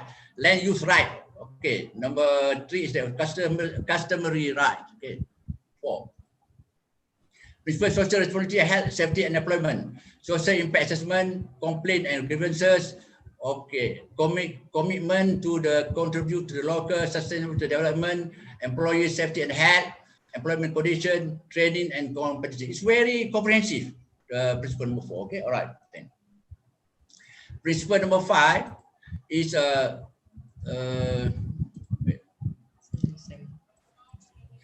environment, natural resources, biodiversity, and ecosystem. All this we have to take care. Okay. Principle number 6. Yes. Okay.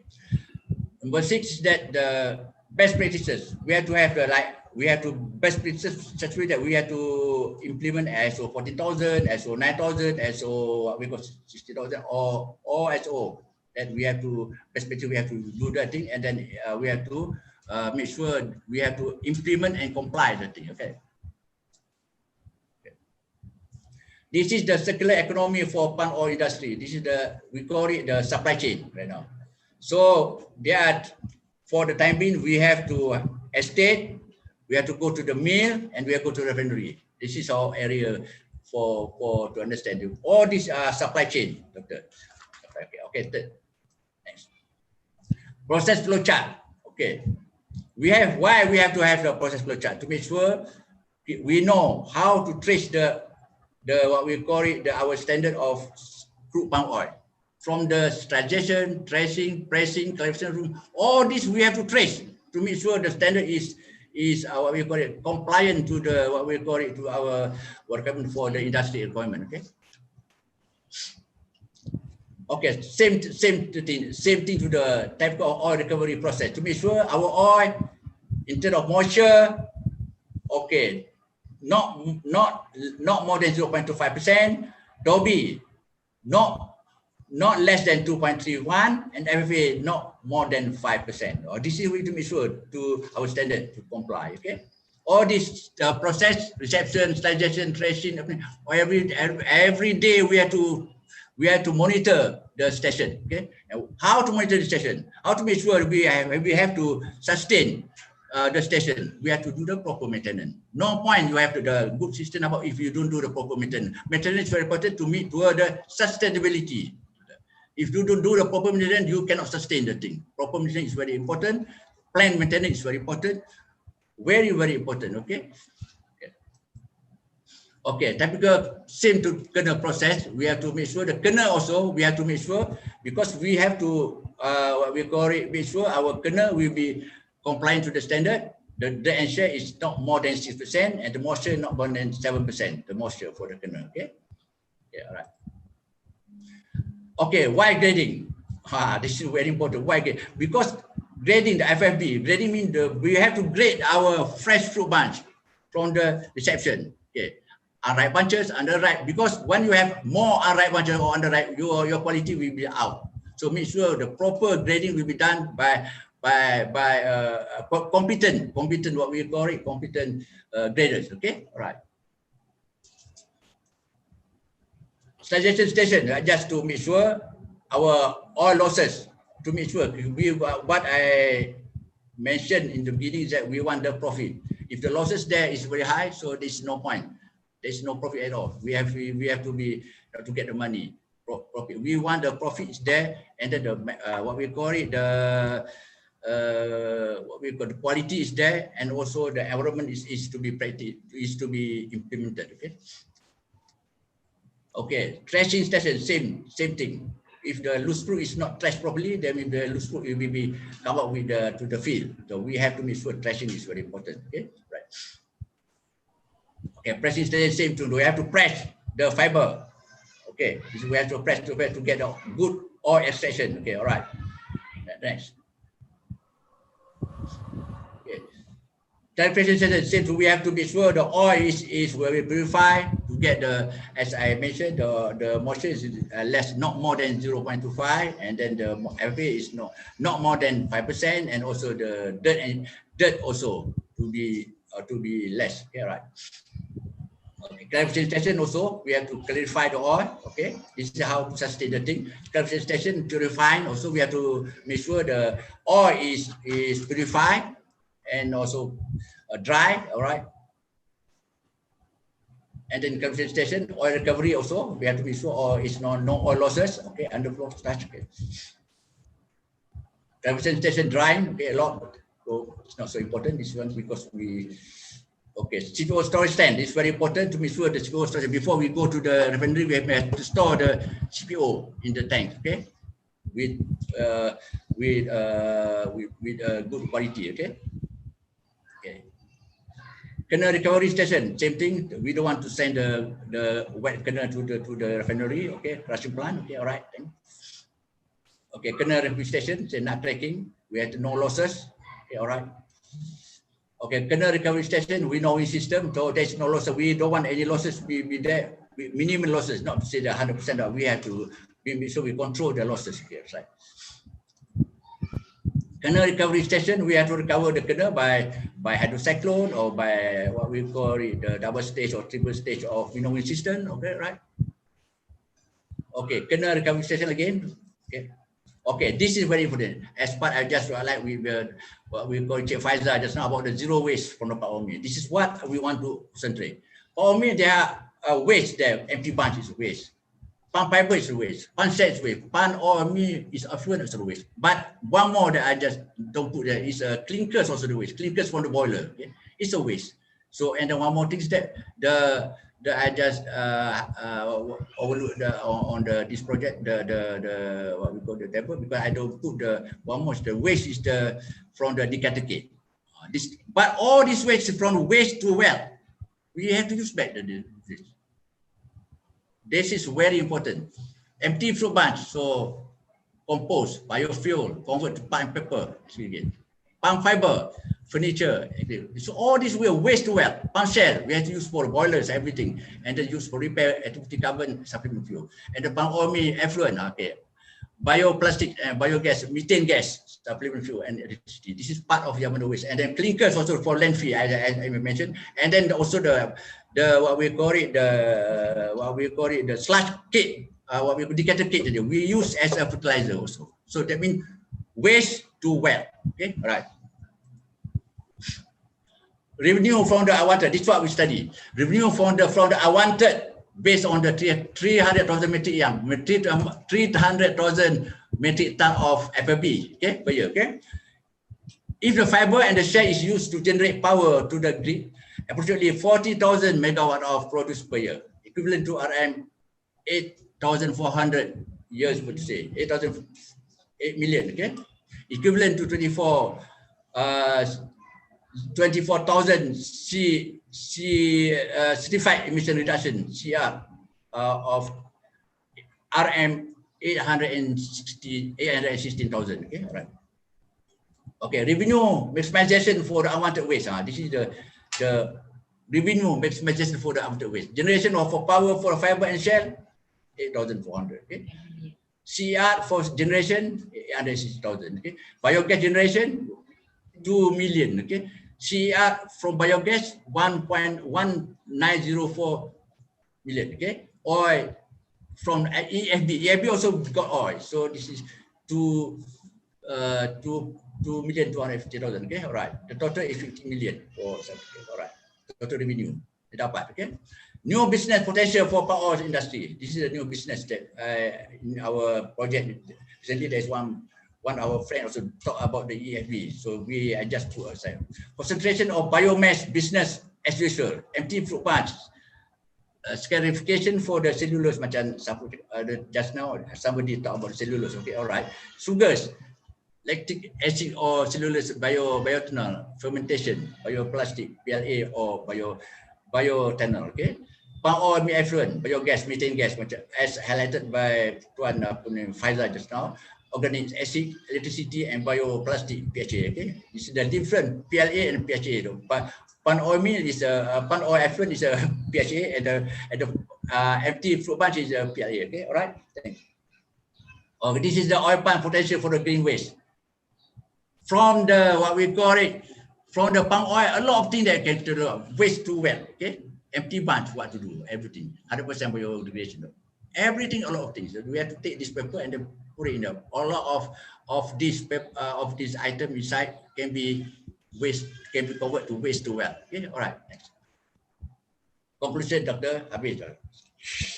Within the midstream of palm oil industry, the palm oil milling sector is not only able to achieve the maximization of revenue and zero waste control, it has the capabilities and the establishment of integrated value-added downstream industry to fully utilize the stream and the power from the co-generation of value-added industry for sustainability. Thank you very much, Doctor, and all my team. Wow, Mano, I must applaud you for such an impressive presentation with energy, just like the power pump energy. So, well, I mean, the fact that you are a certifier, you are also an assessor for palm oil, you know, in terms of the certification of their processes. This is, you know, this is not an everyday work for anyone. You know, this is a professional certification. So, only the genius or the one who has got the expert in understanding the maximization of waste. Yes. This is not an easy expert, and how to look at the process itself and putting it into another byproduct, you know, and clear, as you say, creating the circular economy out of the palm oil, whether it's the it's the food bunch or whether it's all the other aspect of the waste that you can collect out of it.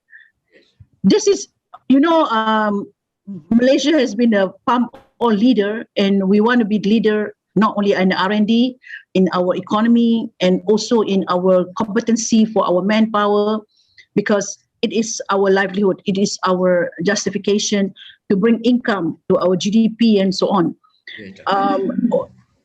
I just want to ask, but no, I mean, basically, in terms of the manpower supply coming into this generation, you know that there's a lot of it is using a local talent, but some of it is looking foreign talent for areas that Malaysians may not want to come in. And here you have unemployed graduates doesn't want to go to work, and they just want to stay in the aircon place where they believe that's where they're qualified. While here you're talking about maximizing profit with all the wealth that you can think of, and people don't see this connection that the palm oil is the generation of wealth. So how does this industry talk to the graduates or the people who are probably retrenched to come into this agriculture sector so that they understand and they see this is the economic return for the country? Why is it they're not seeing that? Okay, it's very good question, Doc. I like that question because it's very difficult to make sure that our Malaysian is to change the mindset. Okay, very important that we have to change our mindset to make sure that we have to train the student, everything, to make sure that from the beginning that we have to train that this is need to be what we call to be done. It's alright. To changing our mindset is very good. Training is yeah. So this changing of mindset here, I think whether are we doing enough to make these people to come on board? Are you satisfied with the fact that we have enough full of manpower that can come on board to the palm oil, sector, because it is a very lucrative, plus it is a protection of our economy. So, I mean, do you see there is still, an element of gap between whether they know or they are not interested? Which one? Which one do you think is where we want to, to support? How can we support to ensure that we're not going to lose talent, plus we're not going to lose this industry to someone else? So how do we support this? I have to say that we have to learn from Indonesia. I have been in Indonesia, we're visiting the Indonesia for how many years, getting the plantation and palm oil, everything. How can they can get a very low salary, but they can we got survive, they can do the job properly and very effectively. So this is what we have to learn from that. That's what we have to learn. It's very difficult for me to say that how to make sure they have to change the mindset. Money is one thing lah. We have to from the beginning that we have to make sure our children will be taught about survival system thing. True. If we are talking about that, this should be no problem. Survival is. I am taking my son or my daughter. We have to be make sure you don't see to work with the government. In fact, my classmate last time, the head of what we call it, the JKKP, boleh not must we can put one of them. But no, we have to work independently. We have to make sure everything. All my six children are graduated, but they are working. We call it independently. I have to do in the mindset. I think yes, if you find that if there's a way for us to work together and encouraging more people to go into this industry, because it's very sustainable. He has a circular economy. He has high impact growth. He has got the highest return on investment. He has got the highest paid salary comes to the job. So why are we not involved in this? Is something else. So we cannot leave it just because it is just an agriculture product. Now, a lot of people have got the mindset it's an agriculture product, so it's only meant for people who have no-brainer. I mean, that is the mindset that people think, and people don't look it in the point of view. It has got so much return on byproducts, on its processes, its its R&D, many more. And I hope we can do something about this in the palm oil industry between Susnet and the industry for palm oil, and we work out on how to we improve the sustainability product so that when we assess people with the good ideas, we can keep on continuously bringing a lot more project for this industry, not just as a plant processing and all the or the maximization of the product, but more value-added products, the creativity products is going to come out of that, right? True, right. Very true. But I should say that the coaching is very important, though. Coach them to how the coaching is the most very important. Coaching, how you coach the young guy. A proper coaching, you can get the result. I'm not sure because I'm not sure. Do we have a proper college on palm oil, college or university that focus on palm oil? I'm not sure about this. Is there? Is that only for TVET only, or is there already a college that is bringing this sustainability impact on palm oil? Right now, we have in St. last time, in Godong Hope last time, we have a college, Carrie Island, but right now we stopped the thing because we have to make sure the sustainability. Right now, maybe they will take, I don't know, they have to do that again, I think. Okay. All right. Yep. Thank you very much, Mano. I'm sure we're going to do something like that. Yeah. Okay, I'm sure, and my mind is working. Thank you very much. Last but not least, please, thank you. Please stay on because we have a very interesting session. The last one, last but not least, the STEM, science, technology, engineering, and maths, and to make STEM more creative, and how children is going to come out learning about something difficult to something more interesting and more how we call it more trendy, and which we like to go back to school because it's so lovely, it's so bubbly, you know. And here we have Dr. Mas Syahidayana from UST Malaya, in the fact that she has come up with a very interesting concept on how to make learning fun, learn interesting, learn experimental. And I leave it to you, Professor, because you have all the takes from being an expert in biomedical engineering. Wow, biomedical engineering, and you received your PhD from the University of New South Wales, Australia. Your area of telehealth, which is very much a very interesting project for me because I have a project on telehealth. But how you make the study of science, technology, engineering, and maths as one of your head of your role as your STEM center in how to make theater as part of learning. So let's hear this, and maybe Professor would like to take this over to Kenya or to the African countries on how to learn. Yes, please, by all means, go ahead. Yeah. Thank you very much, Prof. I would like to share my screen, yeah? Yeah, go ahead. Okay. Are you able to see my screen, Prof? Yes, we have. Yes, we can. Great. Go ahead. Thank you very much. So first and foremost, I would like to say thank you to the organizer for inviting me to actually share. I think I kind of like to see this as a sharing session with all the spirits and all the enthusiasm by all the speakers, and also by our dear professor. Okay, so my name is Masai Dayana. I'm heading the University Malaya STEM Center. So actually, basically, what today I'll be presenting is about our center is very young. It's just started in 2018, and how we are developing it towards a sustainable center, and how does this actually helps in terms of retain our talents in STEM. Okay. So what we believe is actually every young individual should have access to education.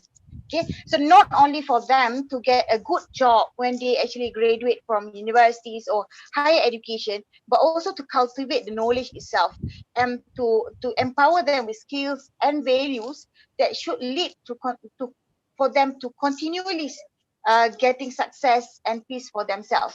And not only for themselves, it's also for their community and the world at large. So I believe as per the definition by the UNESCO, saying that the sustainable development that meets the needs of the present, should not compromise the ability of the future generation to meet their own needs.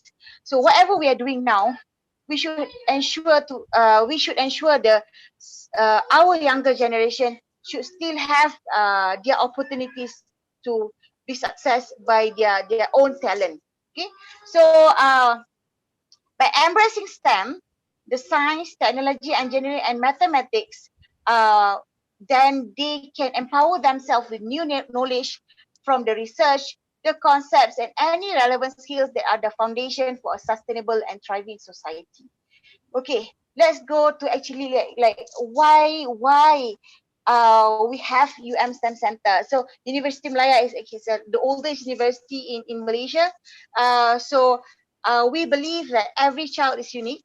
Therefore, we believe like their education should be also. So what we are trying to do is we are trying to provide some alternative to the current formal education that what we have here in Malaysia. All right. So we believe that we have to provide the child STEM talent when they can enjoy their learning, where they can be fun, they can be happy, and they will love to go to whatever program, whatever like educational programs and so on, because they love to do it, not because they were forced by their parents, not because that it a must, not because of the certificate. Okay, so our centers are very young. We just born in 2018, but we have a very big heart. So these are all my people there. So where we have done quite a numbers of program, not only with the schools, we actually like invited them to our centers, and we invited them to learn with our very own researchers and experts in their field. Okay. So we have three objectives. So the first objective of our center is, of course, to promote STEM education. Okay. So by how we are looking into this is actually like we have of course this is quite a normal way that when you are saying about universities, of course we have to say about the education, the publication, we have to say about the journals, and on top of that we include that with the programs and activities that not only we involve the students from the university itself, also the schools children surrounding our area, and also like from some other states, and also the experts and the research centers at our universities. So through this, we develop the modules and we publish the papers into a journals, and from that we learn and we come up with some guidelines to the parents also. Okay, so our next objectives, we kind of like we are serving as the coordinators, focal points, and a gathering platform for the government, education, industries, academia, stakeholders in the various disciplines of STEM. So we are currently coordinating a few programs by the government, by the Ministry of Higher Education.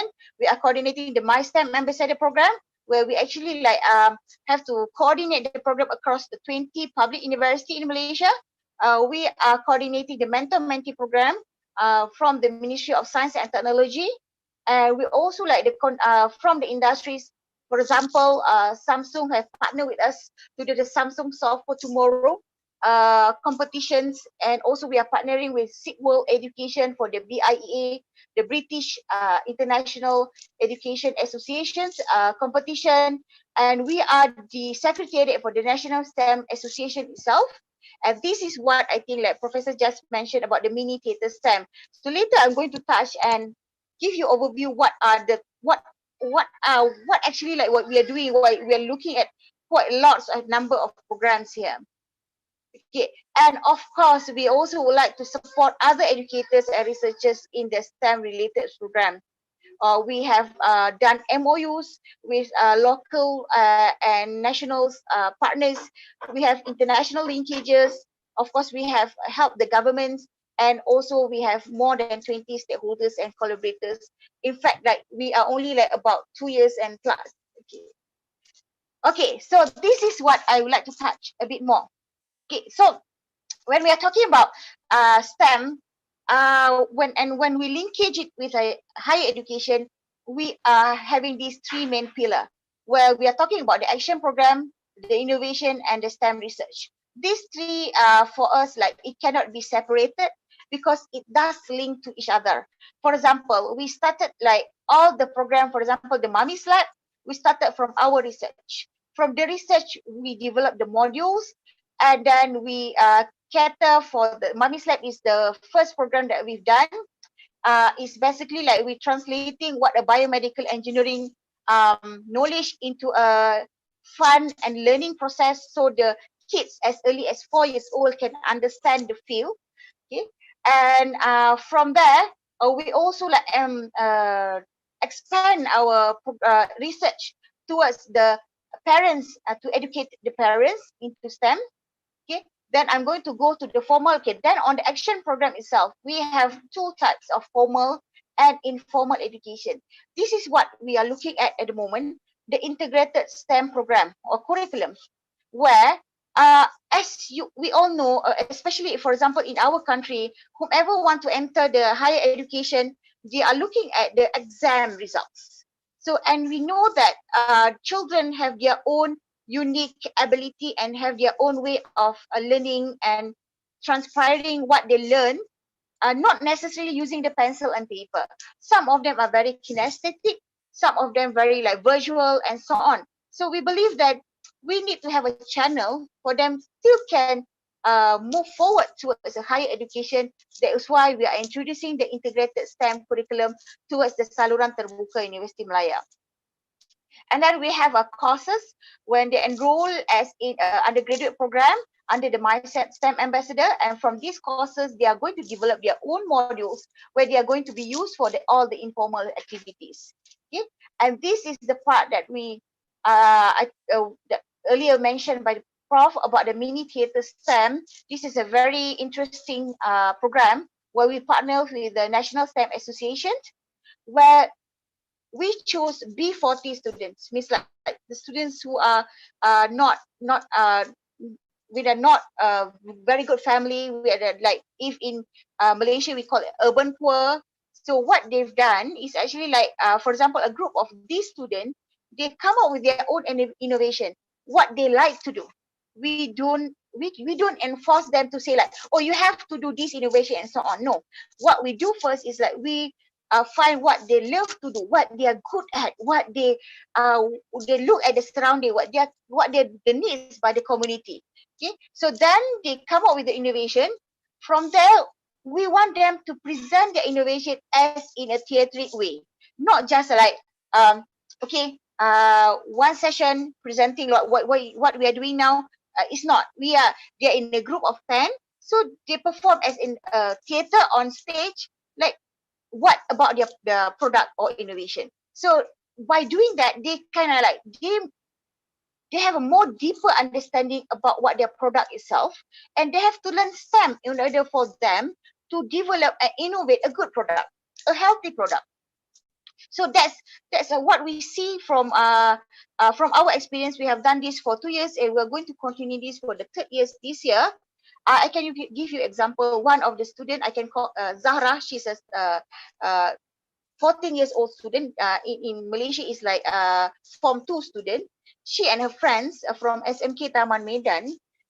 If you know, in Malaysia is a very urban poor, and with all the PPRs there, community there, they have developed a simple innovation, but very much related to the community, which is ice cream.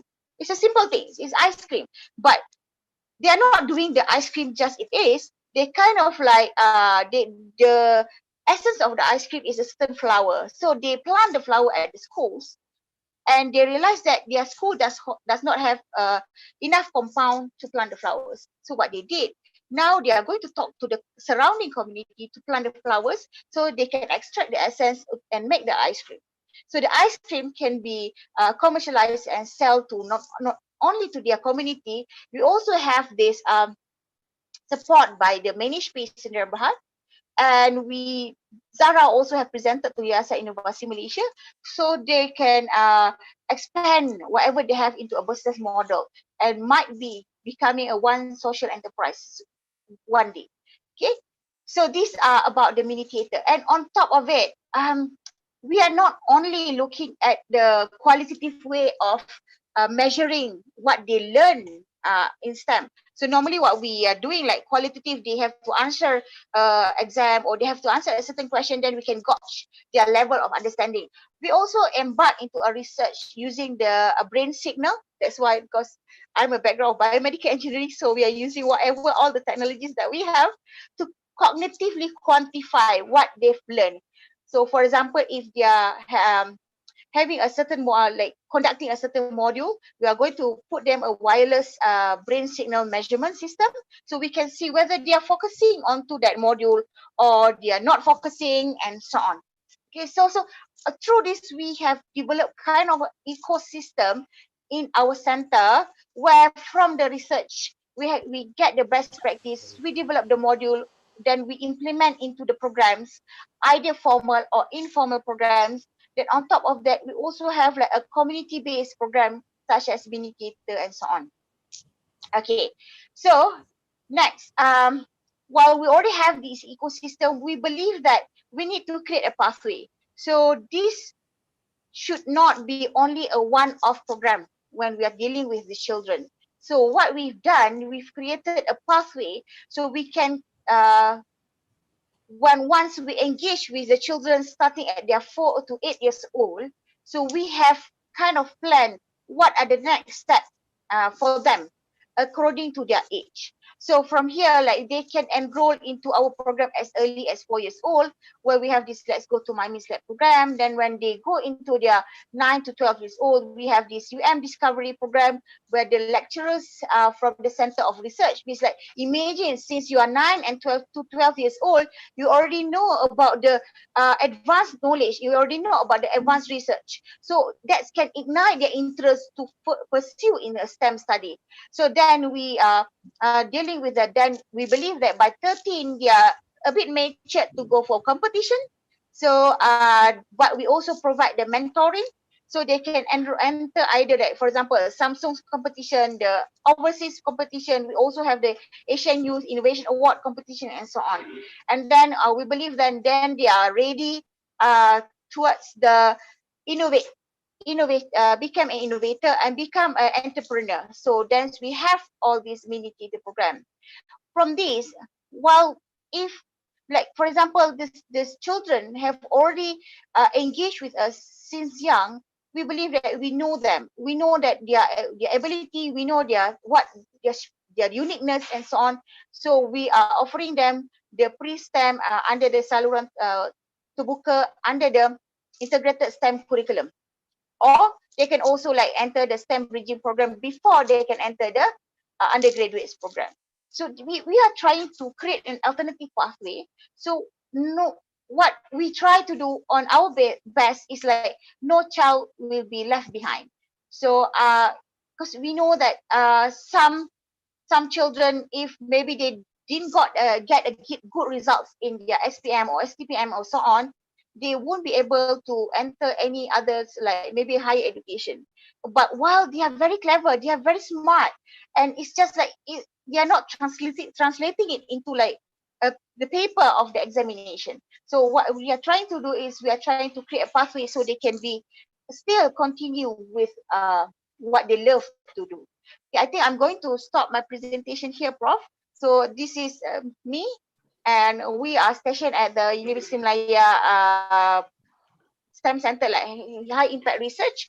And hopefully, if anything, I think you all the audience can contact me to ask further question also.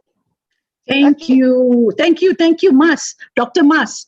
Wow, you know, learning through experience with the living environment, it gives us a lot of preparation of what the world is all about. Yeah, I'm sure. I'm here. I brought Professor Kodiaga. I brought Professor Jane Karubo, and also another Dr. Nur Zalifa from Jungle School, IIUM, together with Murugan, T.S. Murugan.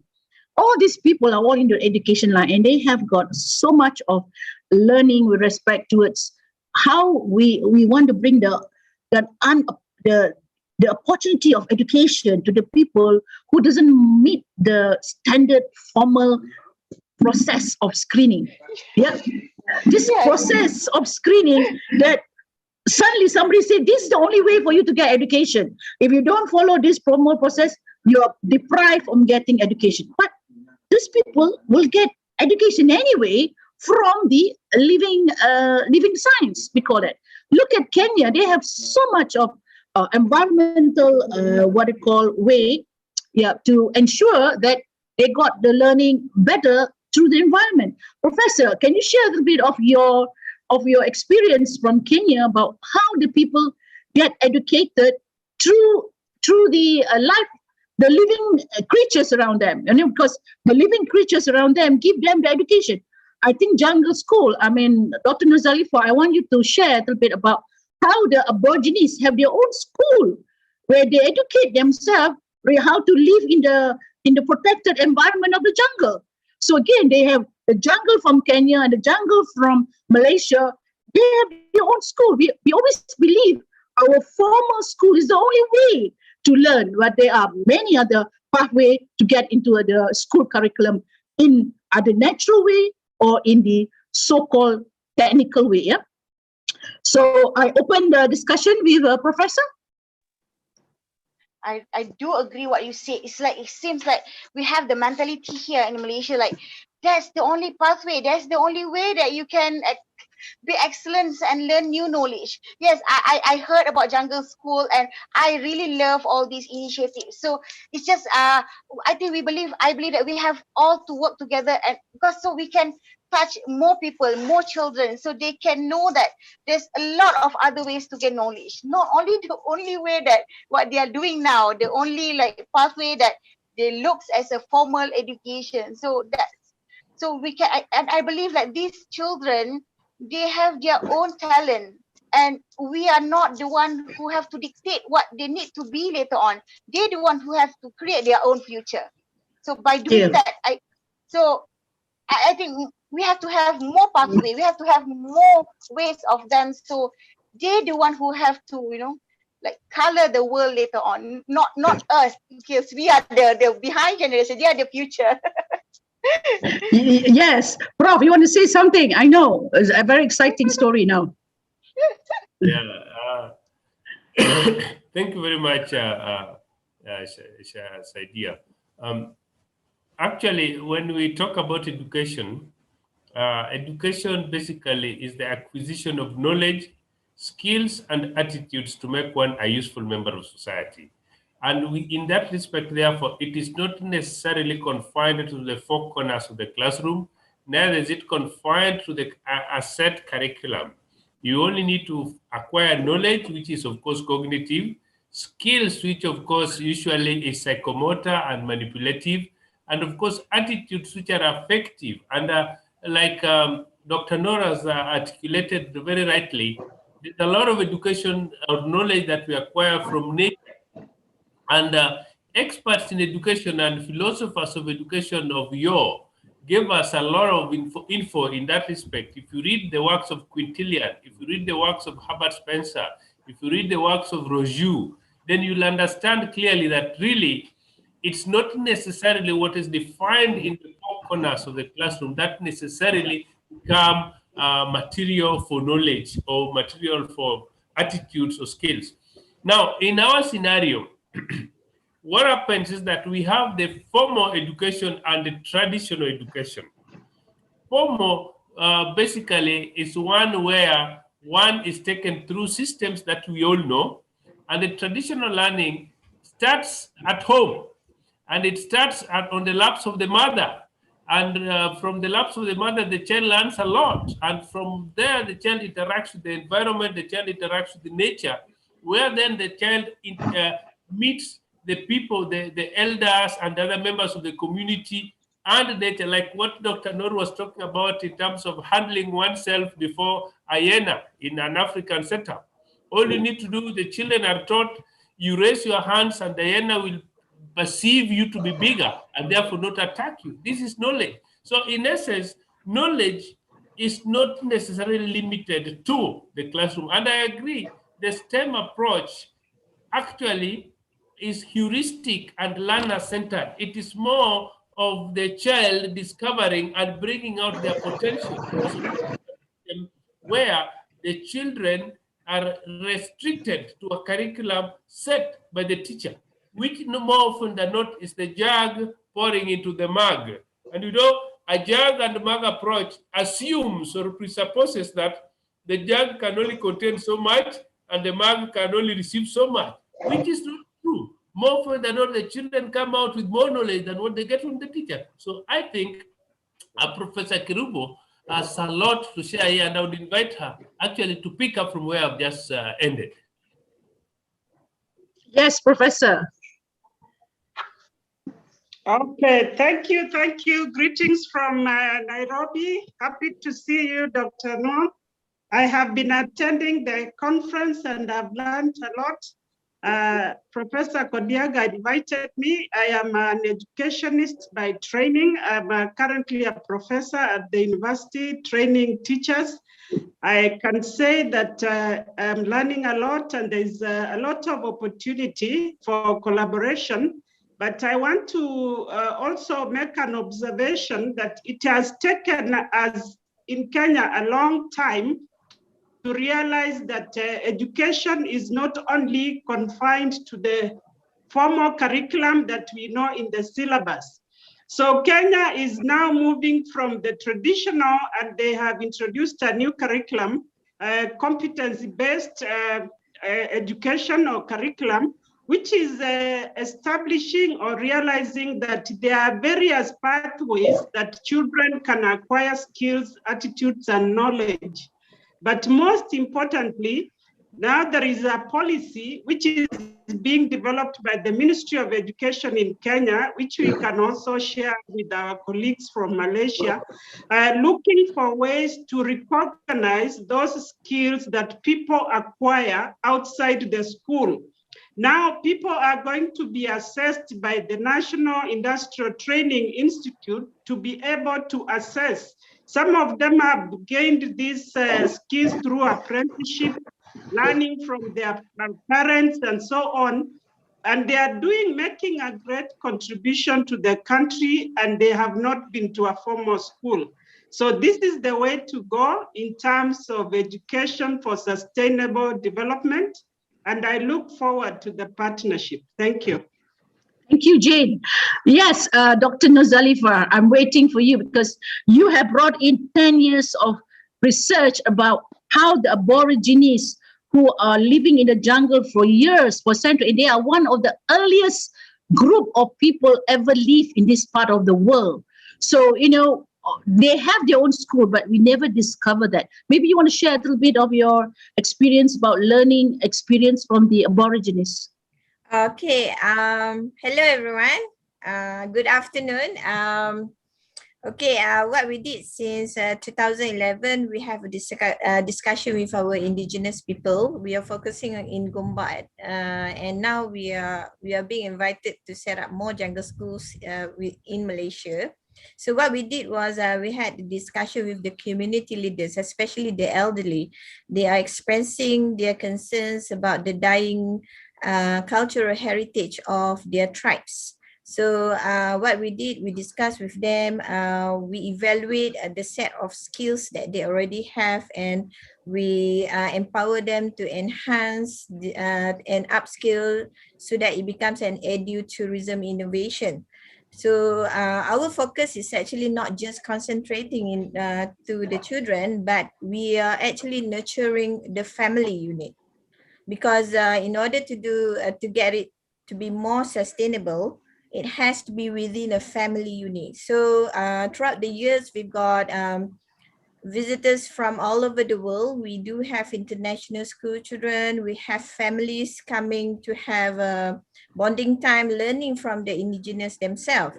Because the indigenous, of course, they have their set of traditional knowledge, which are very, very sustainable throughout thousands of years. I'm pretty sure it is happening all over the world.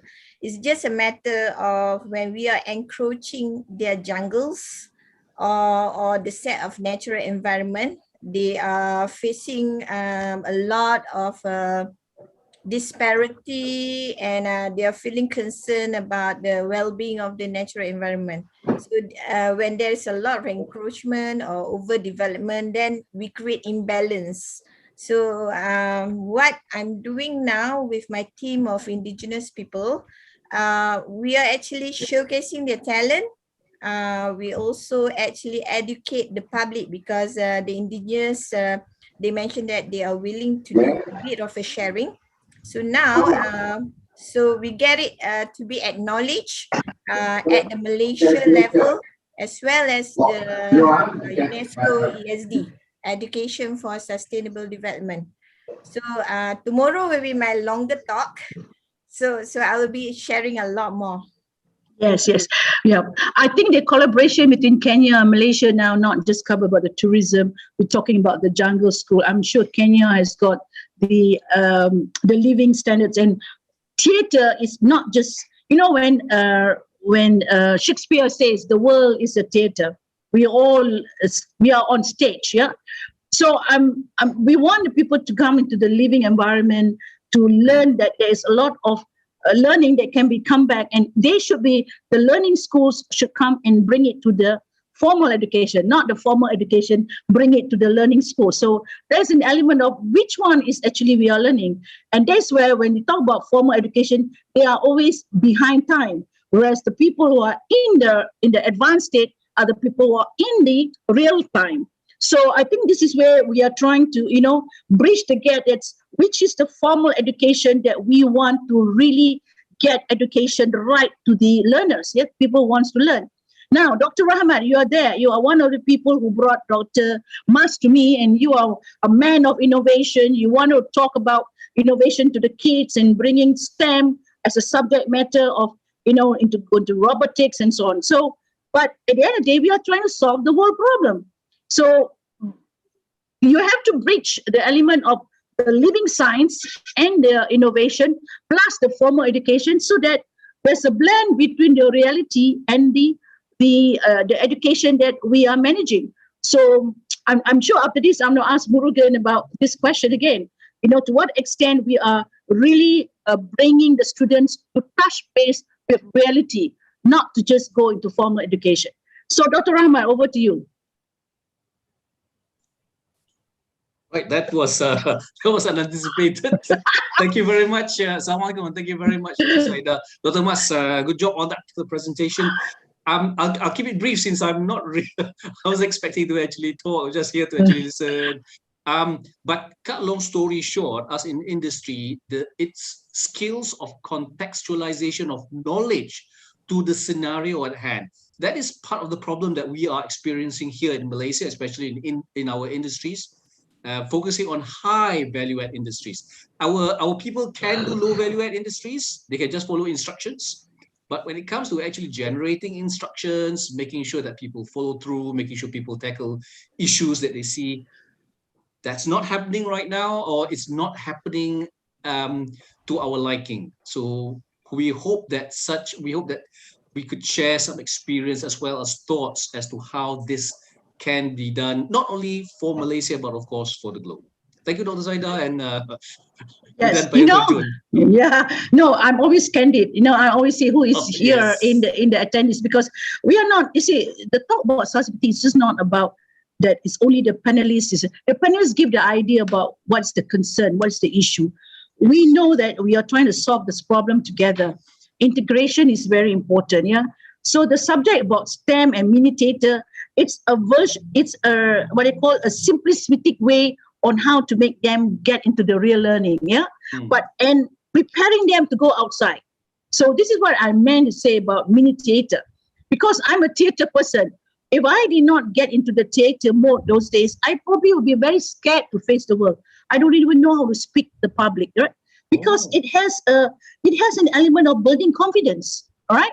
So that's what I like about why I want to bring Dr. Mas into this forum, is to say that we must have a real type of learning, not just formal education and picking their brains just to make them memorize something, and that's what we call learning, So this is where the discussion becomes more lively, yeah? Dr. Murugan, or T.S. Murugan, so he's the one who's in formal education. Polytechnics is very much alive in getting the real world. You have been the champion and bringing polytechnics into sustainability. One of the people. Don't you think that we are formally too much into bringing people into formal education? And when we talk about sustainability, we have to make them go out there and feel the real industry. What do you think? Yes, doctor. Very good, interesting topic. I liked it, son. Okay, in Polytechnic, we have a formal education and also we have informal. Actually, if you see, even in this showcase, 10 days, most of the project is done together with the community. So our students was exposure to the community to do many projects, sustainability projects, where they are helping the community to solve some problem. Even we send our students for the industrial training for the 5 months. They will together with the industry. They will face the real working environment. And in the campus, nearby to the campus, there is a lot of activity we done together with the community. So that means it is an informal activity. And even in our polytechnic, we have a music club. You know, some of the polytechnic, they have their group of the student who can play the music. And some of the, if there is a event in the community, and our students will play the music team. So all this activity is conducted in polytechnic in order to integrate our students together with the community. I think this is a good point. We should integrate this system. In polytechnic, we have a lot of activity. What I see this is as an integration. You know, I was a PTT officer, Pegawai Takbir dan Pelombek. I was the officer in charge of policy making to be part of the government machinery. We were sent for 1 year to do training, not in the classroom, more outside. We were supposed to go to the jungle. We were supposed to look at all the elements of the communities. You know, we were thrown there. We were thrown there to the real life environment. To be how does the policeman work? How does the army work? How does the people who are in the local council work? We are thrown in all this real environment because to be a policy maker, you have to understand the reality. Now, if I were to cross the integration, Murugan, your industry training is good, but if I say 5 days in Kenya, live with the lion, 5 days in jungle school, live with the orang asli, and 5 days do a theater show where they have to showcase their talent on what it takes to show to the public regarding what they can speak about. Yeah, those are it is very interesting. Very interesting, Doctor. Sure. Even just now, the first slot, the 2:30, I think the presentation is done by our students. Actually, we train them. I think that's good points. You can integrate with the other country. Even we have one polytechnic, Doctor, in Malaysia. They have sent their student to the India for the Tibet training, doing a practical training 2 weeks there. Yeah. Yes. So as I said, we cannot just going to the industry for internship is very formal still because you see there are a lot of people, they don't get the real learning. It's not as real. We're not just asking them to go and have a set of a place where they feel comfortable. They're just going there to pass their time.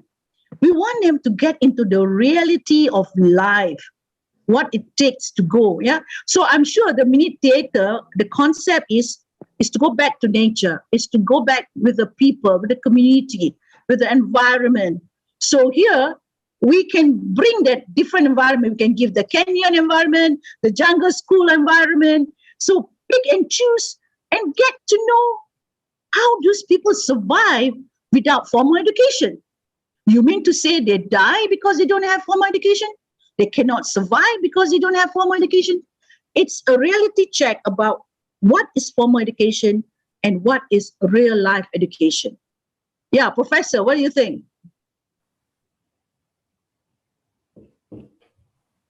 Yes, the matter of education is always very interesting.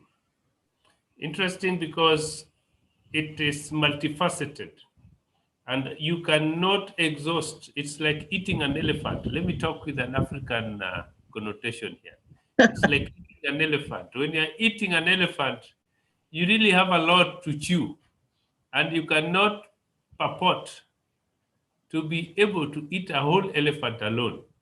You have to invite people, different people to assist you in the eating. So one, the technical aspect which we've just been informed about becomes critical even when you get to industrial attachment. There is, of course, the formal, what is already designed in the attachment schedule, but the student still is able, or the intern still is able to acquire a lot of knowledge informally within that environment. When, for example, one is given an attachment to go and work in an industry, one will find out that it is not only the formal aspect, there's organizational behavior, which one acquires, yet it was not pre-designed. Then, of course, there's the technical, which the student comes out, or the would-be graduate comes out with, which is going to enhance his skills and efficacy in the field. On another setup, which I think I enjoy, is the jungle school. You see, the jungle school is an environment where people actually interact with nature, and they are at peace and are in consonance with nature. And you'll be surprised that those you mentioned, the aborigines and the rest who are in the jungle and the wilderness, so to speak, are very good in conservation. Some of the things that we are now struggling with, that we are trying to ensure that we actually conserve nature and whatever we have so that there is a balance, the jungle school already provides for that. So by and large, I must say that what comes out here is that there's the interplay and the intercourse between the formal, the informal, and of course the heuristic and environmental. Once all these come together, then we are talking about an all-rounded person. Yeah, I was just thinking, Murugan, we could have a cross-TVET education. Yes, okay. All right. Between Kenya TVET education and Malaysia TVET education, where we can have cross-border interaction. The same thing with the STEM. We can have the STEM education program or the mini theater between Malaysia and Kenya. And when I say Kenya, means Professor Kodeaga covers the whole eastern bloc of Africa, from Rwanda to where else? I think the whole of Africa he is in touch with. So be it whichever country we want to go, because we have never understood this continent the way that we learn. We always think that we know it through the books, but we have never looked it from the point of view of the environmental that they are in and how they learn about survival and so on. Malaysia is so poor in survival, where we become very spoon-fed because we are not living in a survival situation. We're living in a spoon-fed situation, and that's why you see people are very much pampered in education, because they think everything should be spoon-fed. Whereas in the other parts of the world, they learn the education not because through the hard way, but that is the source of living. So this is the element which I'm trying to say. What do you think, Morgan? We should have. Yes. We should have. Yes, we should have. And now, since the pandemic COVID have teach us so many lessons, it is one of the reason how we can go into the platform now. We can communicate to anyone in the world. We learned this theory and this technology after we got involved in the pandemic. I think we can have now to any country. We have we can connect it to any country to learn this technique. Yeah, sure. I'm agree, Doctor. I'm agree.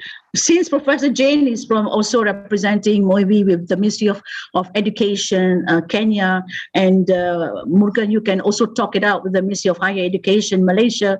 We'll see how we can collaborate cross-breed, because at the end of the day, job opportunity, industrialization has got to be cross-country element, yeah? So maybe Dr. Ahmad, Faisal, you want to add something? We got a lot to learn about environmental with Kenyan community on how they save their environment from all this waste, where we don't know how to do it. We're only looking at plastic. There are many other things that we have got to learn. And I'm sure Dr. Mas can lead all this way. Yeah, just want to add, when we talk about education, so I think it's like one thing that we have to address is I think the structure in Malaysia where it's a very exam based, right? So the exam base is more on this memorizations as well as regurgitations, right?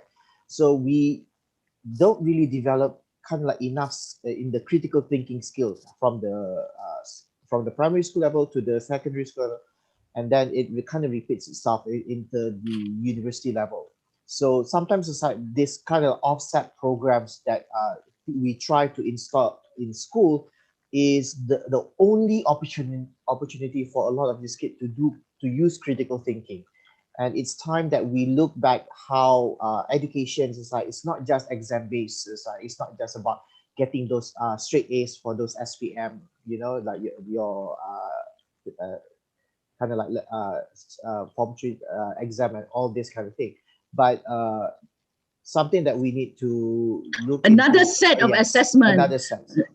So maybe this is where Dr. Mas and Dr. Rahmat, we can work together with SASNet to look at all other sets of assessment that makes a much more rounded person rather than just skewed towards just formal education. Yeah. So I believe there is a lot of things that we can do. We can learn a lot. Tomorrow, Jungle School's event is coming in. She's all excited. She's got wonderful presentation because she's also an award winner of UNESCO. Yeah. So, and many things. And I want to look forward to work with Mas and Dr. Mas and Dr. Rahmat, because I think we have to crossbreed this with some element of project base. So this project base has got to be cultured and nurtured in a manner that the learning is very alive, where people get the feel learning, not just to interact with innovation. Yeah. Anything you want to add, Dr. Rahmat? I know you are very pro innovation kind of thing. Just that as we go along, we must always take into account the fact that we don't learn as individuals. We learn as social beings, social animals, and we need to start thinking about those yardsticks to capture how we learn from others. All this while, just what Dr. Prof. Faisal mentioned just now, if we've just been focusing on, for one thing, rote learning, but at the same on top of that, we are also focusing on individual learning. That's not the reality. That's not the reality. So we have to capture that element of who we learn from. Thank you. Great. Yeah. Great. It has been a great session. Anyone who wants to add in before we end? Prof. Mas, maybe you want to say something? Yes, I think, thank you, Prof. It's a very lively session, and I'm kind of like started with focusing on STEM, and it has become the bigger education discussion, and because I think that's the main point, though, and that's why we are trying to create all the alternatives that we can, because we want to try to most of the children to get the opportunities. Like, we don't want any of them to left behind, and we don't want any of them to feel that they are not good or they are not clever, because that's what we are doing by having all this exam-based education. So children are thinking that they are not clever because they are not getting A's. So we are trying to move forward from that. So thank you, Prof. And I'm learning a lot, because as I told you, like, STEM Center is very young, and I learned a lot from the jungles, from Prof. Israel, from Jane, Dr. Rahmat, of course, and Dr. Murugan. Thank you, Prof. Thank you. Thank you. So let's end the session today. It has been a very lively session. And I thank everyone for staying. And for those who have stayed back, all the audience, I thank you. Thank you very much for staying with us. I love all the discussion, and I'm looking forward for the next day, every day, because this is a very lively session. So with that, thank you, and have a good evening. Thank you. Thank you. See you tomorrow.